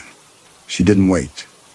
She turned and walked back the way she'd come, past the RV and the sedan and the semi, her sneakers slapping against the asphalt, her breath coming faster than the exertion required.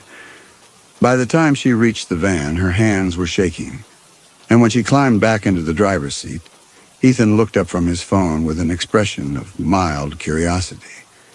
"Hit and run," she said. Her voice didn't sound like her voice. "Someone hit a guy and didn't stop. He's dead." Ethan's face went very still. He set the phone down in his lap, and for a moment, she thought she saw something move behind his eyes, some calculation or recognition. But it passed so quickly she couldn't be sure. "Jesus," he said. "Did you see it happen?" "No, he's just lying there. The police are there, but..." She stopped because she didn't know how to finish the sentence. But what? But the truck that passed her had looked wrong, had moved wrong, fleeing, not detouring. She was being ridiculous. Someone had died, and she was inventing patterns where there were none. The traffic began to move again, a slow crawl at first, and then a gradual acceleration, as the cars ahead peeled off one by one past the accident site. Audrey put the van in gear and followed the semi with the bumper sticker, and when they reached the curve, she kept her eyes on the road, didn't let herself look toward the turnout where the body had been. But in her peripheral vision, she caught a glimpse of yellow tarp and the cluster of officers, and she thought she saw one of them writing something down on a clipboard. Beside her, Ethan sat very still, his phone dark in his lap, his hands resting on his thighs.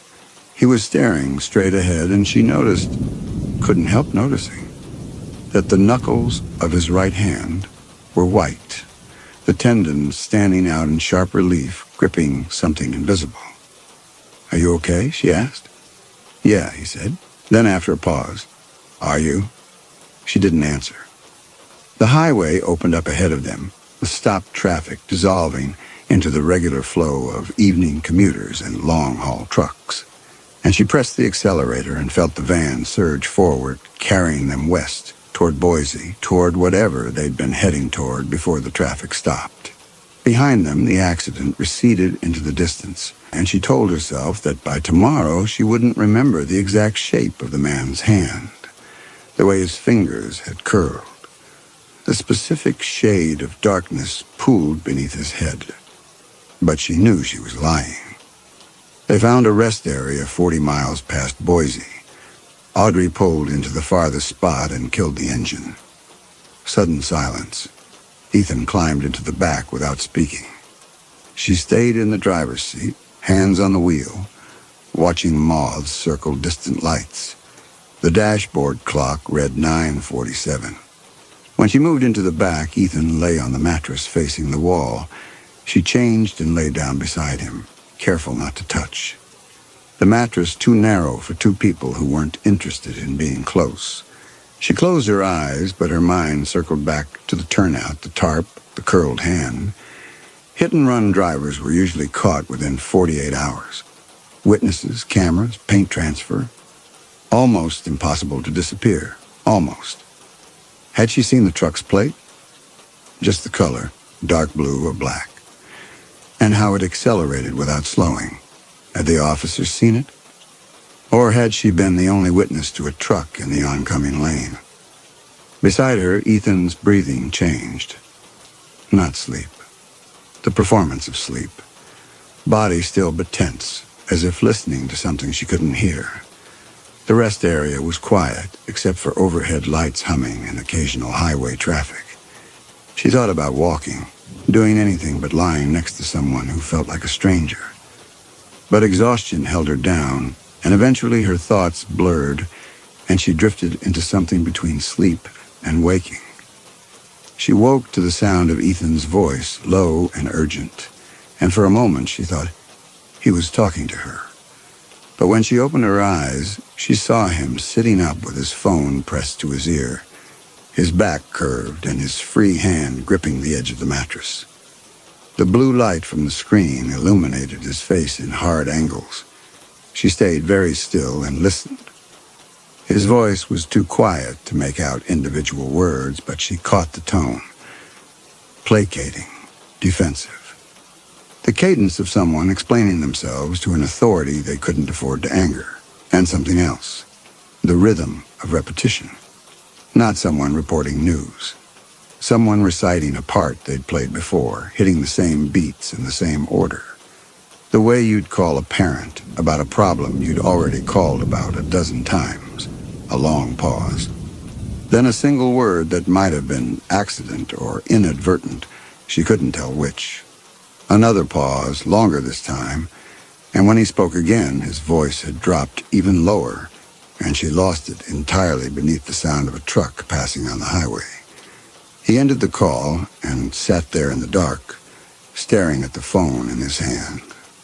She watched him through half-closed eyes, her own breathing slow and steady, maintaining the fiction that she was asleep. After a long moment, he set the phone down and lay back on the mattress, and she felt the shift in weight. The frame creaked beneath them. This time, when his breathing changed, she knew he wasn't performing. He was awake, and he was afraid. She waited until she was certain he wouldn't move again, and then she let herself drift back toward sleep. But the last conscious thought she had was this. In 14 months of dating, she had never heard Ethan sound afraid before. Annoyed, distant, distracted. Yes, but not afraid. And she had no idea who he'd been calling at 2 a.m. or why. Morning came gray and cool, the August heat not yet rebuilt from the night. Audrey woke alone in the van, the curtain pulled back and Ethan's duffel missing from the floor. She found him sitting at one of the picnic tables with a cup of coffee from the vending machine by the restrooms, staring at his phone again. When she sat down across from him, he looked up, and she saw that his eyes were circled with the kind of darkness that suggested he hadn't slept at all. They didn't talk about the accident. They didn't talk about the phone call. He asked her if she wanted coffee, and she said no, and that was the extent of their conversation before they got back in the van and returned to the highway.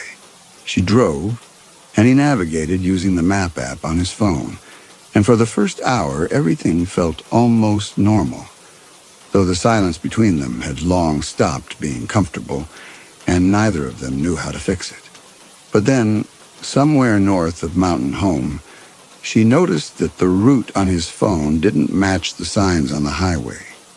He'd told her they were heading west toward the Oregon coast, some town near Cannon Beach where he said he'd camped as a kid, but the map on his screen showed them angling northwest toward Washington, and when she glanced at the road sign, she saw that they were on Highway 55, not I-84.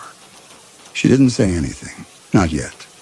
She just kept driving, kept her hands at 10 and 2, kept her eyes on the road ahead.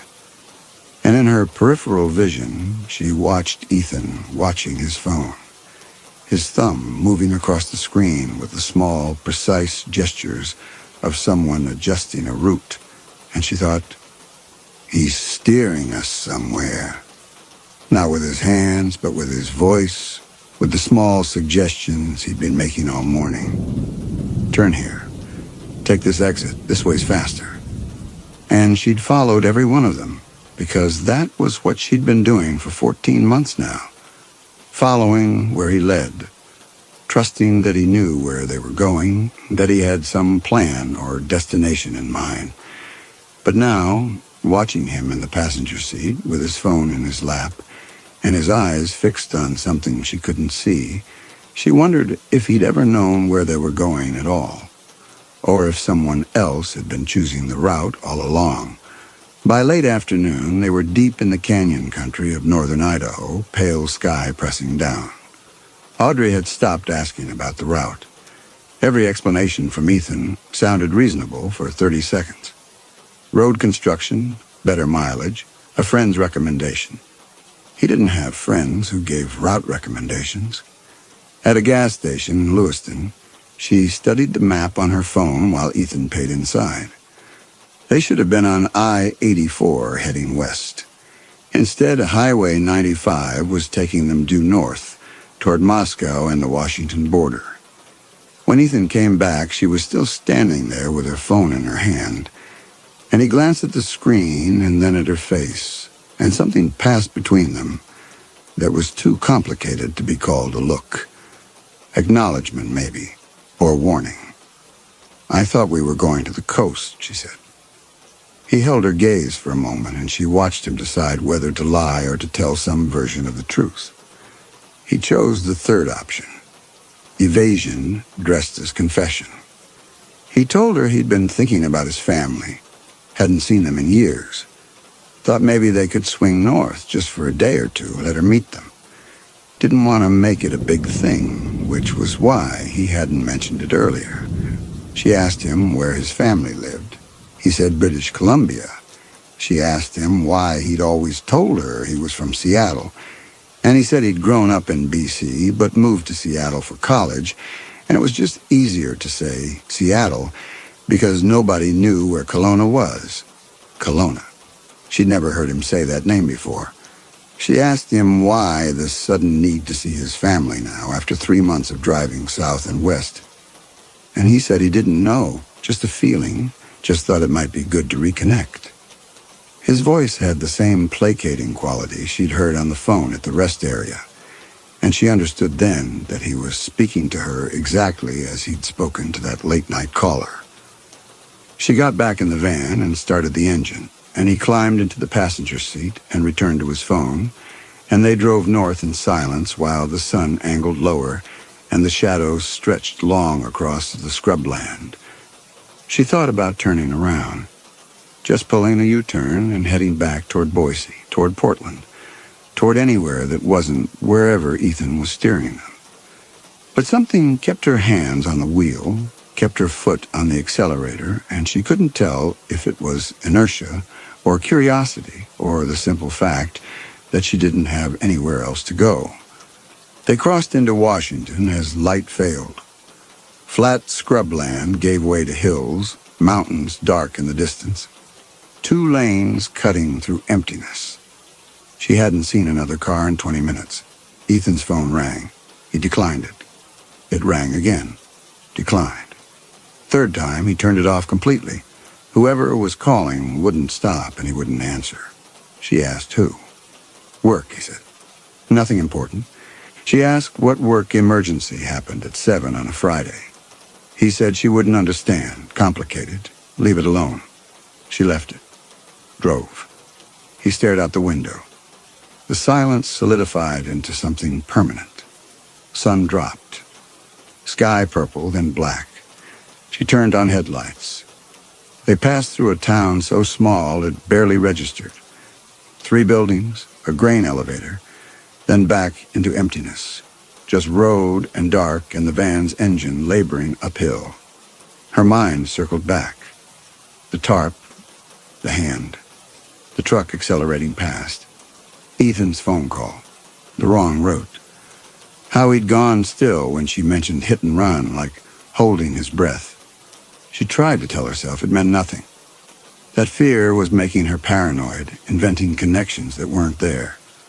But the trying felt thin, and underneath it, something cold was spreading that no rationalization could touch. She told herself she was paranoid. But people who grew up modest didn't make 2 a.m. phone calls to someone who spoke to them like that. Calm, authoritative, expecting obedience. And people who had nothing to hide didn't reroute a road trip toward a province they'd never once mentioned. For 14 months, he'd let her believe he was a modest software developer from Seattle who'd chosen van life for adventure and simplicity. Headlights caught something at the roadside, and she flinched. Beside her, Ethan sat very still, dashboard glow on his face. He'd been that way for miles, not looking at his phone or out the window, just staring at some fixed point, seeing something she couldn't. She wanted to pull over, demand answers about where they were going, who'd been calling, what he'd feared at the rest area. In the back, behind the purple curtain, something shifted. Small, almost missed it. Fabric brushing metal, or weight settling on the mattress. She glanced at the rear view. Just curtain and darkness. Probably boxes shifting on the grade, probably nothing. But her hands were slick on the wheel, and she smelled something beneath patchouli and sour bedding. Something cold and mineral like river stones or blood drying on asphalt. She told herself it was nothing. Tired, paranoid, inventing problems. She didn't believe it. And judging by how Ethan had gone even more still, shoulders rigid, and breathing shallow, neither did he. The first time the van lurched, Audrey thought she'd hit something in the road. She felt it through the steering wheel, a sudden drop and recovery, the suspension compressing over a pothole or a piece of debris. But the road ahead was empty, the headlights revealing nothing but asphalt, and the white line at the edge, and when she glanced at the shoulder, there was no sign of anything she might have struck. Ethan looked up from his lap, where his phone sat dark and silent. He didn't ask what had happened. He just looked at her, and she looked back, and neither of them said anything. She kept driving. The grade steepened, and the van's engine whined as it climbed, and she downshifted to third, then second, the RPMs climbing, while their speed dropped to 40, then 35. The temperature gauge crept toward the red zone, and she eased off the accelerator slightly, giving the engine room to breathe. They'd driven steeper grades than this. The van could handle it. But the back end felt wrong, heavy. Something dense and unbalanced in the cargo area. All the weight concentrated in one corner. She'd packed the van herself 3 months ago, and she knew exactly what was back there. 60 pounds of camping gear, maybe 30 pounds of clothes, the books she hadn't been able to leave behind. Nothing that would make the suspension sag. The rearview mirror shifted. She saw it happen. One moment, it was angled the way she'd set it that morning, showing her the purple curtain and the narrow slice of darkness beyond. The next moment, it had tilted downward as if someone sitting in the back seat had reached up and adjusted it to see their own reflection. Except there was no back seat. Just the cargo area behind the curtain, and nothing back there that could reach the mirror. Her hands locked on the wheel. She stared at the mirror, watching it, waiting for it to move again. It didn't. It just sat there at its new angle, showing her a view of the floor behind the front seats, the gap where the curtain didn't quite meet the metal frame, And beyond that, a darkness so complete it seemed to have weight. Beside her, Ethan had gone absolutely still. She could see him in her peripheral vision, his body rigid, his hands gripping the edge of his seat. He was staring at the mirror, too. She reached up and adjusted it back to its original position, her fingers trembling slightly as she touched the plastic housing. The mirror moved easily, smoothly, the way it always did. Nothing wrong with the mechanism, nothing broken or loose. The road leveled out, and the engine's whine dropped to its normal pitch.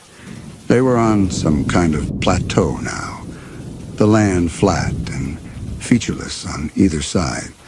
No lights anywhere except their own headlights cutting through the dark. No other cars, no houses, just emptiness, and the road and the van climbing through it. The mirror shifted again.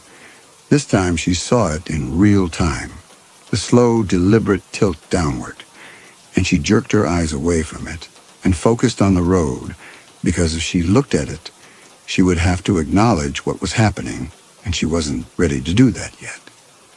"Did you see?" Ethan's voice came out hoarse, and he stopped and cleared his throat.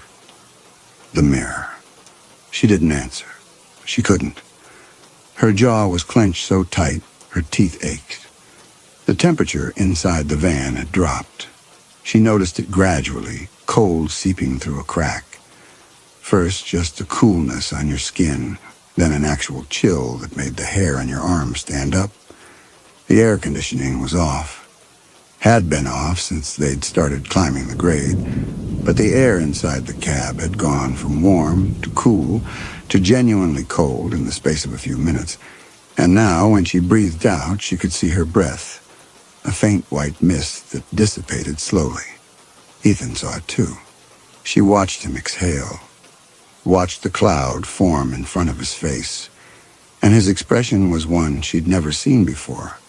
Not fear exactly, but something close to it, something that looked like recognition. The windshield began to fog. Not from the outside, where moisture would condense from the temperature difference between the glass and the air, from the inside, as if someone were breathing on it, slow and steady, their breath spreading across the glass in a widening circle of condensation. The fog formed in the center of the windshield, right in her line of sight, and she turned on the defroster, but it didn't help. The fog just kept spreading, creeping outward in tendrils that looked almost deliberate, almost shaped. She could barely see the road now, just the faint glow of the white line through the layer of moisture and the darkness beyond. She leaned forward, trying to see past the fog, and that was when she felt it. Weight. In the back of the van. Not the gradual settling she'd felt earlier, but something sudden and absolute, as if someone had climbed into the cargo area and sat down on the mattress. The van's rear suspension compressed with an audible creak, and the front end lifted slightly, and she had to adjust her grip on the wheel to compensate for the change in handling. Ethan twisted in his seat, staring back at the purple curtain. His breathing had gone rapid and shallow, and in the dim light from the dashboard, she could see his face had lost its color. "There's nothing back there," she said, and her voice sounded wrong, too loud and too flat. "We didn't pack anything heavy enough to..." The fog on the windshield spread further, and now she could see shapes in it, patterns that might have been letters or symbols, writing on glass. But they dissolved before she could make sense of them, running down in wet streaks. She pulled her eyes away from the glass and focused on the road, on keeping the van centered in the lane, on not thinking about what was happening, because if she thought about it, she would have to accept it, and she wasn't ready. She wasn't. The smell hit her then. The same cold mineral smell she'd caught earlier, but stronger now, concentrated, mixed with something else she couldn't identify. Not decay exactly, something older, wet earth and iron and the particular scent of rain on hot pavement, all of it compressed into a single, overwhelming presence that filled the cab and made her eyes water. "Stop the van." Ethan's voice was barely above a whisper. She didn't stop. She kept driving, her hands locked on the wheel, her eyes fixed on the narrow, visible strip of road through the fog. Because if she stopped, if she acknowledged that something was in the van with them, then it became real. And if it was real, then everything she understood about the world was wrong. The mirror tilted down again, and this time she looked at it. In the reflection, she could see the curtain and the darkness beyond it, and something else. Not a shape exactly, more like an absence, a space where the darkness was somehow darker, denser, compressed into the outline of a person sitting on the mattress behind the curtain. She couldn't see features, couldn't see anything specific, just that concentrated darkness and the sense that it was looking back at her, looking at Ethan. "Oh, God," Ethan said, and his voice cracked on the second word. "Oh, God." It followed us. She turned to stare at him, and in that moment she knew, with absolute certainty, that he knew what this was, that he'd been expecting it or something like it, that the phone call at the rest area and the route change and the fear she'd seen in his face, all of it was connected to whatever was sitting in the back of their van, breathing on the windshield, tilting the mirror to watch them. What followed us? The words came out sharp, demanding, "Ethan, what the hell is this?" But he didn't answer. He just stared at the curtain, at the darkness behind it. And his hands were shaking so badly she could hear his phone rattling against his leg. The van's rear suspension sagged further, creaking under weight that couldn't possibly be there, and Audrey felt the steering go loose as the front wheels lifted slightly off the pavement. She accelerated, trying to compensate, but it didn't help. The weight was too much, too concentrated, and the van was starting to fishtail, the back end swinging wide as she struggled to control it.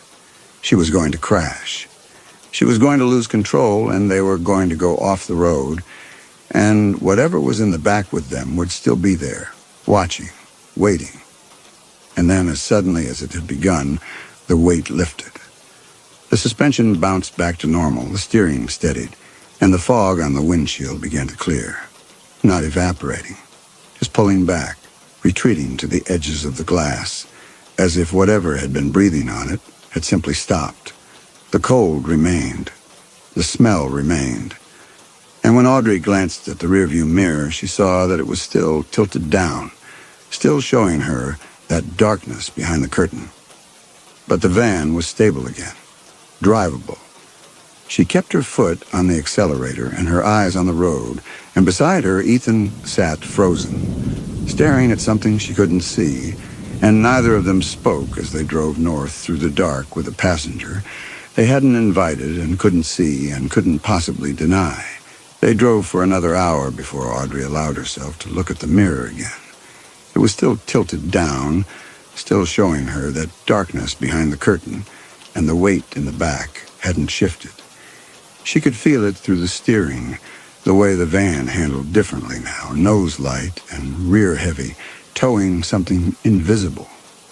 The cold had stabilized at a temperature that made her fingers ache where they gripped the wheel. Not freezing, but well below what the cab should be on an August night, with the heater off and two bodies generating warmth.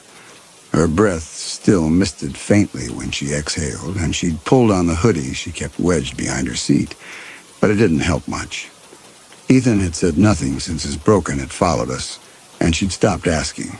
Not because she'd given up on answers, but because every question she formed in her mind sounded insane when she tried to speak it aloud.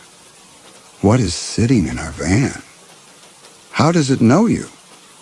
Why did you say followed like you've been running from it? Instead, she focused on driving, on the practical mechanics of keeping the vehicle on the road, on cataloging the physical changes in her environment, because those were things she could observe and measure and confirm. The mirror tilted down 45 degrees. The temperature, cold enough to see breath. The smell, wet stone and iron, fading now but still present beneath the patchouli.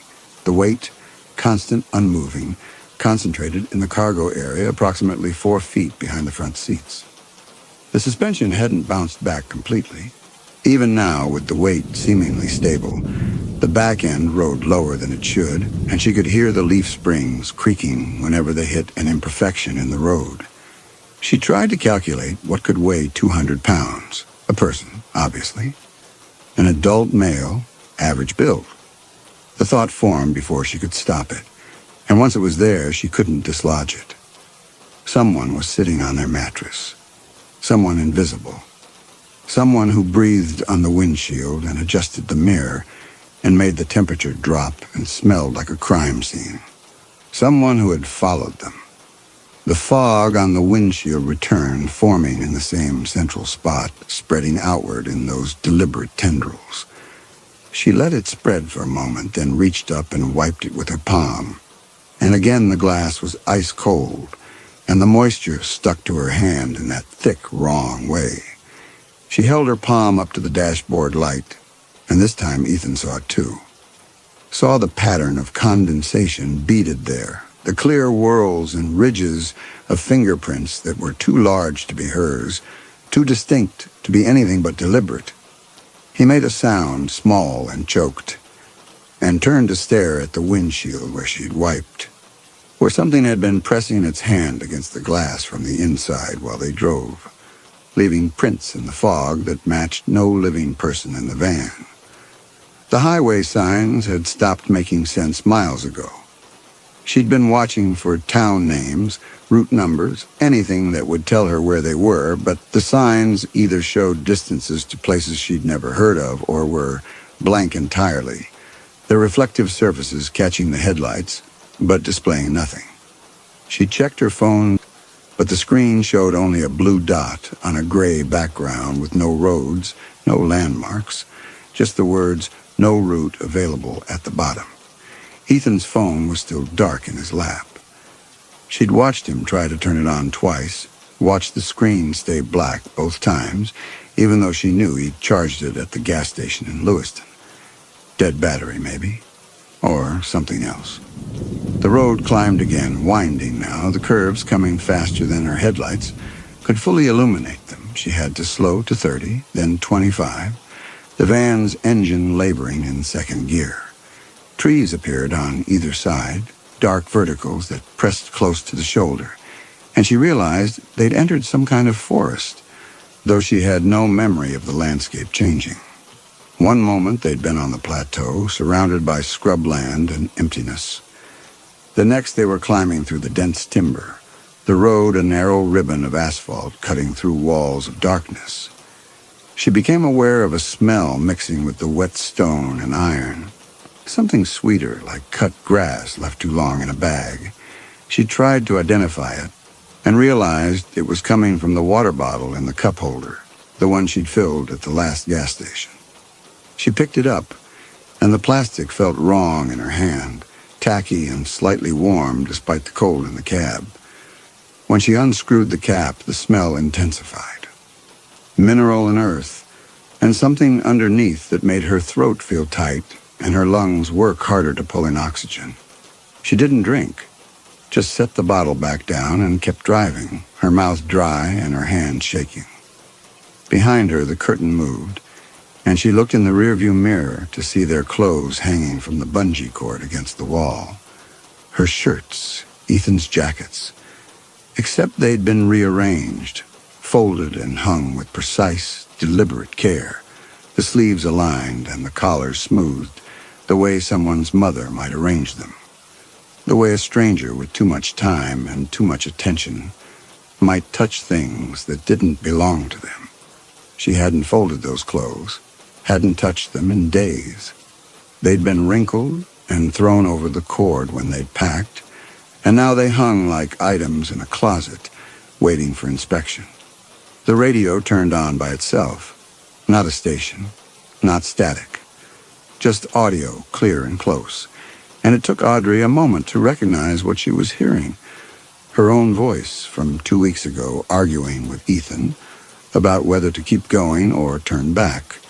Her voice saying, "I don't know if I want to do this anymore," and Ethan's voice, tired and defensive, saying, "Then why did you come?" The argument they'd had outside Spokane in the van, with the doors closed and the windows up and no one else around to hear it. The audio cut out and switched to something else. Ethan's voice on the phone, the call she'd heard at the rest area.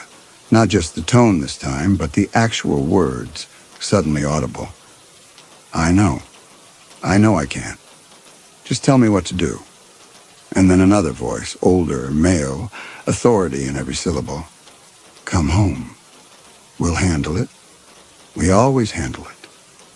The radio went silent, and in the silence that followed, Audrey understood that the presence in the back hadn't just been riding with them since the accident. It had been listening, cataloging, learning them through their own words, their own failures, the small cruelties and evasions that accumulated over months of living too close together. Ethan turned to her, and his face in the dashboard light was gray and slick with sweat despite the cold. His mouth opened, closed, opened again. He was trying to say something but couldn't get the words out, and she realized he was on the edge of breaking completely, that whatever he knew about this was destroying him from the inside. She wanted to shake him, wanted to pull over and grab his shoulders and force him to tell her everything. Who he'd called at the rest area, what he'd done to bring this thing into their van, why it was here and what it wanted, and how they could make it leave. But her hands stayed on the wheel because stopping felt more dangerous than driving, and her questions stayed locked in her throat because she could see in his face that he wasn't going to answer them. Not yet. Maybe not ever. The trees opened up and the road leveled out, and ahead she could see the dark shape of a rest area. One of those minimal turnouts with nothing but a gravel lot and a vault toilet. Her first instinct was to drive past it, to keep moving because movement felt like safety. But the fuel gauge was edging toward a quarter tank, and she had no idea where the next gas station was, and more than that, she needed to stop. Needed to get out of the van, away from the cold and the smell and the weight pressing down on the back end. Needed to see if whatever was in the cargo area would let them leave. She signaled, an absurd gesture on an empty highway, and pulled into the rest area, the gravel crunching under the tires. The lot was empty, just a single sodium light on a pole casting orange light across the vault toilet, and the trash cans and the small informational kiosk with its map of the area behind scratched plexiglass. She pulled into a spot at the far end, killed the engine, and sat there with her hand still on the wheel. The weight in the back didn't shift. The cold didn't fade. The mirror stayed tilted down, showing her that darkness behind the curtain, that presence that had ridden with them for the last 100 miles. She looked at Ethan, and he looked back at her, and without speaking, they reached a silent agreement. They had to try to get out. They had to see if it would let them. Audrey's hand was on the door handle for a full minute before she moved. She could feel the metal under her palm, cold enough to sting, and she kept thinking about what would happen when she pulled it. Would the door open normally? Would something stop her? Would the presence in the back lunge forward the moment she broke the seal between the cab and the outside air? Beside her, Ethan hadn't moved at all. He sat rigid in the passenger seat, his hands gripped together in his lap, staring straight ahead through the fogged windshield at the orange light on the pole. She pulled the handle. The door opened, smoothly, easily, the hinges creaking slightly the way they always did. Cold air rushed in, actual outside air that smelled like pine and dust and nothing else, and it was so normal that she almost laughed. She pushed the door wider and swung her legs out, her feet finding the gravel, and she stood up beside the van, and the night was silent and empty and completely ordinary. The sodium light hummed on its pole. An insect pinged against the metal housing. In the distance, she could hear the faint sound of wind moving through the trees, and beyond that, nothing. No traffic on the highway, no voices. Just the enormous stillness of a rest area in the middle of nowhere at 11 o'clock at night. She turned back toward the van and saw Ethan still sitting in the passenger seat, and the look on his face stopped her. He was staring at her through the open door with an expression of pure terror, and his mouth was moving, but no sound was coming out, and she realized he was trying to tell her something. Then she heard the locks engage, all of them at once. A solid, mechanical chunk that echoed across the gravel lot. The driver's door slammed shut beside her, so hard and so fast that she felt the displacement of air against her arm, and she jumped back instinctively. Through the windshield, she could see Ethan reaching for his door handle, yanking it, his mouth open in a shout she couldn't hear through the glass. The passenger door didn't open. She grabbed the driver's door handle and pulled, locked. She pulled harder, bracing her feet against the gravel, using her full weight. The handle moved, but the door didn't budge, as if someone were holding it shut from the inside. Through the window, she could see Ethan throwing himself against the passenger door, his shoulder hitting the window, his hands scrabbling at the lock mechanism. She watched him pop the lock up, and immediately it clicked back down, and he popped it up again, and again it clicked down, the little metal post rising and falling like something was playing with him. She ran around the front of the van to the passenger side, slipping slightly on the gravel, and grabbed his door handle from the outside. Locked. She could see Ethan's face pressed against the window, his palm flat against the glass, and his lips were forming words she couldn't make out. The temperature inside the cab was dropping.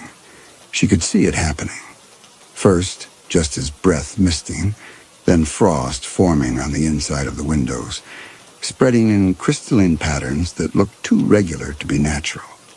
Within seconds, the glass was completely opaque with ice, and she couldn't see Ethan anymore, couldn't see anything but her own reflection in the frosted window. She pulled at the door handle again, harder, and the metal was so cold now it burned her palm. She let go and stumbled back, staring at the van, at the frost covering every window, at the whole vehicle rigid and sealed, like something had locked it from the inside and thrown away the key. From somewhere inside, she heard a muffled thud. Ethan kicking the door, maybe, or hitting the window. Then another sound, higher pitched, that might have been his voice. She pressed her ear against the frosted glass and tried to hear what he was saying, but all she could make out was the cadence of panic, words tumbling over each other, too fast to parse. She ran to the back of the van and grabbed the rear door handles, locked. She yanked them as hard as she could, and they didn't even rattle. She tried the sliding door on the passenger side, the one they almost never used because the track was bent. Locked. Every entry point sealed. And inside, the temperature still dropping, the frost still spreading, and Ethan trapped in there with whatever had been riding in the back for the last 100 miles. She looked around the rest area, desperate for something she could use. A rock to break the window, a tool, a phone to call for help. But her phone was in the van, in the cup holder between the seats, and there was nothing in the gravel lot except the trash cans and the vault toilet and the informational kiosk, and none of those were going to help her break tempered glass. She ran back to the driver's side window and slammed her palm against it. The frost was so thick now she couldn't see through it at all, couldn't see Ethan or the cab or anything. Just white, crystalline patterns that looked like frost but felt wrong, too hard, too permanent. Ethan! She was shouting now, her voice echoing across the empty lot. Ethan, can you hear me? No response. Or if there was one, she couldn't hear it through the ice. She tried the door handle again, and this time it wouldn't move at all, as if it had frozen in place. She grabbed it with both hands and pulled, and felt something in her shoulder pop from the strain, but the handle stayed locked in position and the door stayed shut.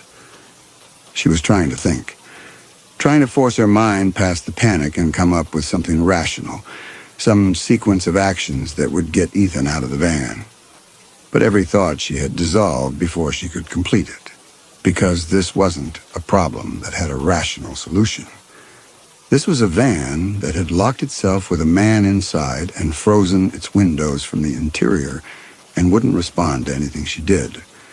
This was impossible. This was happening anyway. She pressed both palms against the driver's window and leaned her forehead against the frost, and she could feel the cold radiating through the glass, cold so intense it made her skin ache. Please, she said, and she didn't know if she was talking to Ethan or to whatever was in there with him. Please let him out. The frost on the window shifted under her hands. She felt it move, felt the ice crack and reform, and when she pulled back, she saw that the pattern had changed. The random crystalline branches had rearranged themselves into something else, something that looked almost deliberate.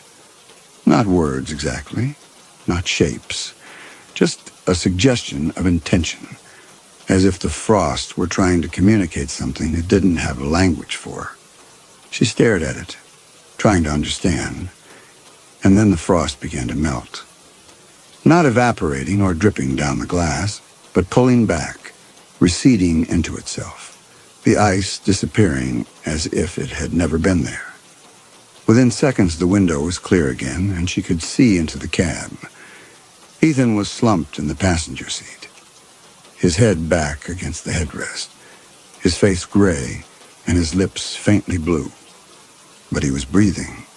She could see his chest rising and falling, shallow and rapid, and his eyes were open and staring at the ceiling. The locks clicked, all of them at once, the same mechanical chunk she'd heard before, but in reverse. The driver's door handle moved freely under her hand, and she pulled it open, and the cold air that rolled out of the cab was like opening a freezer. So intense she had to step back for a moment before she could climb in. She threw herself into the driver's seat and reached across to grab Ethan's shoulder. "Are you okay?" "Ethan, look at me." He didn't respond. He just kept staring at the ceiling, his breath coming in short gasps, and when she touched his face, his skin was ice cold and clammy. She looked back at the cargo area, at the purple curtain that hung still and innocent between the cab and the mattress. The darkness behind it was just darkness now, no concentrated presence, no shape, no suggestion of anything watching.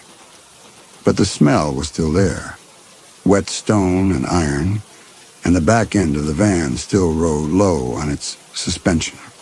Whatever it was, it hadn't left. It had just made its point. She turned back to Ethan, and this time he was looking at her, his eyes focused and aware, and filled with something that looked like despair. His lips moved, and she leaned closer to hear him. "We have to keep driving," he whispered. His voice was hoarse and broken. "It won't let us stop. We have to keep driving, or it'll..." He didn't finish. He just closed his eyes and turned his face away. And she saw his hands were shaking so badly he had to clench them together to make them still. She sat back in the driver's seat and looked out through the windshield at the empty rest area, at the sodium light and the vault toilet, and the highway stretching away into darkness in both directions. She could leave right now. Could get out of the van and walk to the highway and flag down the first car that passed, and leave Ethan here with whatever he'd brought into their lives. Her door had opened normally. She'd stepped out onto the gravel without resistance, had stood in the ordinary night air while Ethan was trapped inside. The doors had only locked when he'd tried to leave. The temperature had only plummeted with him sealed in. The frost had spelled its message on glass he could see but couldn't escape. It didn't want her. It had never wanted her. She was cargo, collateral. The driver hired to deliver a package that couldn't drive itself. And now, sitting in the dark with the keys in the ignition, and Ethan's breathing ragged beside her, she understood that she could walk away at any time. could leave him with whatever he'd done, whatever was waiting for him at the end of this route, could save herself. She tested the thought, turned it over, examined it from every angle. What loyalty did she owe to someone who'd lied about everything, who'd killed a man and let his family erase it, who'd brought this thing into her life without warning, without explanation, without giving her the choice to stay or run? But even as she thought it, she knew she wouldn't leave. Not yet. Not until she understood what this was and where it was taking them and what Ethan had done to deserve it. Not until she could see the shape of the thing that had hijacked her life and decide with full knowledge whether he deserved what was coming. She pulled the driver's door closed and the lock clicked into place. Gentle this time, almost polite. She turned the key in the ignition and the engine started immediately, running smooth and steady as if nothing had happened. The heater began to blow, and the temperature in the cab started to climb back toward normal, and in the rearview mirror she saw the darkness behind the curtain settle back into itself, patient and waiting. She put the van in gear and pulled out of the rest area, the gravel crunching under the tires, and merged back onto the highway heading north. Beside her, Ethan sat motionless, his face turned toward the window, and neither of them spoke as they drove deeper into the night with their invisible passenger and its rules they didn't understand and couldn't break. The days blurred. Audrey lost track somewhere north of Spokane, though the signs had stopped matching geography, and the GPS showed nothing but a blue dot on gray emptiness. They drove in shifts, switching without speaking. The presence never left, never lessened. But as long as they kept moving, it stayed behind the curtain. Weight on the mattress, tilt in the mirror, cold that made them wear every layer. Patient, constant. Like a passenger who knew exactly where they were going. Gas stations appeared like hallucinations, too bright and clean. Attendants who noticed nothing wrong. 3 stops? 4?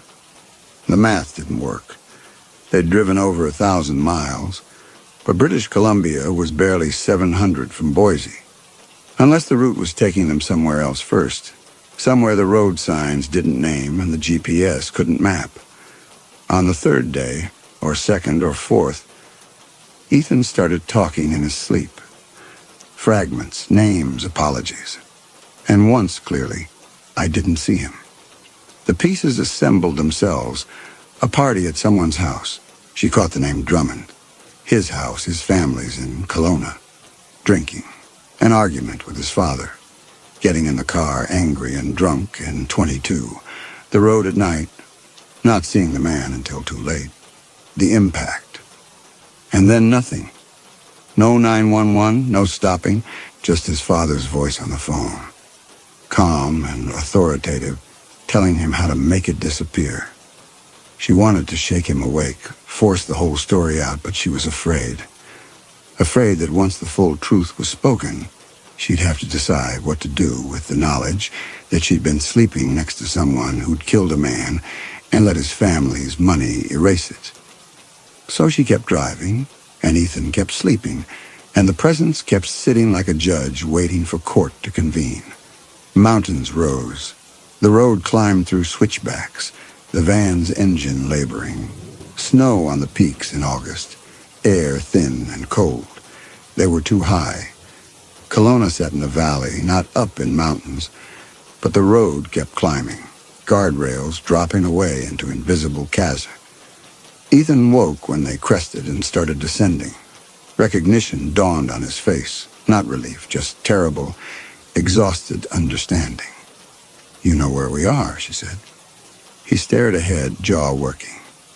She asked when he'd last been home. 5 years. Why hadn't he been back? He couldn't. Why not? His hands clenched, and he turned to look at the curtain, at the darkness behind it, and said nothing. The road signs started to change. At first it was subtle, a distance that seemed wrong. Kelowna 200 kilometers when they should have been closer, followed 10 miles later by Kelowna 150 kilometers. which was possible if the first sign had been a mistake. But then another 10 miles, and Kelowna 180 kilometers, and she knew something was wrong with the numbers, wrong with the route, wrong with the whole geometry of the space they were moving through. Then the sign stopped making sense entirely. Kelowna spelled with too many letters, or too few, numbers that couldn't be distances.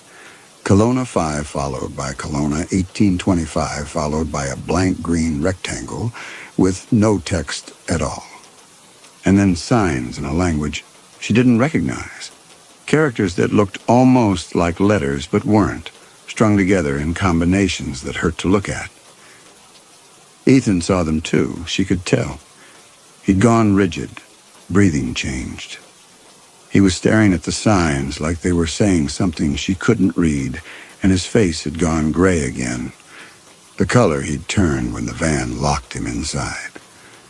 "What do they say?" she asked. He shook his head. "Not I don't know.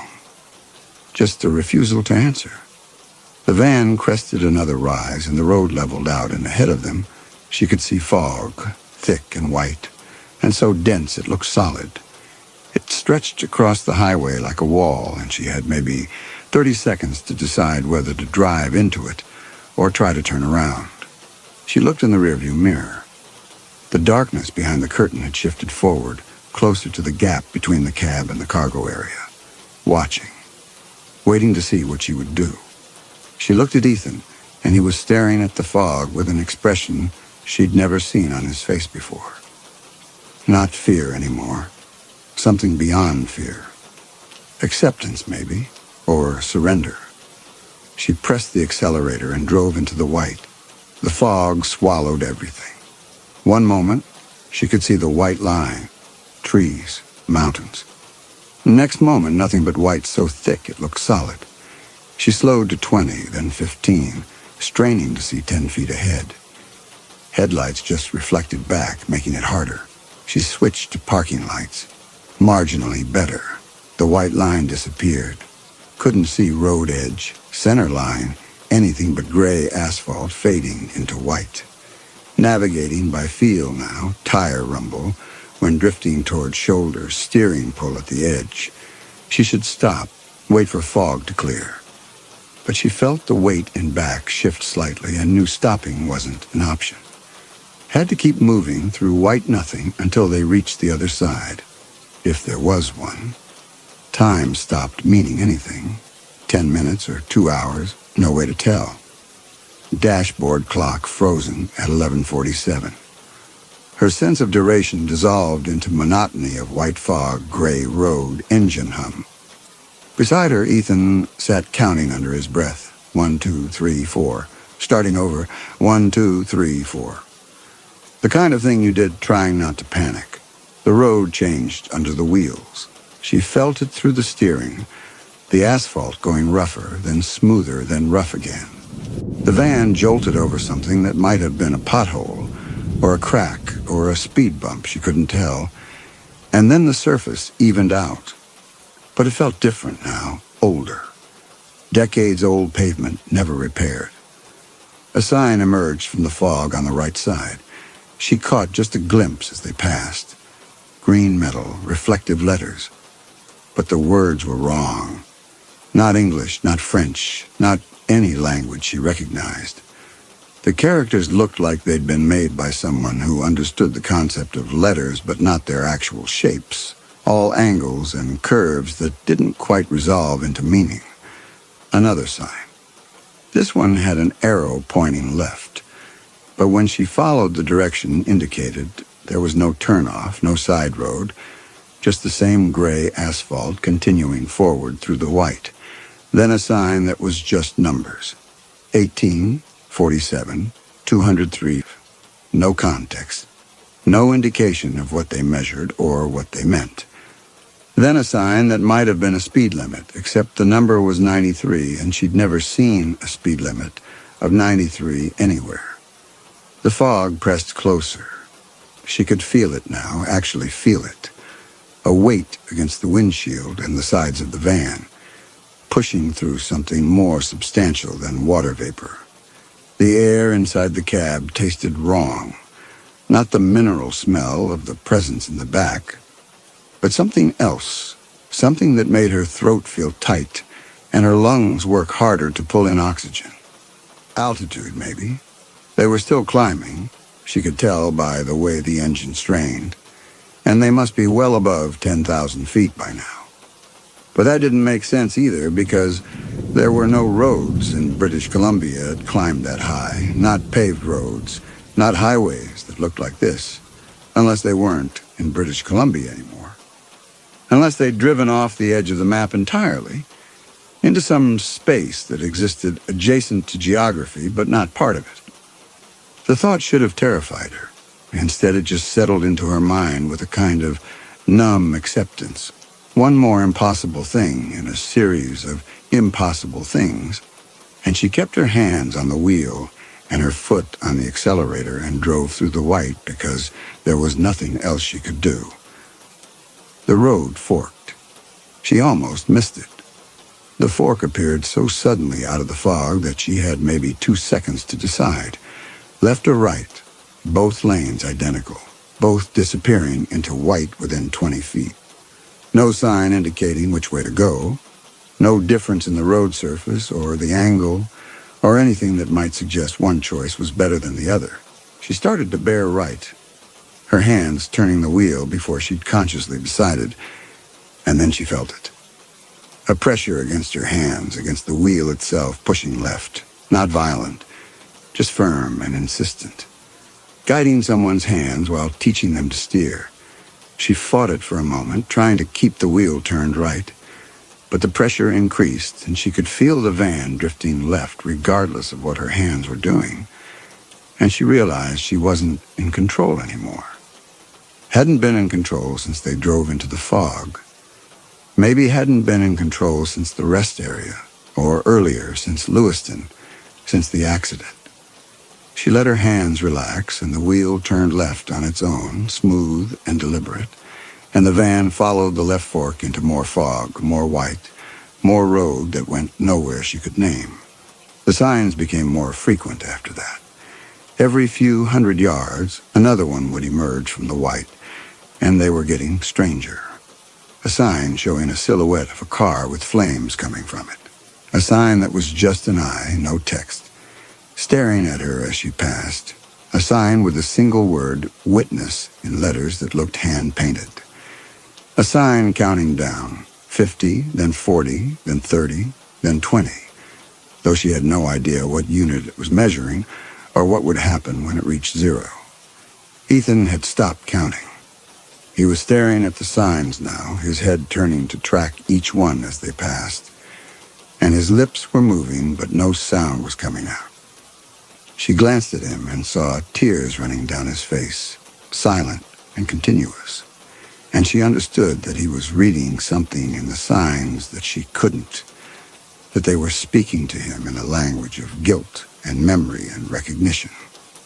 The road began to descend, gradually at first, then more steeply, the van picking up speed despite her foot on the brake.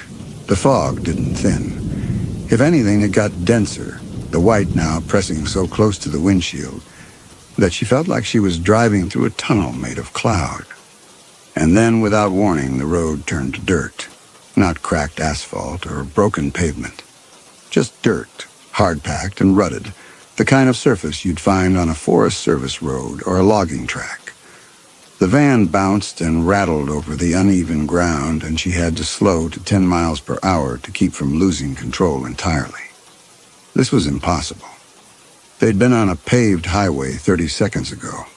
Roads didn't just turn to dirt in the middle of the fog, but she could feel it under the tires, could hear the gravel pinging against the undercarriage, and when she looked in the rearview mirror, the darkness behind the curtain had leaned forward again. Close enough now that she could almost see features, a suggestion of a face, a body, a person, sitting there watching everything with patient attention.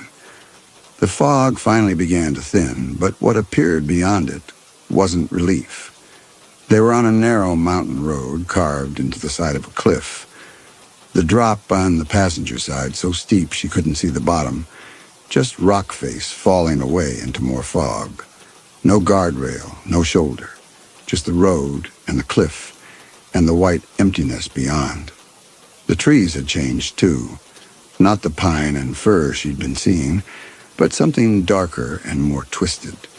Their branches bare, even though it was August, reaching toward the road like hands. And ahead, maybe a mile in the distance, she could see lights, not city lights, not the diffuse glow of a town, just a few points of yellow in the gray, steady and unmoving, like windows in a house or buildings on a hill. Ethan saw them too. She heard him make a sound, something between a gasp and a sob, and when she glanced over, his face had gone completely white. He knew where they were. He knew what those lights meant, and judging by the way the presence in the back had shifted its weight, settling in with a kind of satisfied heaviness, they had finally arrived at the place it had been taking them all along. The dirt road descended toward the lights, switchbacking down the cliff face in tight curves that made Audrey's hands ache from gripping the wheel. The fog had pulled back enough that she could see maybe 50 yards ahead now, enough to navigate, but not enough to see where they were actually going. Just the road and the twisted trees and those yellow points of light getting gradually closer. Ethan was braking. She could see it happening, the way you'd watch ice crack on a frozen lake. Small fractures spreading, the surface holding for a moment longer before it gave way completely. His hands were shaking in his lap. His breathing had gone ragged and uneven. And he was talking now. Not the sleep murmuring from before, but actual conscious speech. Words tumbling out in fragments he couldn't seem to control. He said he was sorry. Then he said he didn't mean it. Then he said it wasn't his fault. But it was all his fault.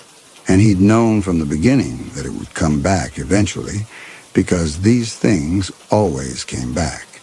She asked him what things. He didn't answer directly, just kept spiraling through the same broken loops. The party, the argument with his father, getting in the car when he shouldn't have, being angry and drunk and 22 and stupid enough to think he was invincible. The road, the man appearing in the headlights, the impact that he'd felt through the steering wheel and the brake pedal in his own chest, like his heart had stopped for a second. And then, this was where his voice broke and he had to stop and start again.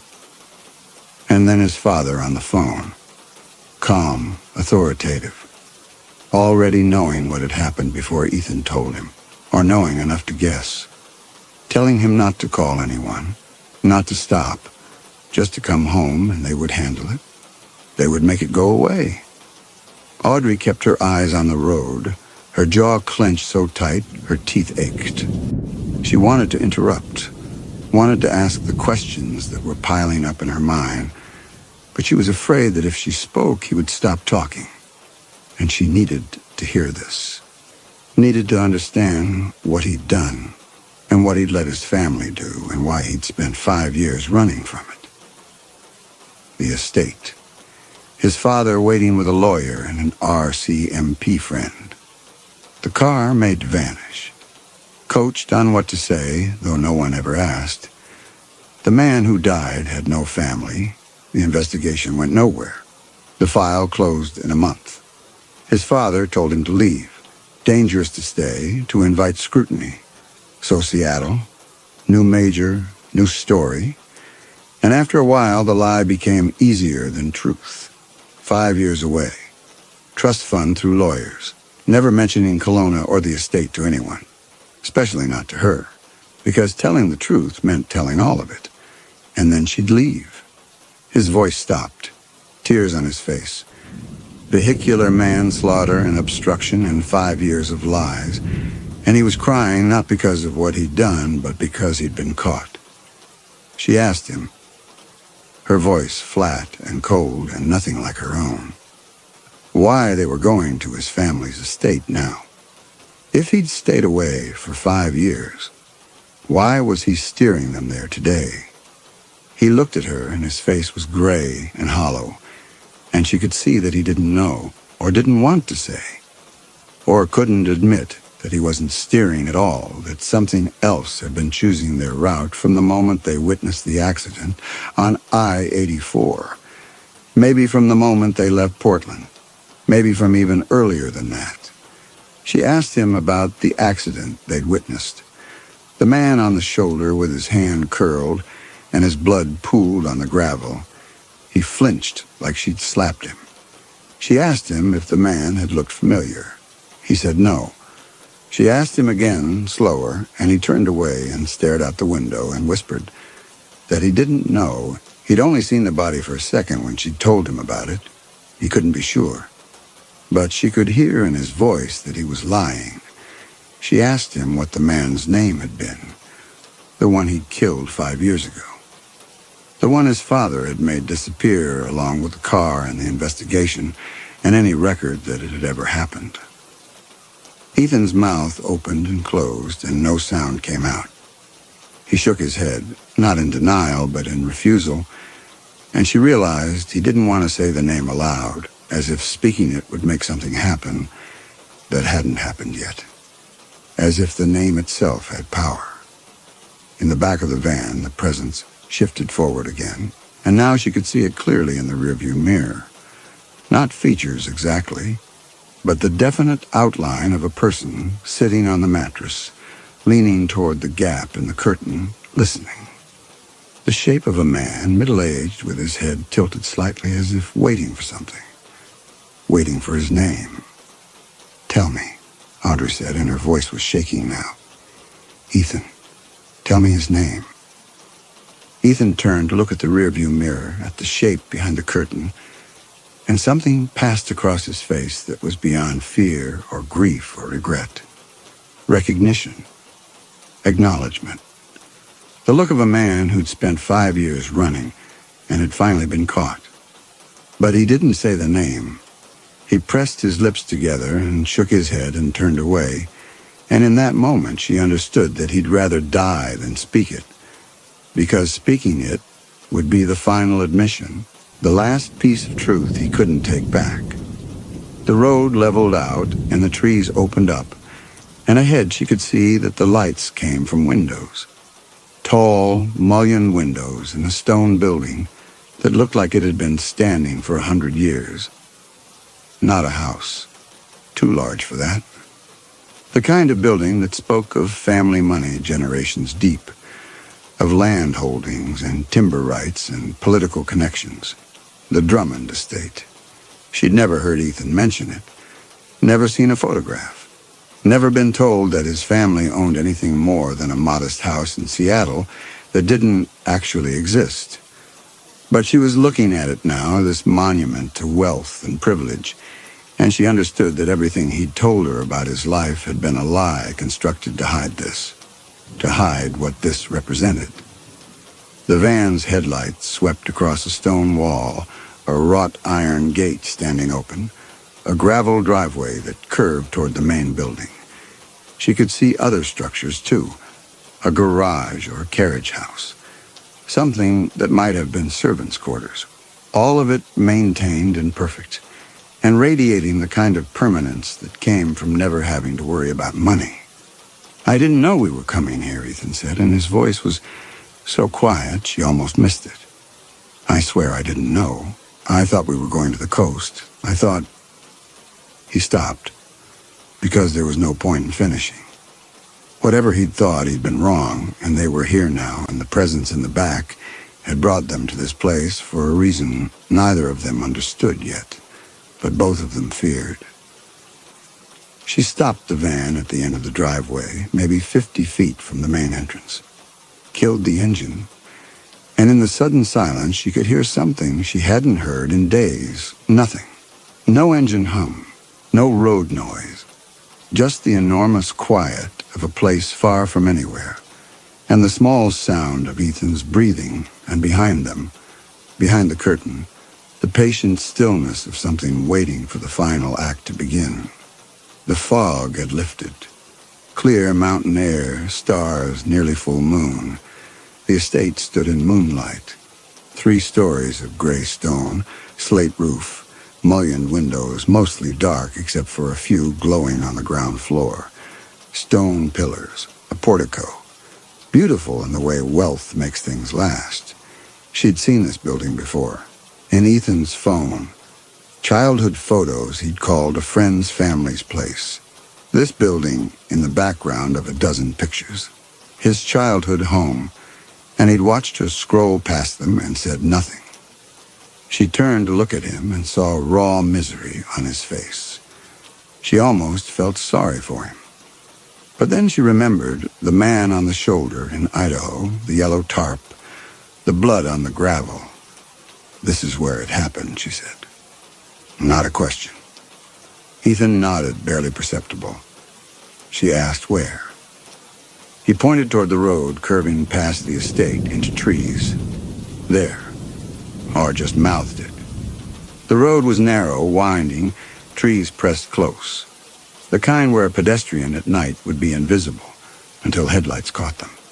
Too late if you were drunk and driving too fast. She imagined the younger Ethan, the impact, the knowledge of what he'd done, and then not stopping, not helping, calling his father instead, asking for rescue instead of giving it. The presence in the back of the van had gone very still. She couldn't see it moving in the mirror anymore, couldn't feel any shift in weight. But it was there, she knew it was there, because the cold hadn't faded, and the smell of wet stone and iron still hung in the air. It was waiting, the way a prosecutor waits for a witness to take the stand, patient and certain of the testimony to come. She reached for the door handle, and this time when she pulled it, the door opened normally. No locks engaging, no temperature plummeting. She stepped out onto the gravel, and the night air was cool but not cold. Autumn arriving early at this altitude, and she could smell pine and wood smoke and the rich loam scent of a forest floor. Behind her, she heard Ethan's door open too, heard the crunch of his feet on the gravel as he climbed out. She turned and saw him standing beside the van with his arms wrapped around himself, staring up at the building like a man confronting his own grave. For a long moment, neither of them moved. They just stood there in the moonlight beside the van that had carried them 1,000 impossible miles, and Audrey waited for something to happen, for some revelation or confrontation or explanation. But there was only silence, and the vast, indifferent presence of the estate, and the weight of what Ethan had done pressing down on both of them. Then the front door of the building opened. The door opened. That was all. Smooth and quiet. As if someone inside had been waiting for them to arrive. Light spilled out onto the stone steps, warm and inviting, and Audrey could see into the entrance hall. Polished wood floors, a chandelier, the bottom of a staircase with a curved banister. No one appeared in the doorway. The door just stood open, waiting. Ethan made a sound, small and broken, and took a step backward. His heel hit the van's tire, and he stumbled, caught himself, and pressed his back against the vehicle as if it could protect him from whatever was inside that open door. Audrey looked at the building, then back at the van. The rear doors were still closed. The curtain still hung across the gap between the cab and the cargo area. But she knew, with absolute certainty, that if she opened those doors now, if she pulled back the curtain, she would see nothing. The presence had moved, had left its place on the mattress and gone somewhere else. Gone inside, maybe. Or gone to wherever it needed to be to finish what it had started. She walked toward the open door, heard Ethan call her name behind her, his voice hoarse and desperate. But she didn't stop. She climbed the stone steps and paused in the doorway, looking into the entrance hall, and saw that she'd been right. No one was there. But the house wasn't empty. She could feel it the same way she'd felt the presence in the van. Not as a person, but as an intention, a purpose that had weight and direction. Something was waiting deeper inside, past the entrance hall, past the staircase, in whatever room or space held the final piece of this. She turned back to look at Ethan and found him still pressed against the van, his face white in the moonlight. He was shaking his head, small, frantic movements, and his lips were forming a single word over and over. "No, no, no. You have to come inside," she said. Her voice sounded strange in the enormous quiet. "That's why we're here. That's why it brought us." He shook his head harder. "Ethan." She descended 2 steps, close enough that he couldn't pretend not to hear her. "You can stay out here if you want, but I'm going inside. And I think you need to be there when—" She stopped because she didn't know how to finish. "When what?" "When the ghost of the man you killed 5 years ago manifests completely and demands justice. When the thing that's been sitting in our van for 1,000 miles finally shows us what it wants." But Ethan understood. She could see it in his face, the terrible knowledge that running was no longer an option, that whatever had been chasing him for 5 years had finally cornered him in the one place he'd sworn never to return to. He pushed himself away from the van and walked toward her on legs that barely seemed capable of holding him up. When he reached the steps, he paused, one hand gripping the stone balustrade, and looked up at the open door with an expression of such complete despair that Audrey had to look away. Together they climbed the steps and entered the house, and behind them the door swung closed on its own, the latch clicking into place with a sound of finality that echoed through the empty hall. The entrance hall was empty. Polished floors, clean chandelier, maintained but stripped, a single table with nothing on it. Audrey's footsteps echoed. Ethan moved like someone in a dream, hands held away from his body. Library with empty shelves. Dining room with no furniture. Just darker rectangles where pieces had stood. They moved through the ground floor in silence, opening doors onto empty rooms, every room the same, maintained but stripped, as if someone had removed everything personal, leaving only shell. Until they reached a room at the back of the house. It was smaller than the others, and unlike the rest, it wasn't empty. A single chair sat in the center facing the window. Not an antique, not something that belonged to the house's history, just a simple wooden chair, the kind you'd find in any kitchen, positioned precisely in the middle of the room. And on the windowsill, a photograph in a plain black frame. Audrey crossed the room and picked it up. The photograph showed a man, middle-aged, standing beside a car with one hand resting on the hood. He was smiling slightly, the way people smile for casual photographs, and behind him she could see trees. But not normal trees. The twisted, bare-branched things from the fog, their skeletal fingers reaching toward a road that looked like it curved past the estate. The glass over the photograph was fogged, not dusty. Fogged from the inside, condensation beaded in patterns that looked familiar. She held it up to catch the moonlight from the window and saw them clearly. Fingerprints, large, distinct, the whorls and ridges matching exactly the prints she'd touched on the windshield hours ago.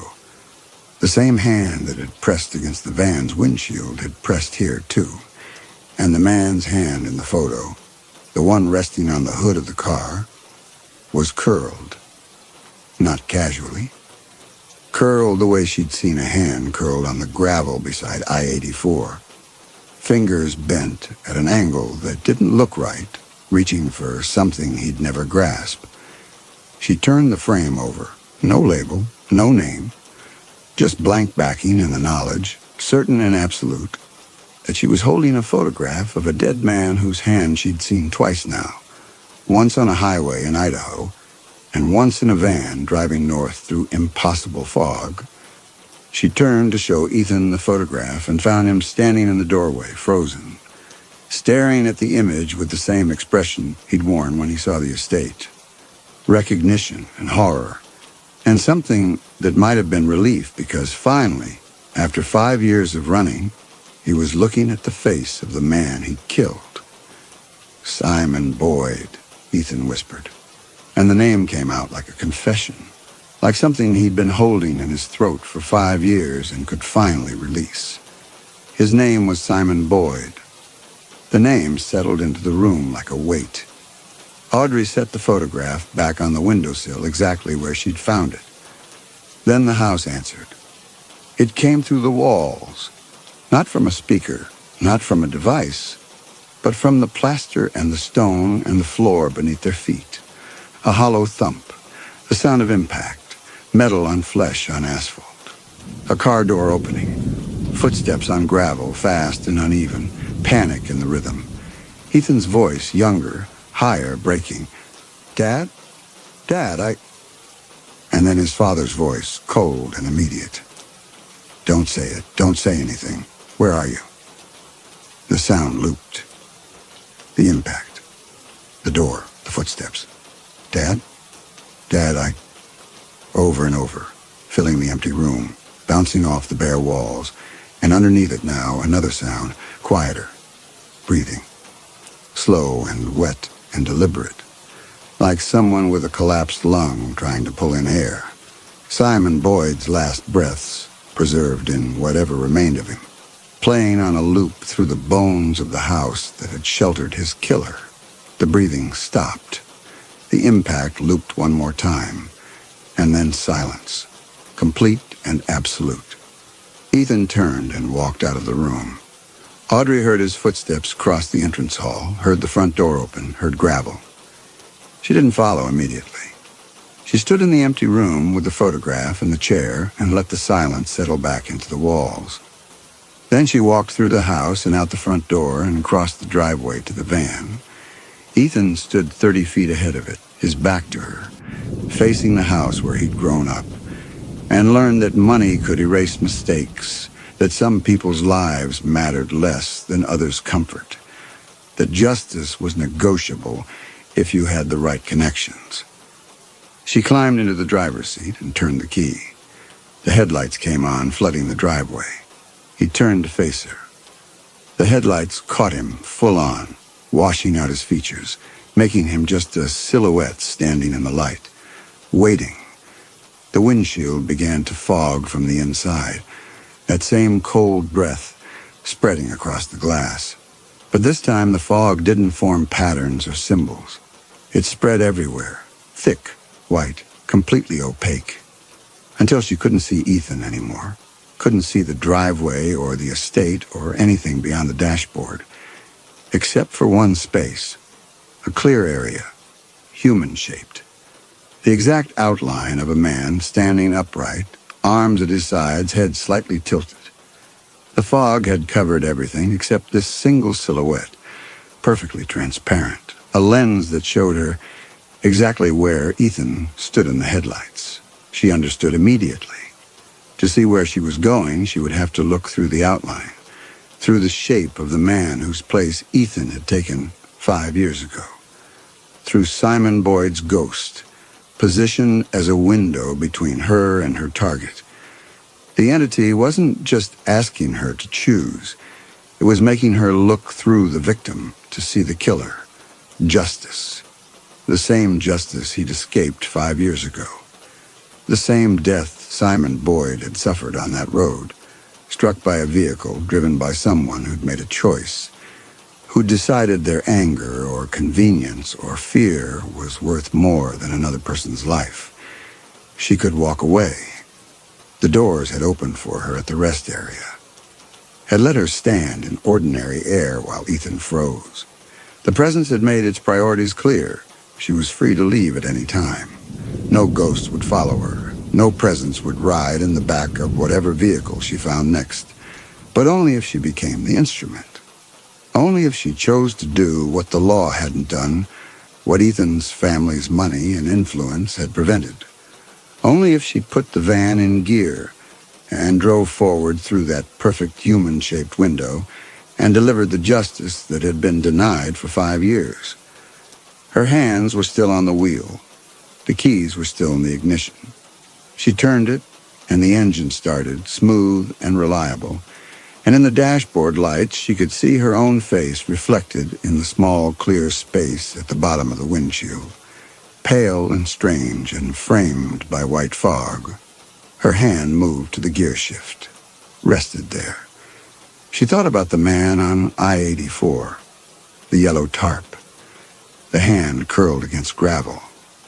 Someone had hit him and driven away, and she'd been horrified by that.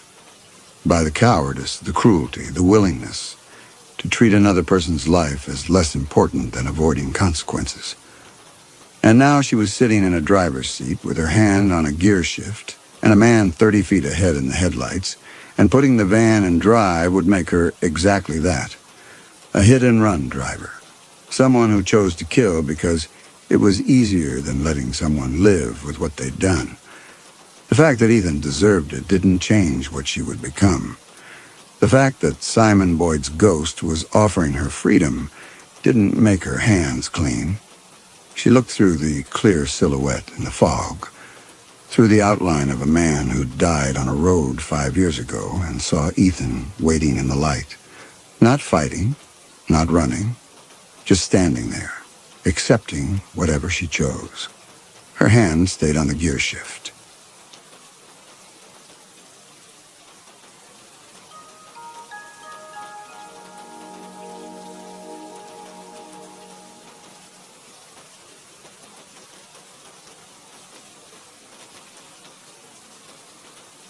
The Airstream rolled west through the Nevada darkness, with Kenneth at the wheel and Susan beside him. The certainty growing that if they stopped, if they pulled over and cut the engine and sat in the silence, even for a minute, the silence would catch them. Susan sat beside him with her hands folded in her lap, her face turned toward the passenger window where there was nothing to see but the black shapes of mountains against a slightly less black sky, and Kenneth could hear her breathing, shallow and even, the rhythm of someone who was not asleep, but had stopped speaking because there was nothing left to say that would change what was happening. The odometer read 73 miles per hour, and the Airstream shook with a vibration that had started somewhere in Utah, a rattling in the frame. Just the road, just the speed, just the weight of everything they had packed when they fled home that morning. That morning. It felt longer.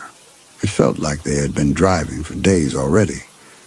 The radio crackled with static, the same static it had been producing since they lost the last station outside of Eureka, and Kenneth had stopped trying to find a signal because every time he turned the dial, the static would break for a moment, and he would hear something, a voice maybe, or something that sounded like a voice. And then the static would swallow it again, and Susan would look at him with that expression that meant don't. That meant, I don't want to know. That meant, just keep driving. The first town appeared in the headlights at 11:30. A scattering of buildings along the highway, a gas station with its lights on and a diner, and a general store and a few houses set back from the road. And Kenneth felt his hands tighten on the wheel because this was the part he had been dreading, the part where they would have to make the choice again. Stop or keep going, refuel or risk running dry. Step out of the Airstream into the night air or stay inside where it was safe. Except it was not safe inside. Nowhere was safe. That was the thing he kept trying to explain to Susan. The thing she kept not understanding. The silence was behind them, moving west. And the only way to stay ahead of it was to keep moving, to not stop, to not give it a chance to catch up. But they needed gas. Kenneth eased off the accelerator, and the Airstream slowed, the engine dropping from a whine to a lower rumble, and he guided the vehicle onto the shoulder and then into the gas station parking lot, the headlights sweeping across the pumps and the small building with its interior lights blazing, and the door standing open, propped with a doorstop, as if someone had just stepped out for a moment and would be right back. He cut the engine. The silence that followed was immediate and total, the kind of silence that pressed against the eardrums, that made you aware of your own heartbeat, your own breathing, the small sounds of the Airstream settling on its suspension. And Kenneth sat very still with his hands still on the wheel, listening, waiting for something he could not name. Susan spoke first, her voice quiet in the darkness. Where did they go? She asked it knowing he would not answer, or would answer with something that avoided the question underneath the question. Not where did they go, but when, and why so recently, and what made them run. She had been asking herself these things since Eureka, since the first town, since the moment she saw the attendant's face change when he looked at the airstream pulling into his lot. Not confusion, not curiosity, but something else, something that made him step back toward his building and then turn and run. Kenneth looked at the gas station building, at the open door, at the lights inside that showed racks of candy bars and shelves of motor oil, and a cash register with its drawer hanging open, bills visible, and his hands loosened on the wheel for a moment before tightening again. Maybe they heard the warnings, he said, and his voice sounded strange to him, too loud in the enclosed space of the Airstream's cab. Maybe they left when the broadcast started. Then why are the lights on? She asked it gently, trying to make him see, trying to make him say aloud what she could not bring herself to say. It was a good question. It was the same question Kenneth had been asking himself since the last town, and the town before that. The same question that had been building in his mind like pressure behind a dam. If everyone had evacuated, if everyone had run west ahead of the silence, then why did every town they passed through look like it had been abandoned 5 minutes ago instead of 5 hours? But he did not have an answer that would satisfy Susan, and he did not have an answer that would satisfy himself, so he said nothing and opened the driver's side door and stepped down onto the asphalt. The air outside was cold, the kind of desert cold that came after sundown and settled into your bones, and Kenneth stood beside the Airstream for a moment, listening, his breath visible in the glow of the gas station lights. No wind, no sound of traffic, no dogs barking or televisions playing, or any of the small ambient noises that a town made even in the middle of the night. Not the silence. He could still feel the difference, could still sense that what was behind them was something else, something worse. But silence nonetheless, the absence of human presence, the feeling of a stage set after the actors had left. Susan appeared beside him, her arms wrapped around herself against the cold, and together they walked to the gas station building and stopped at the threshold looking inside. A coffee pot sat on its warmer behind the counter, half full, steam still rising from the surface. A newspaper lay open beside the register, folded to the sports section. A jacket hung on a hook by the bathroom door. Everything exactly as it should be, exactly as it would be if someone had simply stepped away for a moment, except that no one was there, and Kenneth knew with a certainty he could not explain that no one had been there for hours. "We should take what we need and go," Susan said, and Kenneth heard the tremor in her voice, the same tremor that had been there since Eureka, since she understood what the empty towns meant, what happened when the Airstream approached, what she and Kenneth had become without Kenneth being willing to see it. Kenneth nodded and went back to the Airstream to get the fuel cans they had filled in Utah, the ones he had known they would need because the gas stations might not be working, because the pumps might not have power, but the pumps were on. He could see the digital displays glowing in the darkness, the numbers waiting at zero, ready to count. He filled the Airstream's tank first, then the spare cans, working quickly, his eyes moving between the pump and the highway and the darkness beyond the gas station lights, watching for movement, for headlights, for any sign that they were not alone. The pump clicked off when the tank was full, and Kenneth replaced the nozzle and screwed the gas cap back on and carried the fuel cans to the Airstream storage compartment. And through it all, he kept waiting for someone to appear, for a voice to call out from the building, for the normal transaction of commerce to reassert itself. Susan emerged from the building carrying a plastic bag, and Kenneth could see through the thin material that she had taken food, Bread, sandwich meat, a jar of peanut butter, bottles of water. She did not look at him as she climbed back into the airstream, did not say anything about payment or theft or the ethics of taking what did not belong to them. What did ethics matter now? What did any of it matter? She was going through the motions because going through the motions was all that was left.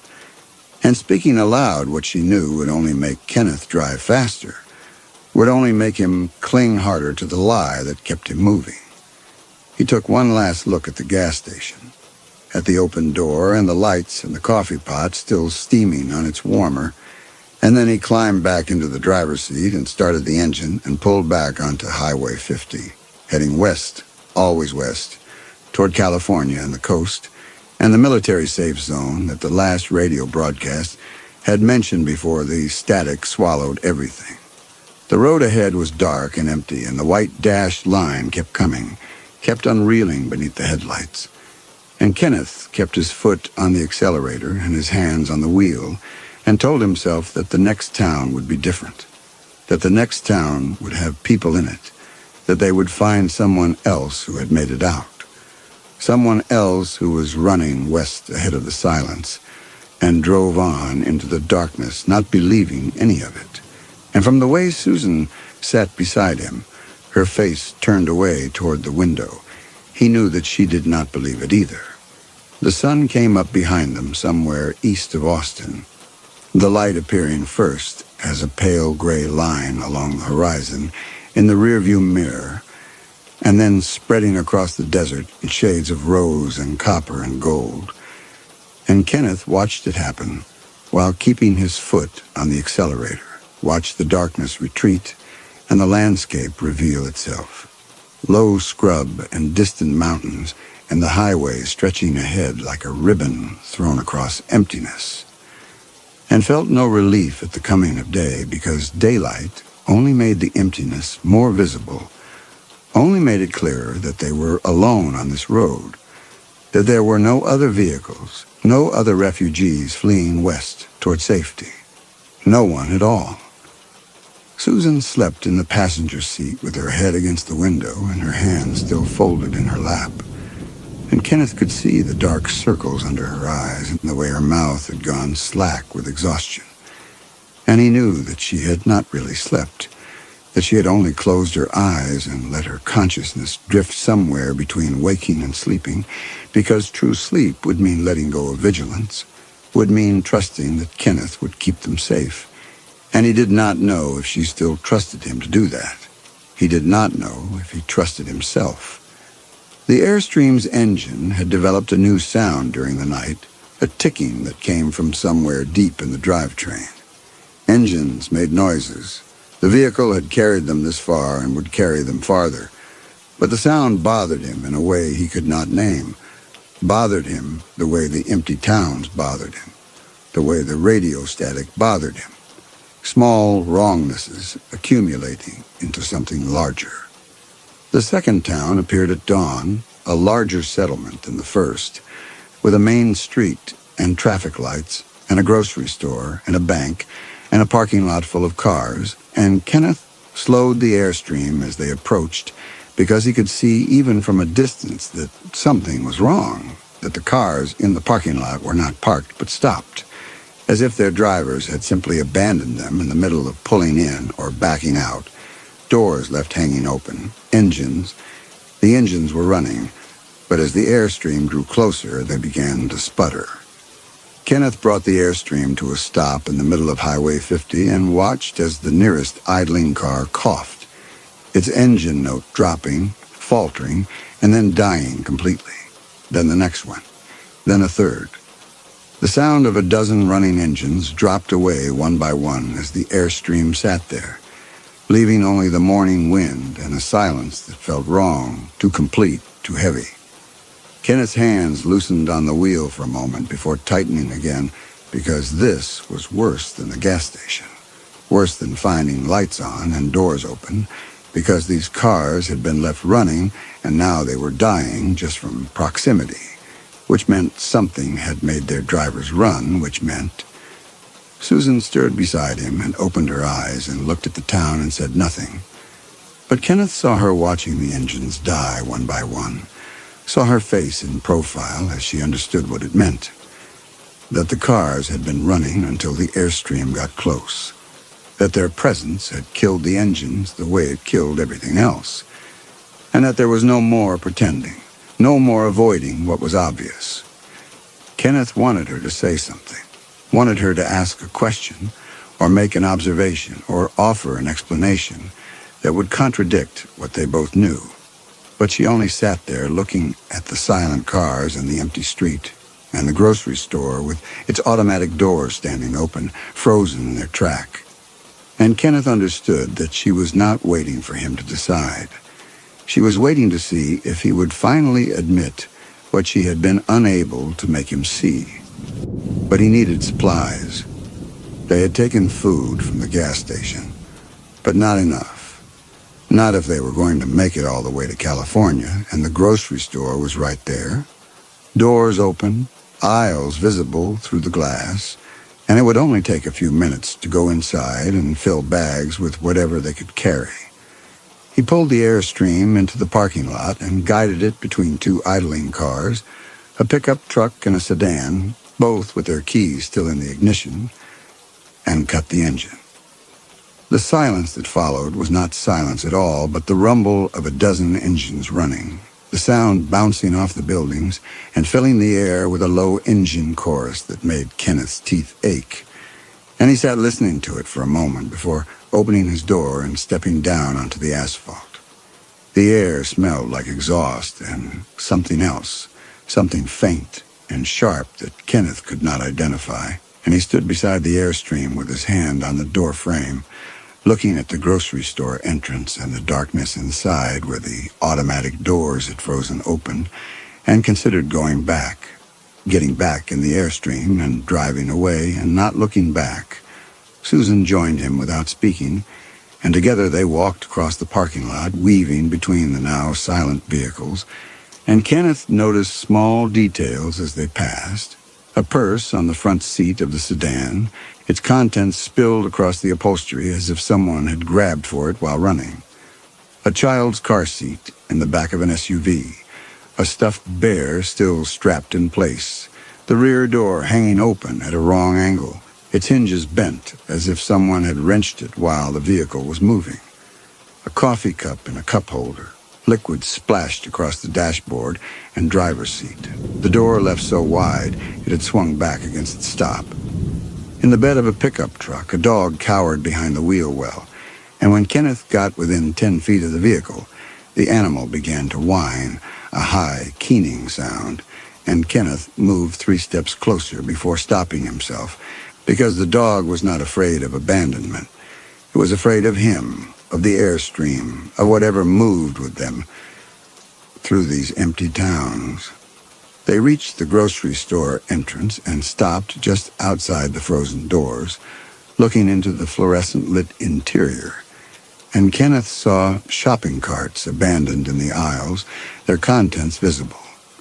Bread, milk, canned goods, everything still in place, as if the shoppers had simply set down their carts and walked away. Except they had not walked. They had run. Kenneth knew this, the way he knew the silence was behind them. Knew it without evidence or logic. Knew it in the same part of himself that recognized wrongness when he saw it. The people in this town had not evacuated in an orderly fashion, had not locked their doors and turned off their lights and driven west in a calm procession toward safety. They had abandoned their cars and their belongings and their shopping and run, and they had done it recently, within the last few hours, because the engines were still running and the coffee was still hot and everything was exactly as it had been at the moment of flight. He stepped through the frozen doors with Susan behind him and walked down the nearest aisle, his footsteps loud on the linoleum, and began taking things from the shelves. Canned soup, crackers, granola bars, bottles of water. Susan moved to a different aisle, and Kenneth could hear her doing the same, the small sounds of items being placed in the shopping cart. And he thought about how wrong this was, how they were looters now, how they had crossed some line that could not be uncrossed. But then he thought about the silence and about running out of food somewhere between here and California, and the choice became simple again. They filled 2 carts and wheeled them back to the airstream, loaded the supplies into the storage compartments, and returned the empty carts to the store entrance.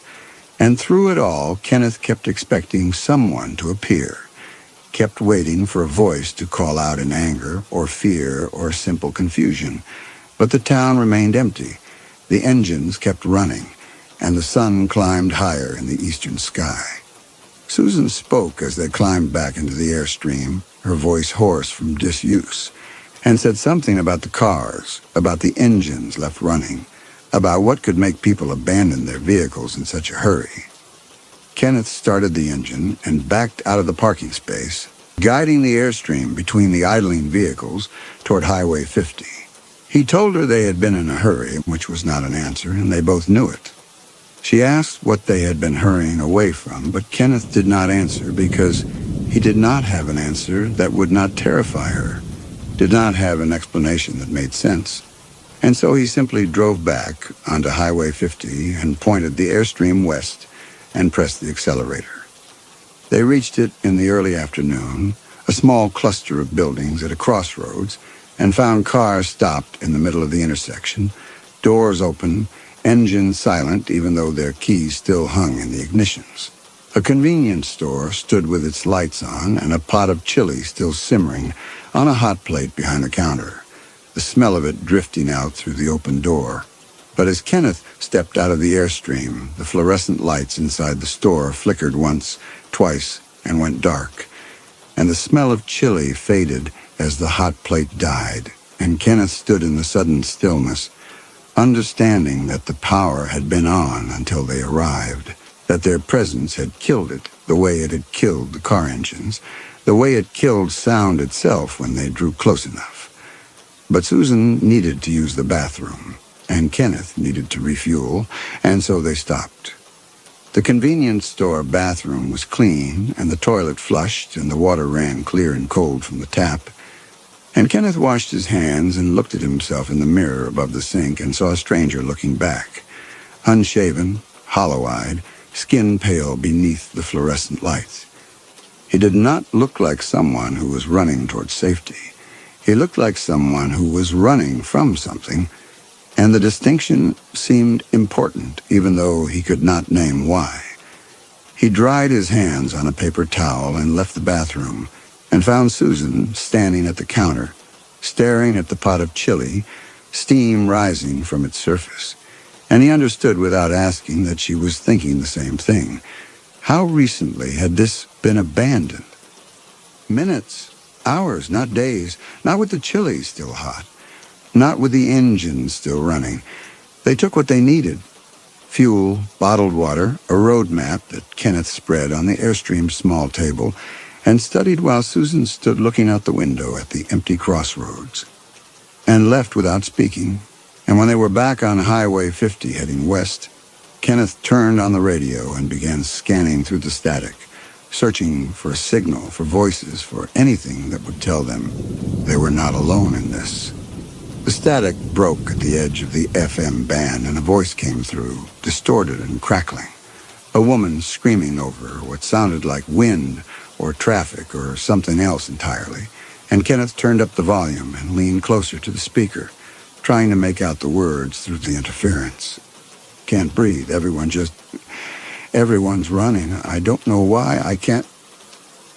The voice dissolved into gasping. Something on the highway. I saw it. Silver. Moving. I can't stay here. I can't. Kenneth adjusted the dial fractionally, and another voice broke through. A man, and he was crying. My daughter won't stop screaming. She says something's coming. She says the air is wrong. We're in the car. We're driving north, away from the road, away from... Static consumed him mid-sentence. Kenneth spun the dial, his hands shaking now, and found another frequency. This one stronger. A dispatcher trying to maintain professional calm and failing. All units, we have multiple reports of mass panic along Highway 50. I repeat, mass panic. Residents are fleeing into the desert. We don't have visual confirmation of any threat, but witnesses describe overwhelming sense of dread, difficulty breathing, some kind of... Her voice cracked. Officers approaching the highway corridor are reporting the same symptoms. Recommend evacuation north and south, away from... The signal faded completely, and Kenneth sat staring at the radio, his hands motionless on the wheel, his mind working through what he had just heard.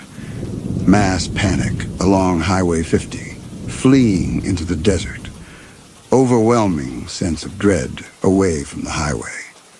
They were moving west on Highway 50, which meant they were moving with the phenomenon, not away from it. Which meant... No, I was wrong. The broadcast had said to run west. Had said the military was setting up safe zones on the California coast. Had said to get out ahead of the silence and keep moving. Kenneth had heard those broadcasts, had made the decision to flee based on those broadcasts, and he could not have been wrong about something so fundamental, could not have misunderstood something so basic. The radio warning was talking about something else. Had to be talking about something else. A different threat, a different evacuation, a different section of highway. Susan turned to look at him, and Kenneth saw something in her face that was not surprise, not discovery, but exhaustion. The exhaustion of someone who has been trying to say something for days and has finally heard it said by someone else, by a stranger's voice on the radio, and now perhaps Kenneth would have to listen. "Kenneth," she started. "We don't stop." The words came out harder than he intended, sharper, and he saw Susan close her mouth and turn back toward her window, and he wanted to soften the statement, wanted to explain his reasoning, wanted to make her understand that stopping would be worse, that going back would be worse, that the only way forward was west. But he did not know how to say any of that without admitting that he might be wrong, that he might have made a mistake, that they might be running in the wrong direction. Or worse, that Susan had been right, that what she had been trying to tell him without words for days was true. So he said nothing, and Susan said nothing. And the airstream rolled west on Highway 50 while the sun moved across the sky, and the radio hissed with static, and the empty towns passed one by one, each the same as the last, each abandoned in the same hurried panic, each offering the same silent testimony. The people who had lived here were gone, and they had left everything behind when they ran. The fourth town appeared in the late afternoon light, larger than the others, with a proper downtown and a courthouse square, and streets lined with cottonwood trees that threw long shadows across the pavement. And Kenneth saw it from a mile away, and his hands loosened on the wheel for a moment, before tightening again, because he did not want to stop again. Did not want to pull into another parking lot and see another collection of abandoned vehicles and open doors. Did not want to face again the evidence that something was very wrong with what they were doing. But the fuel gauge showed a quarter tank, and Kenneth had learned to refuel before it dropped below that, had learned that running out of gas on this empty highway would be worse than stopping, would be the end of everything. And so he slowed the airstream and guided it off Highway 50 and into the town. The streets were not empty. People were visible in the distance. Small figures on the ridge above the town, clustered at the tree line north of the highway, outlined against the sky. And Kenneth was already slowing the airstream, already preparing to stop and call out to them, when he noticed two things at once. First, that every single figure was looking down at the highway, at the airstream. And second, that none of them were moving closer. They were hiding. Kenneth brought the airstream to a stop in the middle of Main Street and stared at the figures on the hillside. And one by one they stepped back into the trees, melting into the shadows. And Kenneth understood they had been there the whole time, watching from safety, waiting for the thing on the highway to pass. A school bus sat skewed across the road ahead, its door standing open, the driver's seat empty. And as Kenneth rolled past it, he could see through the windows into the interior. Backpacks scattered in the aisles, a lunchbox spill open on a seat, a child's jacket crumpled on the floor by the emergency exit. The children had run for the tree line, he realized, had fled the bus the moment the driver felt it coming, felt the dread wave approaching, and they were up there, now hiding in the pines with their parents and teachers, watching the airstream pass, waiting for it to be safe to come back down. Susan made a sound beside him, something between a gasp and a sob, and when Kenneth glanced at her, she was staring up at the ridge, her hand pressed flat against the passenger window, and he knew she had seen them too. Had seen the living witnesses hiding from the dead thing that rolled through their town, emptying it with terror. Kenneth pressed the accelerator, and the airstream rolled forward, past the abandoned school bus and the empty stores and the courthouse, with its flag hanging limp on the pole, and he did not stop for fuel, did not stop for supplies, simply drove through and back onto Highway 50 heading west. And behind them, the town remained silent, until the airstream disappeared around the curve, and then Kenneth knew without looking back. The people would emerge from the trees and return to their interrupted lives, shaken but alive, another town that had learned to hide when the silver phantom passed through. Susan spoke for the first time in hours, her voice thick and unsteady. If everyone's running west, where are they? Kenneth kept his eyes on the road, on the white dashed line unreeling beneath the headlights, on the mountains dark against the sky ahead of them. They didn't make it. He said it flatly, without inflection, and heard how it sounded. Harsh, final, the closing of a door. But he could not take it back, could not soften it, because the alternative was to admit that they were wrong, that there were no refugees running west, that the evacuation he had heard about on the radio had never happened, or had happened in a different direction, or had been something else entirely. And if that was true, then what were they doing, and where were they going? The questions circled in his mind like carrion birds, waiting for him to slow down, waiting for him to stop and think and acknowledge what he already knew in some deep, inaccessible place. That they had been driving west since yesterday morning and had not seen another living person, had not passed another vehicle on the highway, had found only empty towns and idling cars and people hiding in the hills, and that this was not what an evacuation looked like, was not what fleeing ahead of a disaster looked like. This was what something else looked like.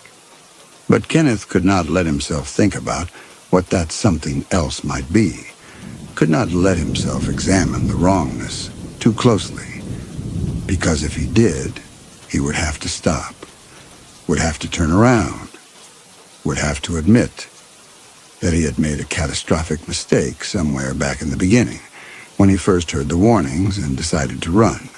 So he kept driving. The sun dropped toward the horizon, and the light turned golden, and then orange, and then deep red, and Kenneth watched it happen in the rearview mirror, watched the sky behind them catch fire, and noticed they had been driving away from sunrise and toward sunset for days now, the sun rising behind them and setting ahead of them. And this meant something, meant they were moving in the right direction, meant they were heading toward the coast and the Pacific and California, where the military had set up safe zones.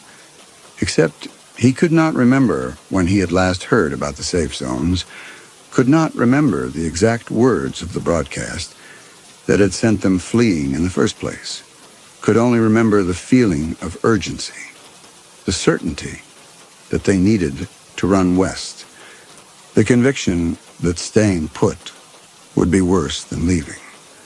The fifth town appeared at dusk, a scatter of buildings along the highway, and Kenneth saw even from a distance that this one was different, that there were no cars in the parking lots, no lights in the windows, no signs of recent habitation, and he felt a strange relief because At least this one was honestly abandoned, had been empty for weeks or months rather than minutes, and there would be no hot coffee waiting, no engine still running, no evidence of people fleeing in panic from something they could not name. He pulled the Airstream off the highway into an empty gas station lot and sat with the engine running, staring at the dark building, the boarded windows, the weeds growing through cracks in the concrete, and understood that this town had been evacuated long ago, had been emptied properly, the way towns were supposed to be emptied when disaster approached, slowly everyone leaving together in orderly succession. This was what normal abandonment looked like, which made everything else, the hot coffee and the idling cars, even more impossible to explain. Kenneth cut the engine and stepped down from the Airstream with 4 empty fuel cans in his hand.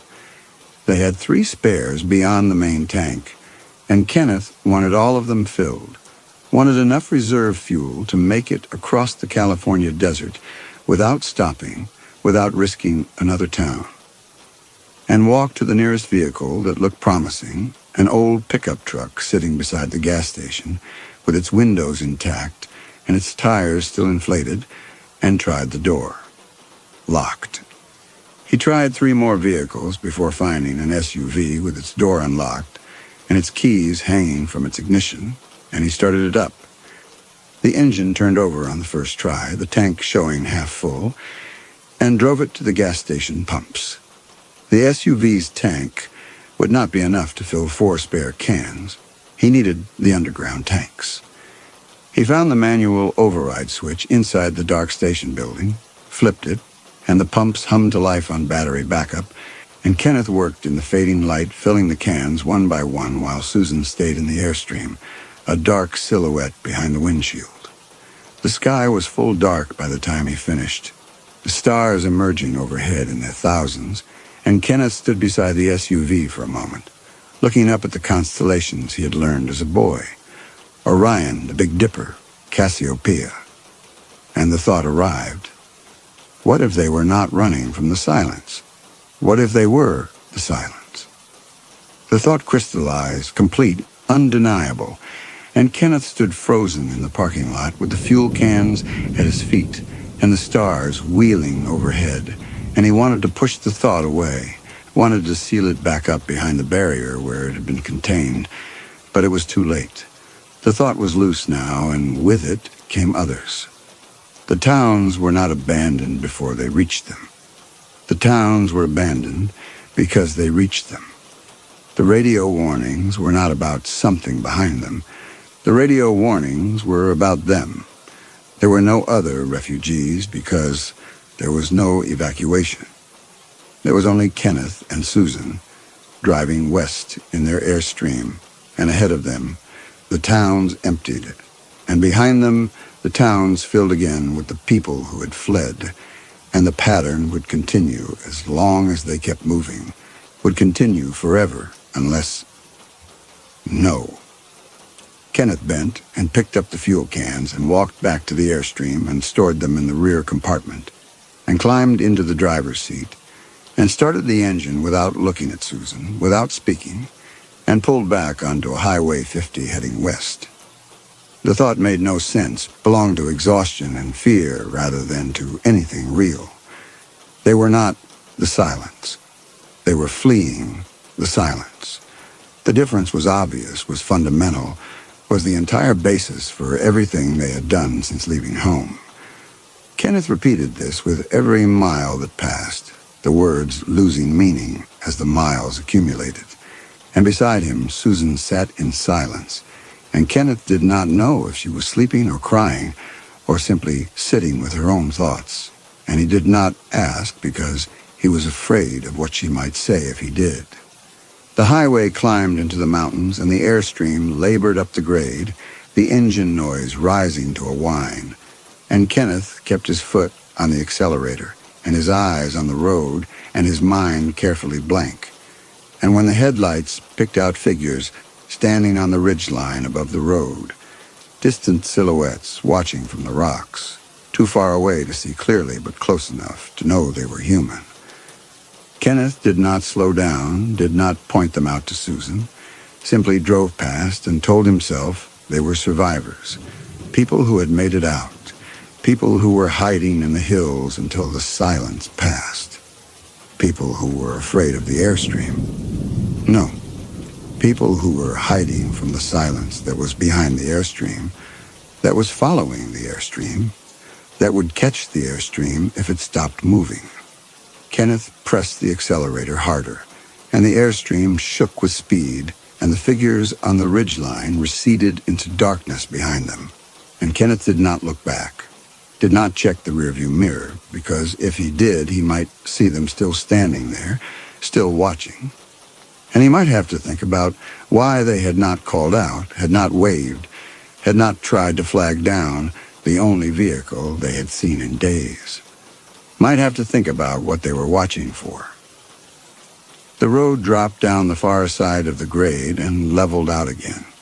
And Susan spoke suddenly, her voice cutting through the engine noise, and said something about the days, about how long they had been driving. And Kenneth tried to count. They had left home on a Tuesday, he was sure of that, had heard the first warnings on Tuesday morning, and loaded the airstream that afternoon and left before dark.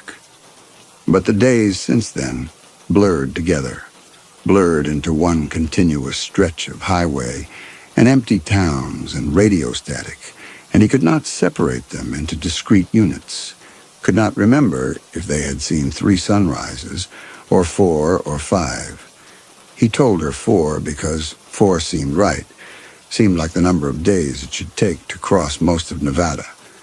She said something about how it felt longer, about how the time before the airstream seemed distant, and Kenneth understood what she meant. It did feel like they had been driving forever, like they had always been driving, like the time before the airstream and Highway 50 was something he had dreamed rather than lived. Susan was quiet for a long time, and then she said something else, something Kenneth almost did not hear over the engine noise, something that made his hands tighten on the wheel. But he did not ask her to repeat it, and she did not say it again.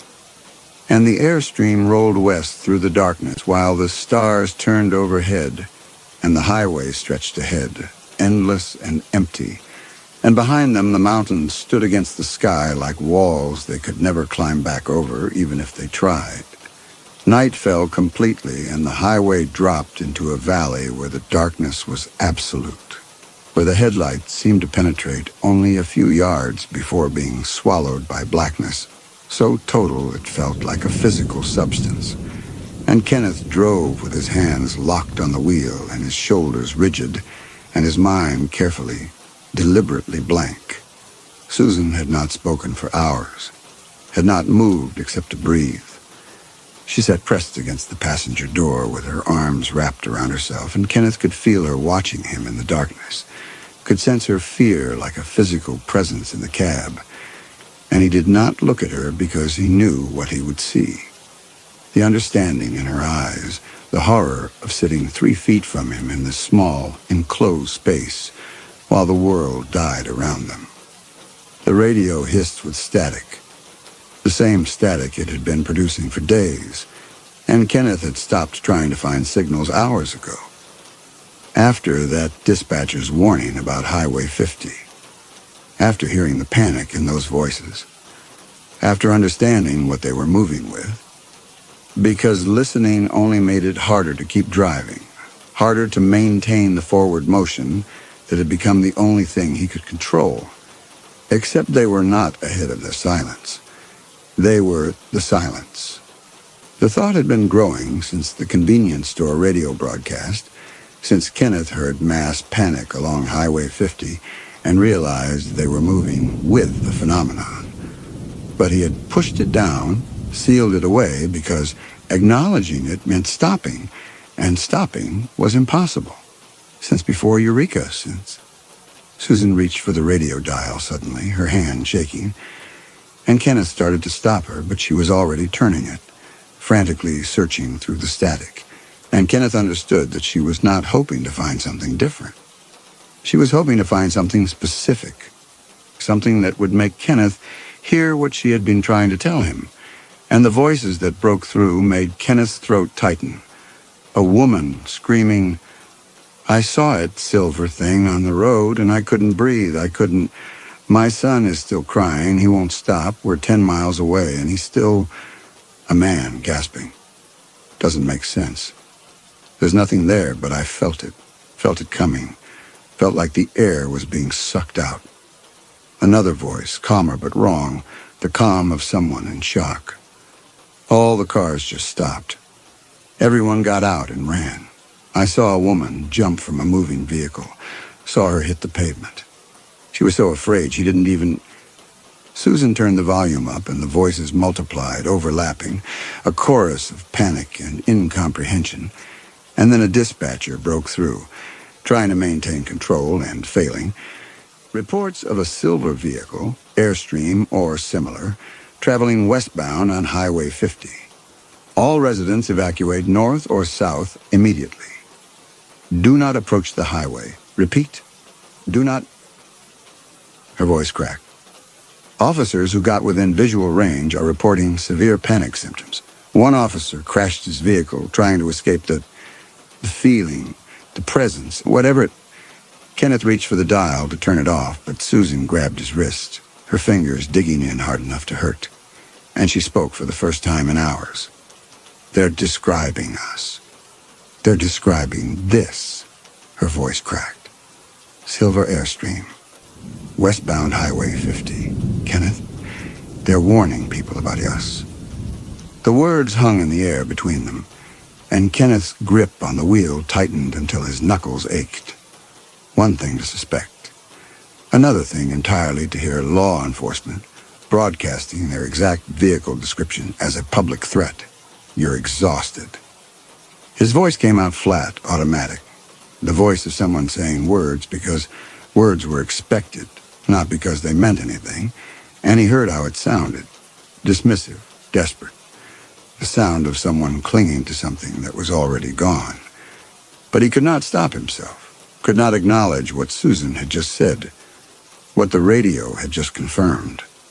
Susan let go of his wrist and pressed herself harder against the passenger door, and Kenneth could see in his peripheral vision that she was staring at him now, staring at his hands on the wheel, at his foot on the accelerator. And when she spoke again, her voice was small and broken. "You're driving it?" "We're going to California," Kenneth said, and heard how automatic it sounded, how hollow. "The safe zones are..." "Kenneth." Susan's hand moved to the door handle, gripped it. "Kenneth, stop the car. I can't stop. Stop the car. If I stop the car." Her voice broke into a scream, and she pulled at the door handle, yanked it twice, 3 times. But Kenneth had locked the doors hours ago without realizing it. Had locked them the way you lock doors when you're afraid of something outside.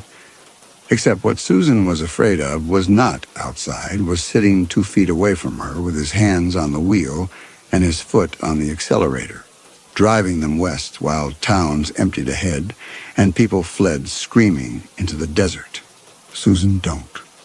She lunged across the cab at him, her hands reaching for the wheel, and Kenneth jerked away, and the Airstream swerved, and Susan's fingernails raked across his wrist. And she was crying now, sobbing, trying to grab the wheel, trying to stop them. And Kenneth had to use one hand to push her back, had to shove her hard against the passenger door, and she hit it with her shoulder and made a sound like all the air had been knocked out of her. "Don't touch the wheel," Kenneth said. And his voice was different now, harder. The voice of someone who had made a choice and would not unmake it. "We have to keep moving." Susan stayed pressed against the door, her chest heaving, and Kenneth could see her hand move to the handle again, could see her thinking about it, about pulling the handle and throwing herself out onto the highway at 70 miles per hour because anything would be better than staying in this cab, staying near him, staying inside the thing that was killing the world. "If you jump," Kenneth said quietly, "I'll have to stop to get you. And I can't stop." The words hung in the darkness, and Susan's hand fell away from the door handle. They drove in silence for a long time. Kenneth with his hands locked on the wheel, and Susan pressed against the far door with her arms wrapped around herself. And between them, the space felt infinite, felt like a distance that could never be crossed. And Kenneth understood that something had broken that could not be repaired, that Susan was not his wife anymore, was only a passenger trapped in a vehicle she could not escape, driven by someone she no longer recognized. The radio hissed with static, and Kenneth reached to turn it off, but Susan spoke first. "What are we?" Kenneth said nothing. "Kenneth, what are we?" "We're going to California," he said, because it was the only answer he had, the only thing he could hold on to, and Susan made a sound that might have been a laugh or might have been a sob. "We're dead," she said. "We died. Back in Eureka, or before. We died, and we're doing this to them. We're the thing they're running from." Her voice broke. "I've known since Eureka, since the gas station. Since I saw that attendant's face when he looked at us and ran. Since the first town emptied when we got close. I've known, Kenneth. And you won't stop. You won't." "We're not dead," Kenneth said. But even as he said it, he could not remember what living felt like. Could not remember a time before the airstream and the highway and the empty towns. Could not remember anything except the white dashed line unreeling beneath the headlights, and the certainty that stopping would be worse, would be the end of everything. Susan was quiet for a long time, and then she spoke very softly. "Then why doesn't anything hurt?" Kenneth did not answer because he did not have an answer, because he realized that he could not remember the last time he had felt hungry or tired or thirsty, could not remember the last time his back had ached from sitting or his eyes had burned from driving, could not remember the last time his body had made demands on him, the way living bodies did. "We've been driving for days," Susan whispered. "How many days, Kenneth?" "2, Kenneth said. But even as he said it, he realized he was not sure. Had they left yesterday morning, or the morning before? The nights blurred together, the towns blurred together, and time had become a function of miles rather than hours. "It's been longer than 2 days. Kenneth did not answer because he did not know anymore, could not separate the hours from each other, could not remember when they had left or how long they had been driving. "Kenneth, look at me." He did not look at her. His eyes remained fixed on the road, unblinking. His hands stayed locked on the wheel at 10 and 2, his grip neither tightening nor loosening, his fingers motionless. His foot held the accelerator at constant pressure. "Look at me," Susan said again, and her voice was breaking. "Please, just look at me." Kenneth looked. Susan was pressed against the passenger door with her knees drawn up to her chest, her arms wrapped around herself, and her face was pale in the dashboard light, her eyes red and streaming, and she was looking at him with an expression Kenneth had never seen on another human face. Not anger, not hate, but pure existential terror. The terror of something that should not exist, something that violated the basic rules of what was possible. She was afraid of him. Not of what he might do, but of what he was. Kenneth returned his gaze to the road. His head moved without the small adjustments a living neck makes, without the micro-corrections of balance. He did not blink. His breathing continued at the same measured interval it had maintained for hours or days, automatic and unchanging. His hands remained at 10 and 2. His foot remained pressed against the accelerator at exactly the angle needed to maintain 70 miles per hour. Beside him, Susan curled tighter against the door and wept silently. And between them, the space felt like it stretched for miles, and Kenneth knew with absolute certainty that he had lost her, that she was gone even though she was still here, still trapped in this cab, still being carried west toward California and the coast and the ocean, where the road would end and something else would begin, something Kenneth could not let himself think about. The highway kept unreeling beneath the headlights. The mountains stood dark against the sky, and Kenneth kept driving because driving was all he knew how to do anymore. All he had ever known how to do, and if stopping meant confronting what they were, then he would drive forever, would carry Susan west against her will, would empty towns and scatter families and haunt Highway 50 until the sun burned out, or the road crumbled to dust, or someone larger than himself finally made him stop. But no one would make him stop. They were the silence, and Kenneth would never stop. The darkness began to thin toward dawn somewhere past Fallon, the sky lightening from black to deep blue to pale gray. And Kenneth watched it happen in the rearview mirror the way he had watched every sunrise for days. How many days? And felt nothing. No relief at the coming light, no hope that daylight would bring clarity or change, only the same dull certainty that had been growing since Susan stopped fighting, that the sun would keep rising behind them and setting ahead of them, and the highway would keep unreeling beneath the headlights, and the towns would keep emptying as they approached, and none of it would ever stop because stopping was the one thing that could not happen. Susan sat curled against the passenger door with her eyes closed, her breathing slow and shallow, and Kenneth did not know if she was asleep or simply had nothing left to say, but he did not try to speak to her, did not reach across to touch her, because the space between them felt absolute now, felt like a boundary that could not be crossed, and Kenneth understood that he had made his choice and Susan had made hers, and they would ride this out in silence until the road ended. The fuel gauge showed half a tank, and Kenneth thought about the last time they had refueled, the dark parking lot and the stars overhead, and the thought that had broken through his barriers, and he pushed the memory away because dwelling on it served no purpose, changed nothing, meant nothing in the face of what had to be done, which was to keep driving, to keep the airstream moving west, to never stop for longer than it took to fill the tank, because stopping meant confronting what they were and what they had been and how long they had been it. The highway stretched ahead into the early morning light, empty and perfect, the white dashed line unreeling with metronomic precision, and Kenneth understood that this was all there would ever be.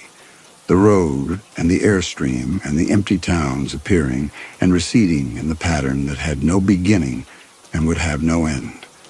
And somewhere in the distance ahead, the living residents of the next town were waking to the overwhelming wave of dread that preceded the phantom vehicle, were grabbing their children and their keys and running north or south away from Highway 50, were hiding in the hills until the feeling passed, and the silver airstream disappeared toward California, and it was safe to return. Kenneth pictured those people sometimes, wondered what they felt when the dread wave approached, wondered if they understood what they were sensing or if they simply fled on instinct, the way animals fled before earthquakes. But mostly, he did not think about them, because thinking about them meant thinking about what he was doing to them, what he and Susan were doing by continuing to exist, by continuing to move west along this empty highway, generating terror in their wake. The road climbed into foothills, and Kenneth saw the mountains ahead, saw the Sierra Nevada rising in the distance, saw California beyond them, and understood with perfect clarity that they would never reach the coast, would never arrive anywhere, because arrival implied stopping, and stopping was impossible. And so they would drive through California the way they had driven through Nevada, would empty towns and generate panic, and continue west until they reached the ocean, and then would they turn around? Would they retrace their route east, terrorizing the same towns twice? Would they simply vanish when the road ended, when there was no more west to drive toward? Kenneth did not know and could not afford to think about it, and so his eyes stayed fixed on the road. His hands maintained their position on the wheel. His foot held its pressure on the accelerator. He did not shift his weight. did not stretch, did not flex his fingers against the wheel the way living hands did after hours of gripping. The motion was all that mattered now, and forward, always forward. The white line unreeling beneath the headlights, in an unbroken sequence that required no thought, no adjustment, only the steady automatic execution of driving. The sun climbed higher and the landscape changed, the desert giving way to scrub pine and granite outcroppings, and Kenneth saw a sign that said, California State Line 50 miles and the barricade beyond it, the one he had been driving toward without admitting it. The checkpoint that Susan had been waiting for in silence. The military installation that would end this one way or another. The barricade appeared across the highway in the morning light, exactly as Kenneth had imagined it during the long night drive. Concrete barriers in a zigzag pattern, guard towers rising behind them, military vehicles parked in neat rows. Someone had organized a response. Someone had taken action to stop whatever was moving west on Highway 50. Kenneth's foot eased off the accelerator, and the airstream slowed. "Susan," he said, his voice hoarse from disuse. "Susan, look." She did not move. She had been waiting for this. Kenneth understood that now. All through the night, through the struggle in the cab, she had been holding on to this one unspoken hope. Kenneth brought the airstream to a crawl, approaching the barricade at 15 miles per hour, then 10, and the signs mounted on the barriers became legible. Restricted area, military checkpoint, stop and await inspection. But there was no one at the checkpoint. Kenneth stopped the airstream 50 yards from the barriers and stared at the empty installations, at the military vehicles sitting silent with their engines off at the guard towers with their observation windows dark. And understanding came slowly, reluctantly, the way understanding always came now. They had set up the barricade, had organized the military response, had brought soldiers and equipment, and established a checkpoint designed to stop whatever was coming west on Highway 50.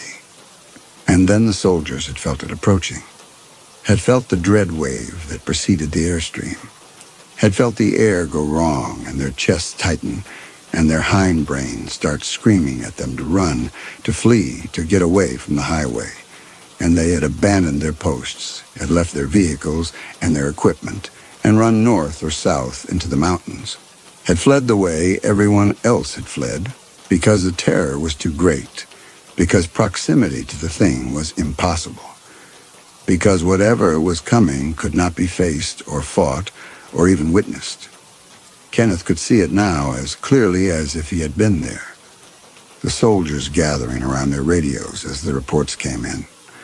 The dispatchers describing the phenomenon moving west. The commanding officer making the decision to set up the barricade here at the state line. The men and women working through the night to build the checkpoint. And then the moment when the first of them felt it, felt the approaching wave of dread, and the panic that must have followed as one by one they understood that they could not stay, could not hold their positions, could not do anything except run. The barricade stood empty and perfect in the morning light, a monument to the futility of resistance, and Kenneth sat staring at it and understood what it meant. There was no safe zone. There was no military presence on the California coast. There were only more towns ahead, more highways, more empty spaces that would fill with terror as the airstream approached and empty again as it passed. And Kenneth could drive all the way to the Pacific and find nothing but abandoned checkpoints and empty installations, and the evidence that everyone who tried to stop this had failed, had run, had saved themselves the only way they could, by leaving the road to the dead. Susan opened her eyes and looked at the barricade, and Kenneth heard her breath catch, heard a small sound escape her throat. Not a gasp, but something smaller, something that sounded like the last of the air leaving a punctured lung. She had been waiting for this, Kenneth realized. All through the night, through the struggle in the cab, through the miles of silence, She had been holding on to this one unspoken hope, that when they reached the state line there would be soldiers, that the military would stop them, that someone with authority and guns and the power to make things happen would end this. She had not said it aloud because saying it would make Kenneth drive faster, would make him fight harder to avoid the checkpoint. But Kenneth could see it in the way she sat forward now, in the way her hands came away from her body for the first time in hours, reaching toward the windshield, as if she could touch the empty barricade and make it real. The checkpoint was supposed to save her, was supposed to end this, was supposed to cure them or kill them or at minimum stop the airstream, stop Kenneth, stop the endless westward motion that had become the only constant in a world that no longer made sense. And it was empty. Susan's hands fell back to her lap and she began to shake. Not crying, not sobbing, but a deep, full-body tremor that started in her core and radiated outward, and Kenneth watched her fold in on herself, watched her draw her knees up to her chest and wrap her arms around them and press her forehead against her kneecaps. And the sound she made was not grief, but something worse. The sound of a mind giving up, of consciousness choosing to retreat rather than process what it was seeing, of a person vacating themselves while their body remained behind. "They ran from us," Susan whispered into her knees, and her voice was not angry or terrified, but simply factual. The voice of someone reading the weather report. The military, the government, everyone. They all ran from us. Kenneth's hands remained on the wheel. He did not reach for her, did not try to comfort her. The space between them was absolute now. Susan's trembling stopped. She went perfectly still, and when she lifted her head to look at him, her eyes were empty in a way they had not been empty before. Not defeated, not despairing, but absent, as if whatever had made Susan into Susan had simply left, had abandoned the body in the passenger seat, the way the soldiers had abandoned their posts. "There's nowhere to go," Susan said, and her voice was flat, mechanical, devoid of inflection.